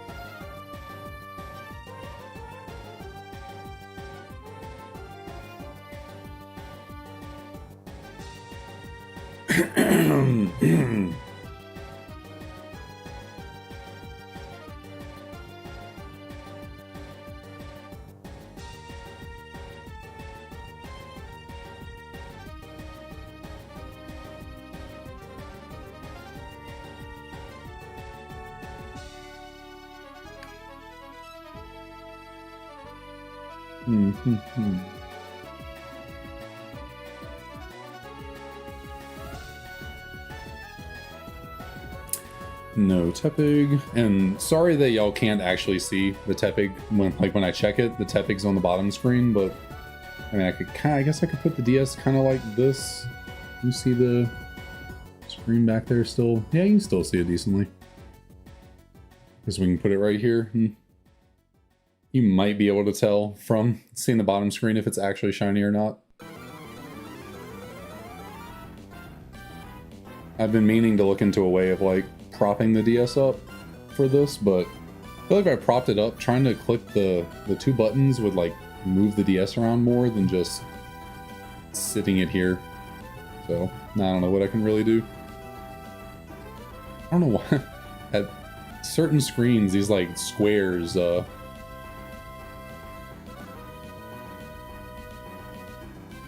mean, I guess now that I'm only using one DS, I could hold it up. But when I was using two DSs, I kind of had to just have them sitting here and couldn't have the bottom screen up. But I guess I could try and... I could do this, yeah. I don't know why I didn't think about just doing this.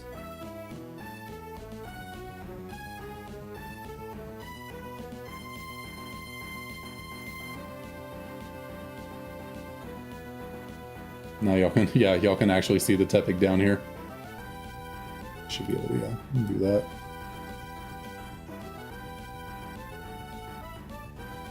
Yeah, sometimes the bright idea is not the first one that comes to me.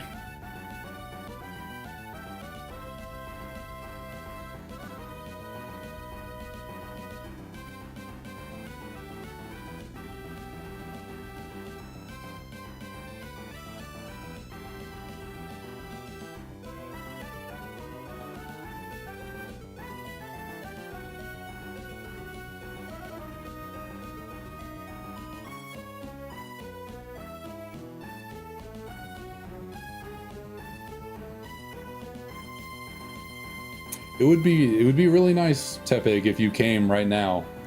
It'd be really nice if you were shiny right now, Tepig. Since the stream can actually see the screen, so it'd be better clip to actually show up while I'm able to hold the DS like this. So maybe Tepig be shiny for us. Just for just a second here.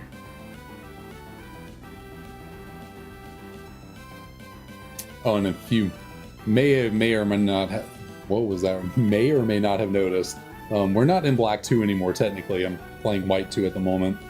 I have 2 copies of Black 2, one English and one Japanese, and then 1 copy of White 2 just in Japanese. I need to get an English copy, but English copies of these games are stupid freaking expensive. Like, way too expensive.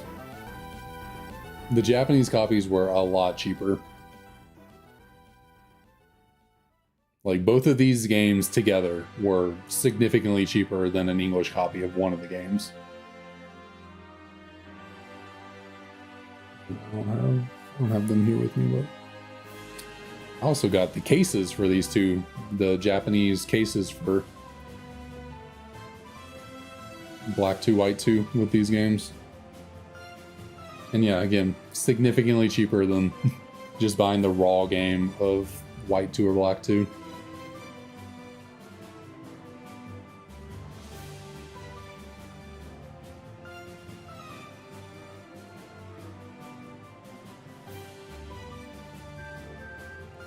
So essentially for the English copy, the reason why, well, I don't know how sales data looks into it really. I don't know if basically Black 2, White 2 were incredibly low selling English games. So they're kind of rare to find. Like, they're rarer than most other Pokemon games due to the fact that they're just very low selling. So there's still, you know, millions of copies out there, but in comparison to other games, they are very, you know, much more rare. And so, you know, you tell anyone out there that, you know, something's a little bit rarer than it should be, and everyone goes crazy like, oh my god, I gotta make money on it. So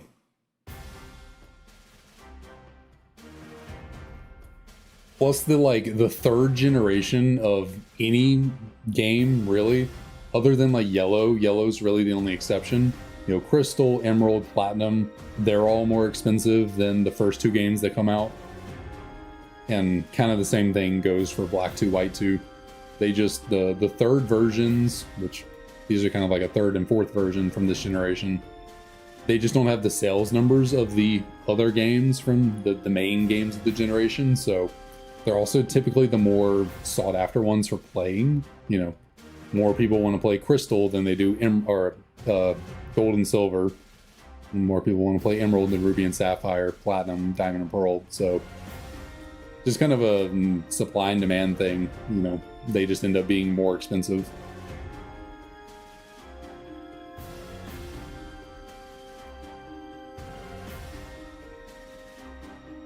I guess the demand for the Japanese version is just not quite the same, because I got both of these for $60. Meanwhile, so for $120, I got two of these, Black 2 and White 2. But I think an English copy of White 2 would probably run me $140 to $160.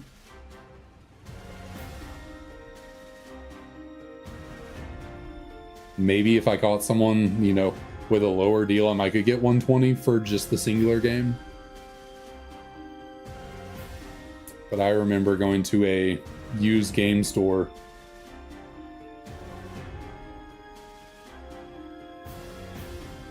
went to a used game store and they had a copy of White 2 with the case, so I mean it's a little more justified. But yeah, they wanted $160 for it.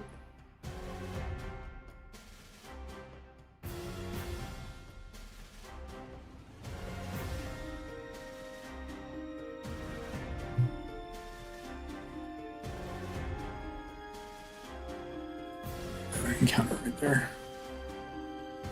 Yeah, Gen 5 is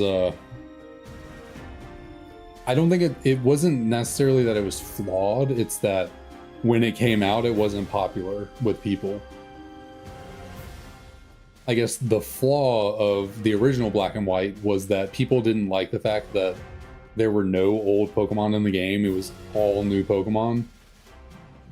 So I don't think people were too keen on the fact that you could not catch any of your old favorites in Black and White. You had to use new Pokemon.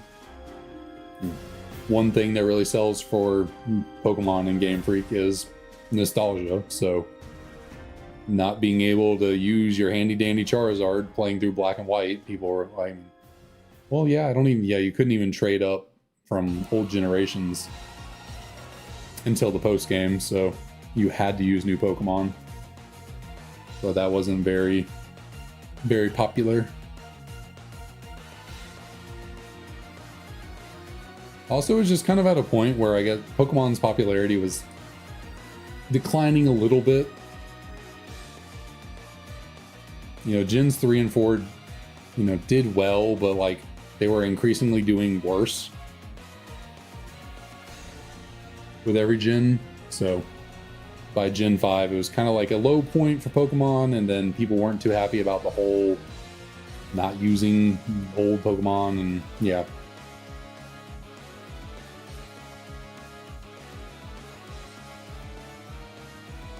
So Gen 5 was kind of hated on when it first came out, but now people have realized the truth that Gen 5 is probably the best generation Pokemon ever made. But due to the fact that no one spoke with their wallet when these games came out, Game Freak's never going to put the same kind of level into the new games as they did these. Because money.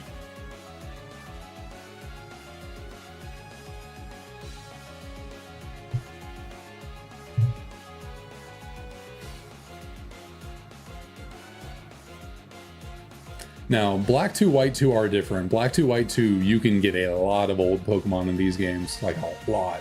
Black 2, White 2 has an incredible, which they might have done that because of the backlash that Black and White got, but Black 2, White 2 has one of the most expansive regional dexes of any game. Like, you get a lot of Pokemon in this game from all the generations.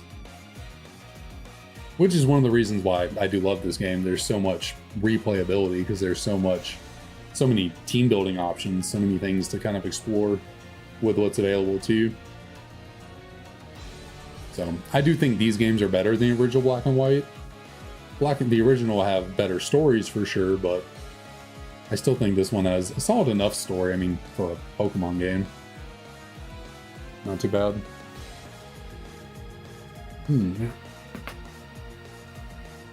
Ooh, needed that right there. Goodness gracious.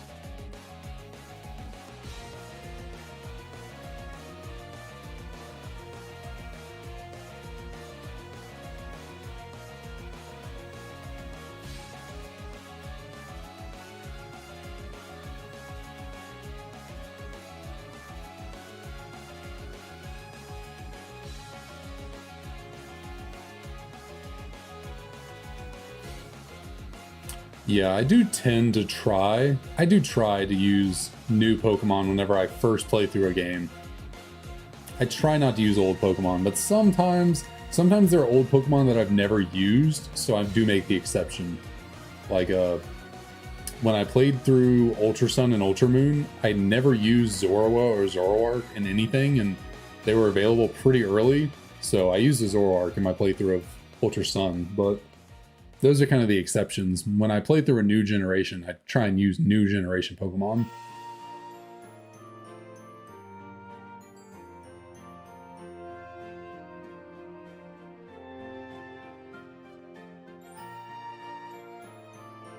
I do think one of the only exceptions was when I played through Y for the first time. I think I used Mega Blastoise on my team. Other than that, well, I don't know. X and Y are really geared towards you using old Pokemon. They only introduced 70 new ones, so the X and Y are very much like, hey, there's some new Pokemon, but like, don't forget your old favorites are still here.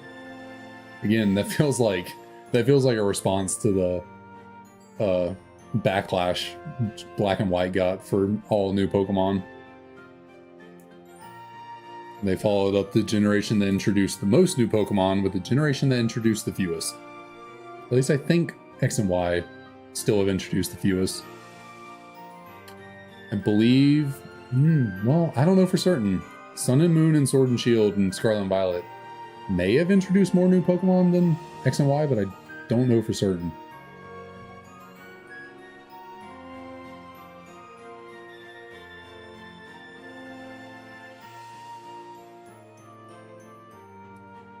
Yeah, replaying through X and Y would be really nostalgic for me, just because, like, X and Y was a different time. Like, I had really just gotten back into Pokemon, right? Like, a year before X and Y came out was when I was away from Pokemon for, like, 4 years in between, you know, middle school and the high school era. I was, like, trying to be too cool for Pokemon.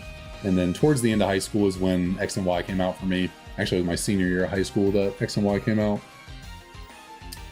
And yeah, like a year before I got back into it, and then all the hype of X and Y really got me into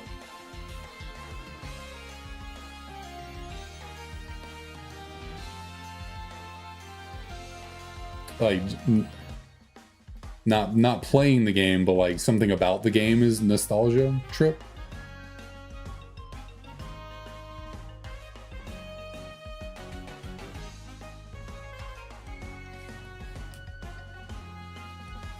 Because like, I guess that's what I mean, like playing X and Y would be nostalgic for me, but I guess maybe you mean in a different way. It's nostalgic. I guess when I played it for the first time it was not nostalgic because it was brand new, you know, first 3D Pokemon game.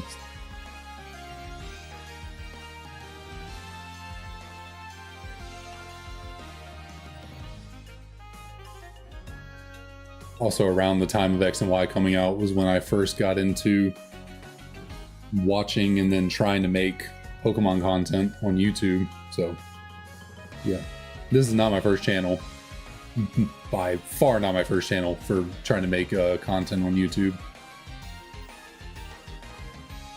I started this stuff way long ago and was just never consistent enough with it to keep one channel really running well.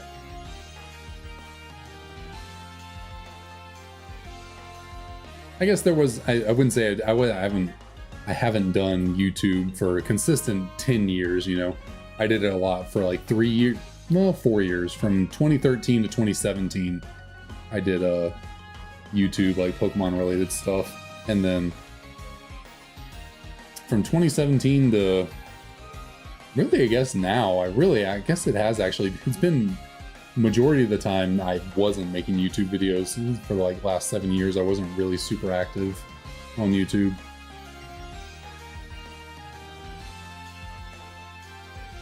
But for about 3 years, from 2020 to 2023, I was really active making TikToks about Pokemon. So, different avenue, but kind of same in a way. Making Pokemon content online. So I guess really from 2017 to 2020 was when I was like not making anything online. But yeah, X and Y got me into all that. With kind of the boom of Pokemon YouTube when X and Y came out.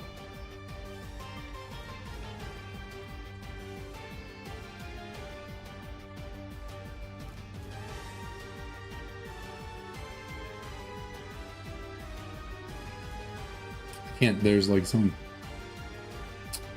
Gotcha.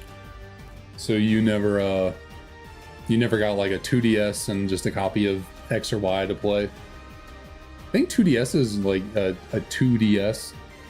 I don't know where you live. I don't know if those were available to you or not, but you can probably order one online for not that expensive now if you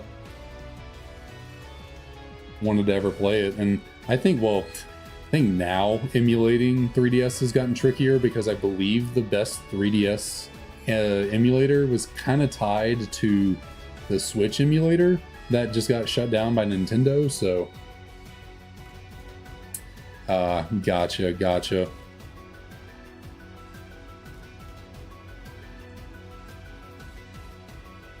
Yeah, I don't know if the 2DS ever hit Brazil. Although again, you could probably order one from not that much money. I mean, the international shipping might be a little bit, but you might be able to order one off of like eBay.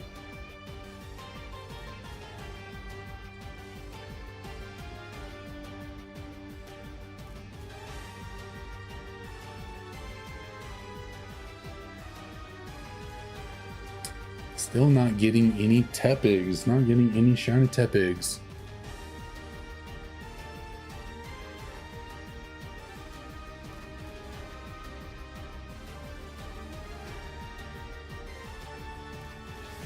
Yeah, the 2DS is what I had to play all the 3DS games on, the 6th and 7th gen of Pokemon, because that's, yeah.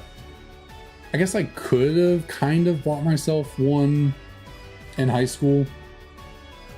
I don't know. I had a little bit of money, like, working in high school, not a terribly lot, but I kind of just relied on my parents getting me a 2DS for Christmas to play X and Y when they came out. So I still have it. Got it sitting right here. Nice little weird weird wedge, and yeah.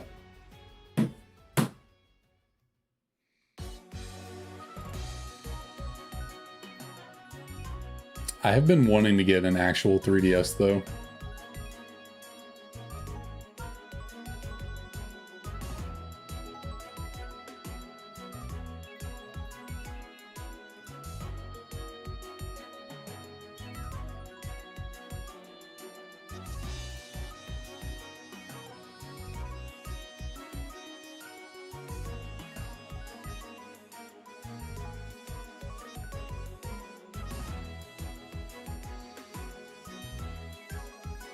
Yeah, they definitely don't make 3DSs anymore, so you got to get those on the second-hand market.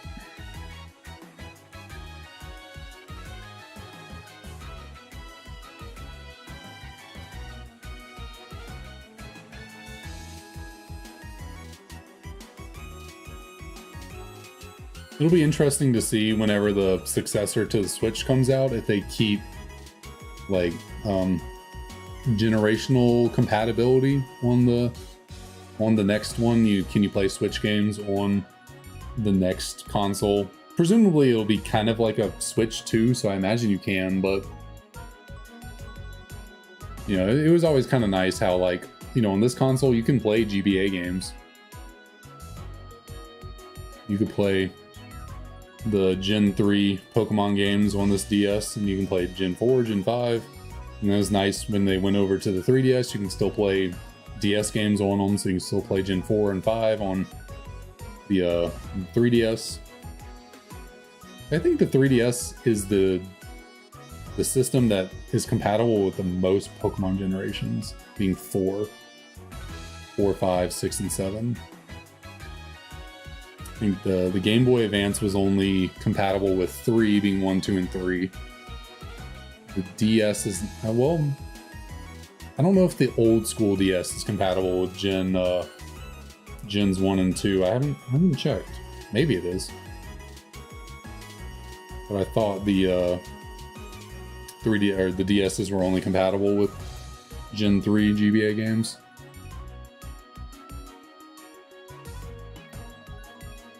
Oh geez. Yeah, that sounds pricey for y'all.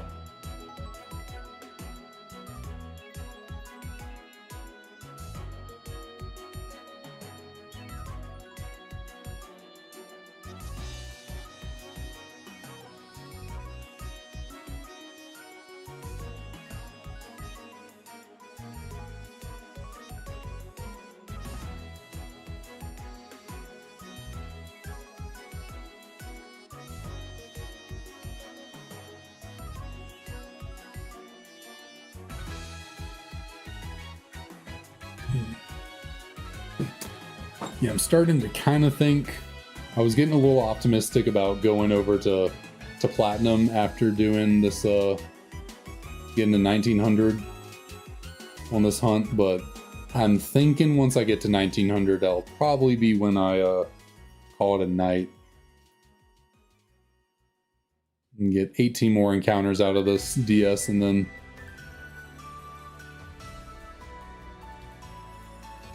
it's already 1:30 a.m. for me. I definitely probably need to wind down and get ready to go to bed. Although we'll see how I actually do that.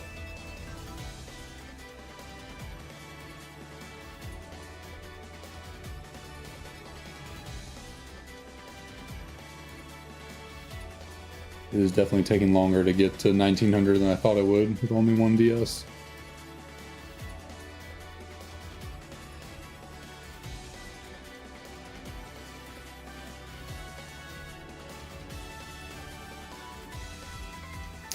I wonder, well, I was gonna say, I wonder if it's like the logistics of shipping things down there maybe makes it more expensive or like difficult, but I guess Pokemon stuff, well, Nintendo America, it's kind of weird.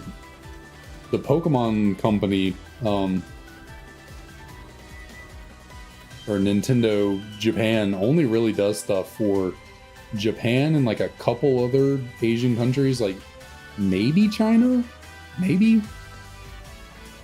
China might honestly have its own subdivision, but like Nintendo America handles the release and like stuff of a lot of the world's Pokemon items. So I wonder if there's just like, yeah, getting things to South America maybe is tougher logistically, costs more money.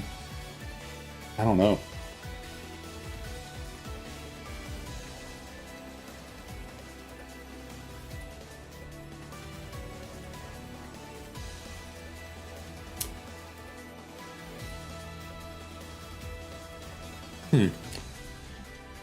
I wonder why would they have a thing against the Brazilians? I don't know.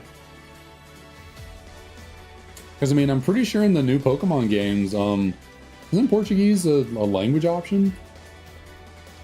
I'd have to check. Start up a new save file of Y and let me see if it chooses Portuguese as an option. Maybe they added it in newer games if it wasn't in X and Y.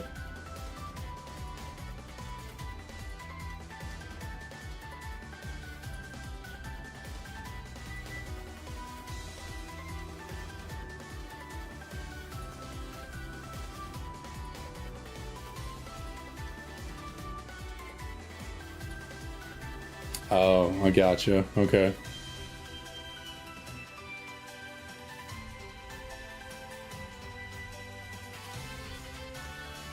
So when you play Pokemon games, you just play them in English?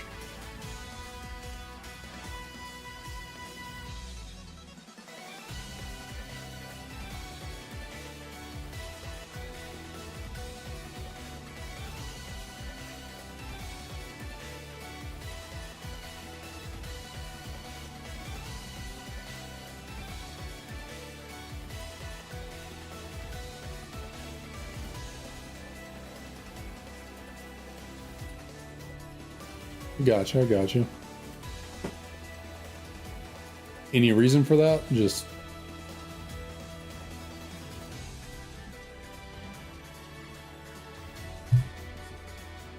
sit up a little bit more.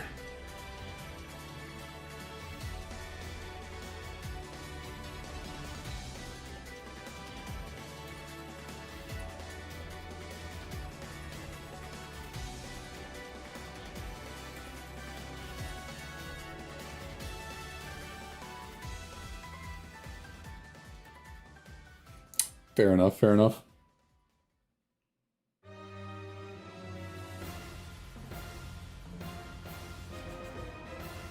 I love Hoenn's Victory Road theme. I mean, Hoenn themes in general are just real nice and enjoyable, but the Victory Road one in particular is quite grand. Don't know how else to put it.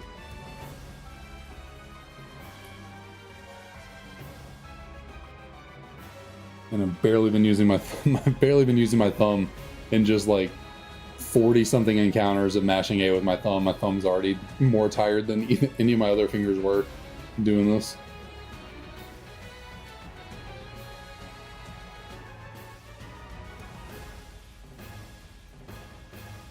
Yeah, well, were they on the... No, I don't... They never brought Ruby, Sapphire, and Emerald to the Virtual Console and 3DS, did they? It was just the Generation 1 and 2 games that they put on 3DS Virtual Console. So yeah, I guess Gen 3 really is stuck playing on either Game Boys or old school DSs.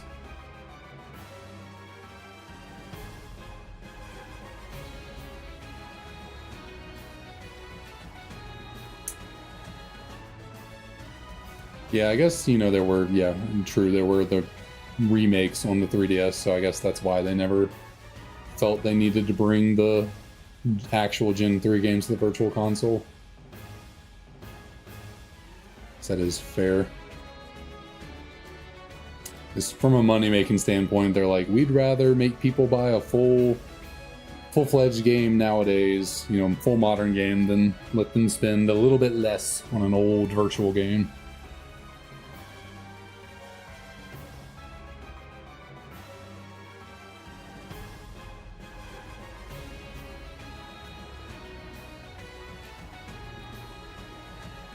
Definitely before the... I should have done this before the Nintendo eShop shut down. I should have gotten a 3DS and, you know, gotten the Virtual Console games. Gen 1 and Gen 2 Virtual Console games. Or at least Yellow and, like, Crystal. Maybe not all of them, but...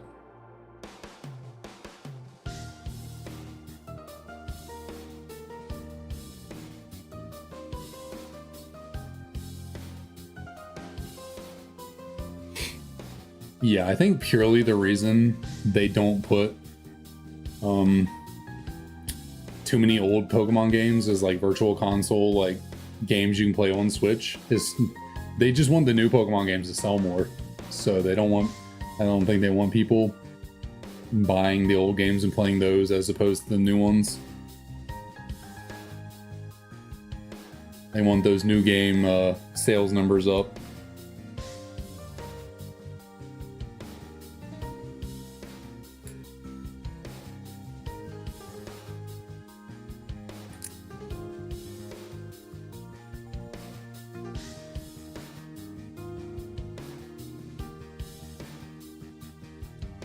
Alright, rubber band there adjusted. Yeah, I'm sure there are like definitely proxy servers and stuff like that that people have running that you can connect things to. I know in these games, like there's a whole method to like downloading old events that are no longer, you know, available. You can do that and connect through the internet to, it's called DNS something. Yeah, you can connect and download old mystery gift events and stuff like that still over Wi-Fi. Which is how we'll be getting some Pokemon for this, because there are some Pokemon that are just trapped to those mystery gifts. You cannot get them any other way.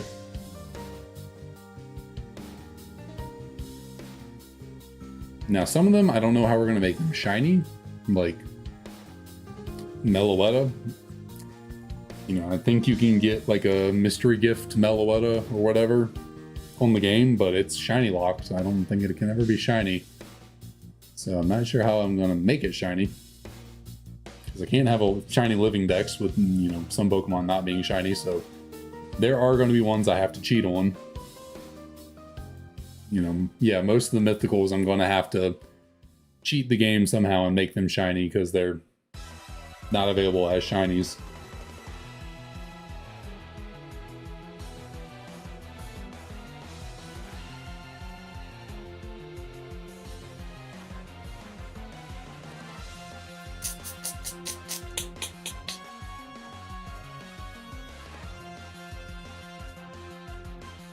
Luckily there, I mean, well, I guess thinking about it, there are a decent number of mythicals that I could still shiny hunt though. Like, I can shiny hunt Mew, I just have to do it in a Japanese copy of Emerald. I can shiny hunt Celebi in Heart Gold Soul Silver. I can shiny hunt Deoxys, I think, in Gen 3. I don't think there's any way to shiny hunt Jirachi, unfortunately. I believe I can shiny hunt Darkrai, Manaphy, and Shaman. I think those are shiny huntable. I think maybe Arceus, I don't know for certain, but I think I could. Actually, maybe there are a lot of, maybe it's really the Gen 5 mythicals that I can't quite shiny hunt for, like Genesect and Meloetta, Keldeo. I can shiny hunt for Victini. I have found out there are methods for that.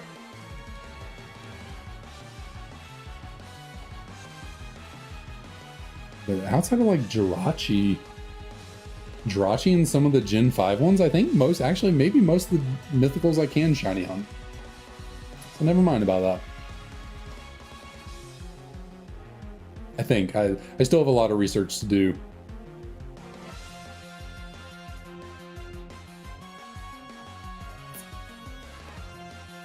Yeah, about that. Well, Fione would be the easy one, I think, because you just got to breed Manaphy to get Fione, so I can just breed a bunch of Fiones from a single Manaphy. Pretty sure that's how you shiny on that one. I'd have to look into it, I don't know for certain.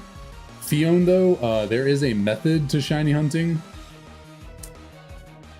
Where you could do it with only one egg, but you would definitely need more than one to make it somewhat efficient. It's never truly an efficient hunt, but yeah, I'm thinking Manaphy is probably going to be like the last Pokemon that I'm on. Truthfully, Manaphy will probably be the last Pokemon I shiny hunt for this. Because thankfully, you don't need mythicals in order to complete the National Dex, so I can get the National Dex in this game without having a Manaphy. And then once we've gotten every other Pokemon, that is when I think we are going to tackle Manaphy.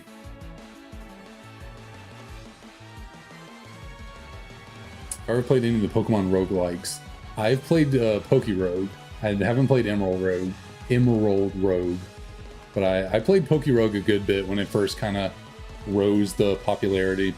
Haven't played it in a minute though.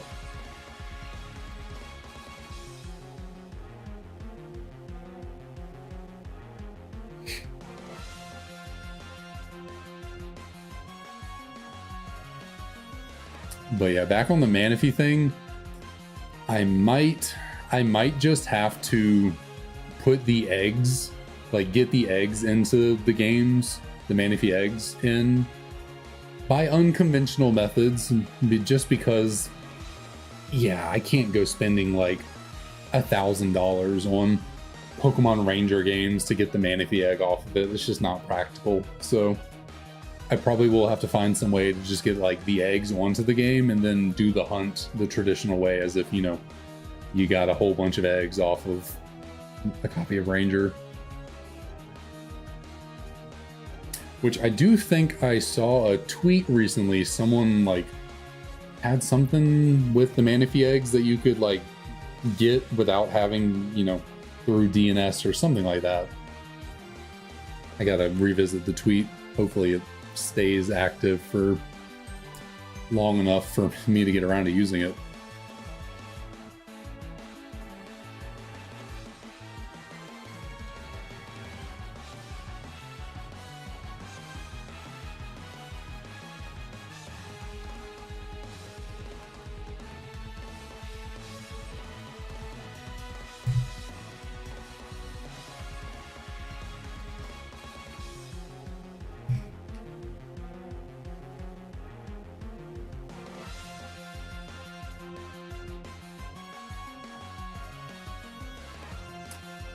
Unfortunately, in order to, if someone actually had a shiny whatever they were willing to give me, I think you have to be in person to make the trade. You can't use Nintendo DS Wi-Fi anymore, so I'd have to be able to meet up with the person, which is always, you know, kind of sketchy.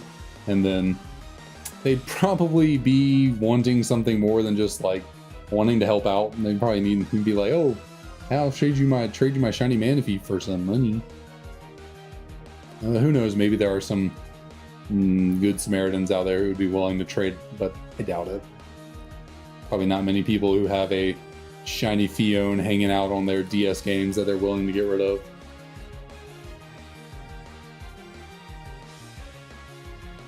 Because maybe if I could find someone who'd want to sell me their copy of their game with a shiny Fione on it, and, you know, I could just pay them for that copy of the game and they send it over to me. Maybe found someone like that, but yeah, there is the Poke Transport Lab. Once you beat the Elite Four the first time, you can go there to transfer up Pokemon from Gen 4. All right, we are in the backhand stretch. We got 5 more encounters until we call it a day. I've been going for 4.5 hours. Good lord.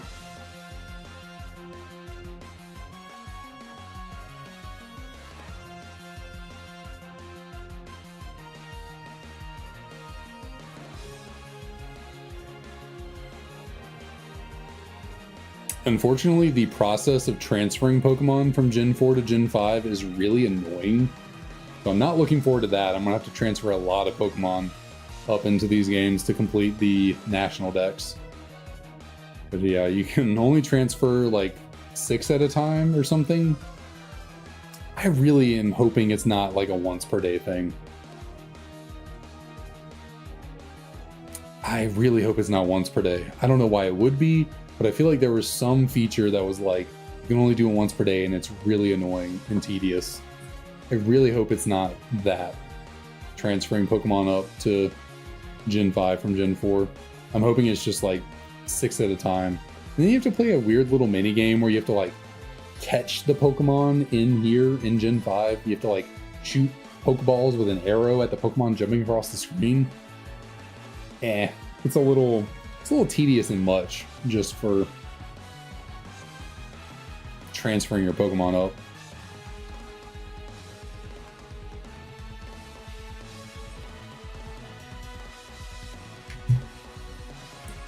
Oh.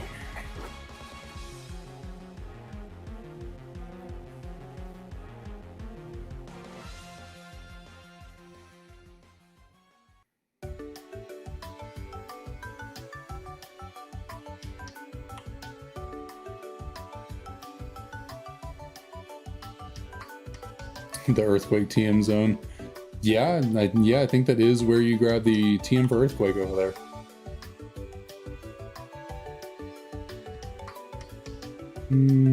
I was going to say, No, you can't catch Ditto over there. You catch Ditto in Giant Chasm. Was thinking for a second Ditto is catchable over there, but nah, it's not. Interesting. I just looked at my OBS. I dropped a few frames this stream. I think it's the first time I've ever actually dropped frames while streaming.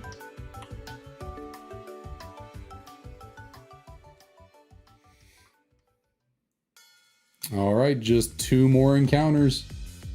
2 more resets for the night. Can we get a shiny Tepig on exactly 1900? I think that would be pretty cool. 1900 on the dot. Get our shiny Tepig.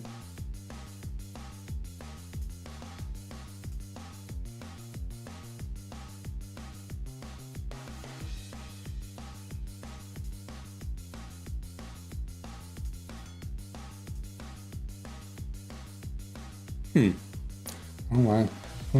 Something just flew into my mouth right there. What was that? I don't know why I don't remember the that Rotom trade. Someone trades you a Rotom for a Ditto? Huh, interesting. That's also going to be... It's going to be one of those long, annoying hunts. Rotom is one of those Pokemon I have to add. I have to soft reset in Gen 4. And yeah, so that's full odds hunting for Rotom in Generation 4. Gonna be in a hunt for sure. Luckily, I should have 3 games that I can hunt for it in, so hopefully do 3 soft resets at a time, make it go a little faster. But we are here, the last encounter of the stream, encounter number 1900. Not that too terribly deep into the hunt, but it's pretty far. We're almost at 1/4 odds. And hopefully the Tepig is not going to take too terribly much longer to grab. Hopefully we get it right here, right now.